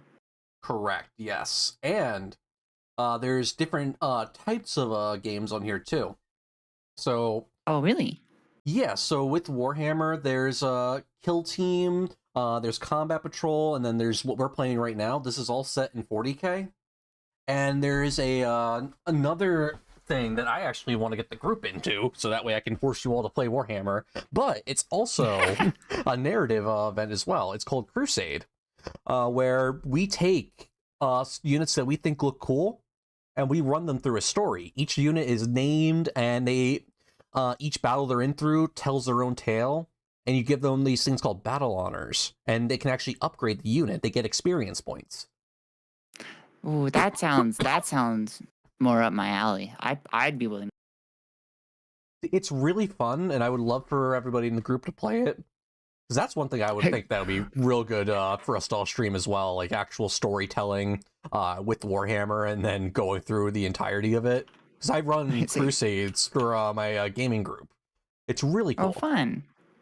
Good luck convincing other people, but you've at least convinced me. So I'll work on that. Just watch. And this was the slightly watered down version, right? Correct. Yes. So with actual Warhammer, like for what I play daily, these objectives markers that we have right here, they would still be worth some points. However, we would also have these cards where, let's go ahead and pull them up. We would play Pariah Nexus. Ooh. So if you look on the bottom on there, where it just pulled up, these would be lots of things. Yeah, these would be missions that we would attempt to do throughout the game to try and score points. Okay. Yeah, depending on what you have, like you can that's how you try to score points with it as well too. So like bring it down for the vehicles that you killed. Depending on how many wounds they have, you get 2 extra victory points, then 2 more on top of it if it had 20 or more, for a total of 6. Okay. So then, question about the points, right? Mm-hmm. So is the objective not to just crush the other army? Yes and no. So 40K is a points game through and through. So okay, what you are trying to do is score the maximum amount of points and prevent your opponent from doing so. There is a possibility to tie, but you're really more looking at resource management. You're looking more towards like what you want to trade, as in like what you want to sacrifice. So, for example, there's one thing called area denial, where you have to control the center objective. There has to be no units either within 6 inches of the center objective, and then no enemy units within 3 inches. And each one gives you a different amount of points. One is, I believe, 2 points, and the other is 4. You can set up a unit to go up there. You get it for that turn. However, you have to be willing to accept that that unit might die. It's also... So then, go ahead. like, say for some goofy ass reason, I got like a gajillion points, and you had like 0, and then you wiped out my army. Would I win because I have more points? Correct. Yes. So just because you're boarded, the game does not end. So each game is 5 rounds. Say like we just started the game and I did extremely well. I boarded your entire army. You are no longer on the board. I still need to score points. So what would happen is you keep drawing cards for your objectives, and you keep going onto the objective markers, trying to follow which ones you can do until it reaches to that 5th round. Oh, so it only takes 5 rounds to get through. Yep, so each game is about 5 rounds. Once it hits 5 rounds, then the game is done. In competitive environments, which I play in, each round is 3 hours, and by that, each player gets an hour and a half to do their turn. So with today, how we were just learning to play, we would have had to put the dice down at the beginning of turn 2. Jesus Christ, really? And you sit there and you think really hard about what you're doing. Yep. So for that hour and a half. Yeah. So Warhammer is described as a game as like chess. So each move you do is going to depend how the game will play out. You can also make bad moves as well. So you want to try to hide behind cover. You don't want your guys to get shot, but you also need them alive to be able to do the objectives. Right. Okay. Well, cool. If you'd like to try an actual like 2,000 point game one day, I am totally down for it. We won't do it timed on there. It's just so that way, because I still like doing casual with friends. I try not to bring the competitive mindset into there, because at that point, then you get to see very competitive Dandy. Oh, well, I like some competition every once in a while. So, if you ever want, dang, started 4 hours ago. I couldn't imagine doing it 2 hours. It's Warhammer, baby. Warhammer is a long game. It is. It's war. War's long. Yeah, it's in the name, Warhammer. All right, you wanna wrap up? Yeah, we can wrap up. So yeah, we just want to thank all you guys for sticking around and watching as I get my ass kicked, and as Sparrow said, circumcised and neutered. Yeah, we'll go ahead and this is also my friend Dandy the DM. You can follow them on where are your platforms? I'm on Twitch, TikTok, and YouTube. YouTube doesn't really have any content on there, but I stream this on there to YouTube. So yeah, you guys can all follow me on there. And yeah, this is my friend Sparrow of Cups. Go ahead and list off your social, Sparrow.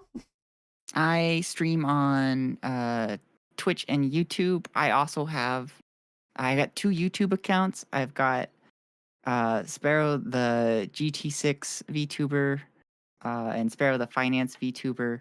If you look at the numbers, you wouldn't believe me that the Finance channel is the main channel, but that is my main channel, damn it.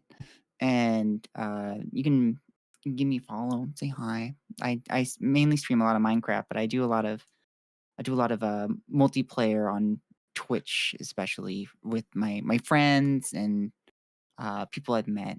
So I am down to do try Greg Tech too. It does look cool. Yeah, I'd love to have you on the server. Yeah, I'll try. I can teach you the basics. We'll warn you, we play an adventure. But you'll get the hang of it. It'll be fine. Hey, I'm down for it. Oh, I should also mention too, for everybody that's watching here today, do you play Warhammer? I take all challenges. He do. Challenge him. If you want to play Warhammer, if you want to go against competitive Chaos Knights, I am more than happy to supply. Yeah, he's really good. He's told me how good. You want to toot your own horn about that? Yep, so I was ranked #1 for the Northeast United States for Chaos Knights, and I was 54th in throughout the United States. Wasn't too bad. It's not too good either. I think it's good. Better than me. Yeah, so ranked 16th throughout all US for that army as well. So do you guys want to try playing against it? Well, let me know. If I play it when it won't be competitive, that's A-okay. Thank you so much for being with me, Dandy, and taking me up on the offer to collab. I will see you later. Actually, do we want to go raid somebody? Yeah, who's online? We can both raid them. Let's see who's online. 54 out of how many? Out of 55. I'm on the board. I don't see where you're at. Let's see. Who is online? None of my friendos are on. You got anybody? Oh, there's this new one guy on there that we know of. His name's Zippy VTuber. He only has 3 viewers right now. But let's raid him. Yeah, let's do it. Here, let me send you the Mindy just went, give me back my boyfriend. I'm sorry, Mindy. He really wants me, guys. It's like she likes me or something. I'm so sorry. Yeah, we can go ahead and raid him. Alright, let's go ahead and start raiding this guy, guys. VTuber.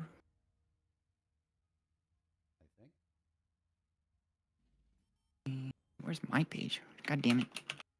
Why am I like...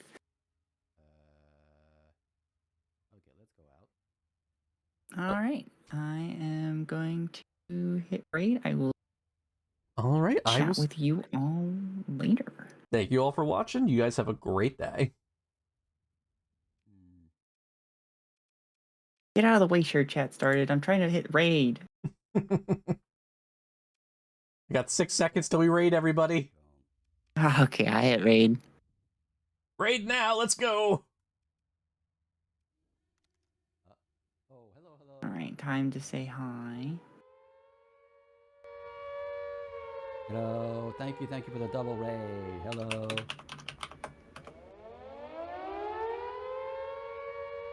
We're coming, I can see that.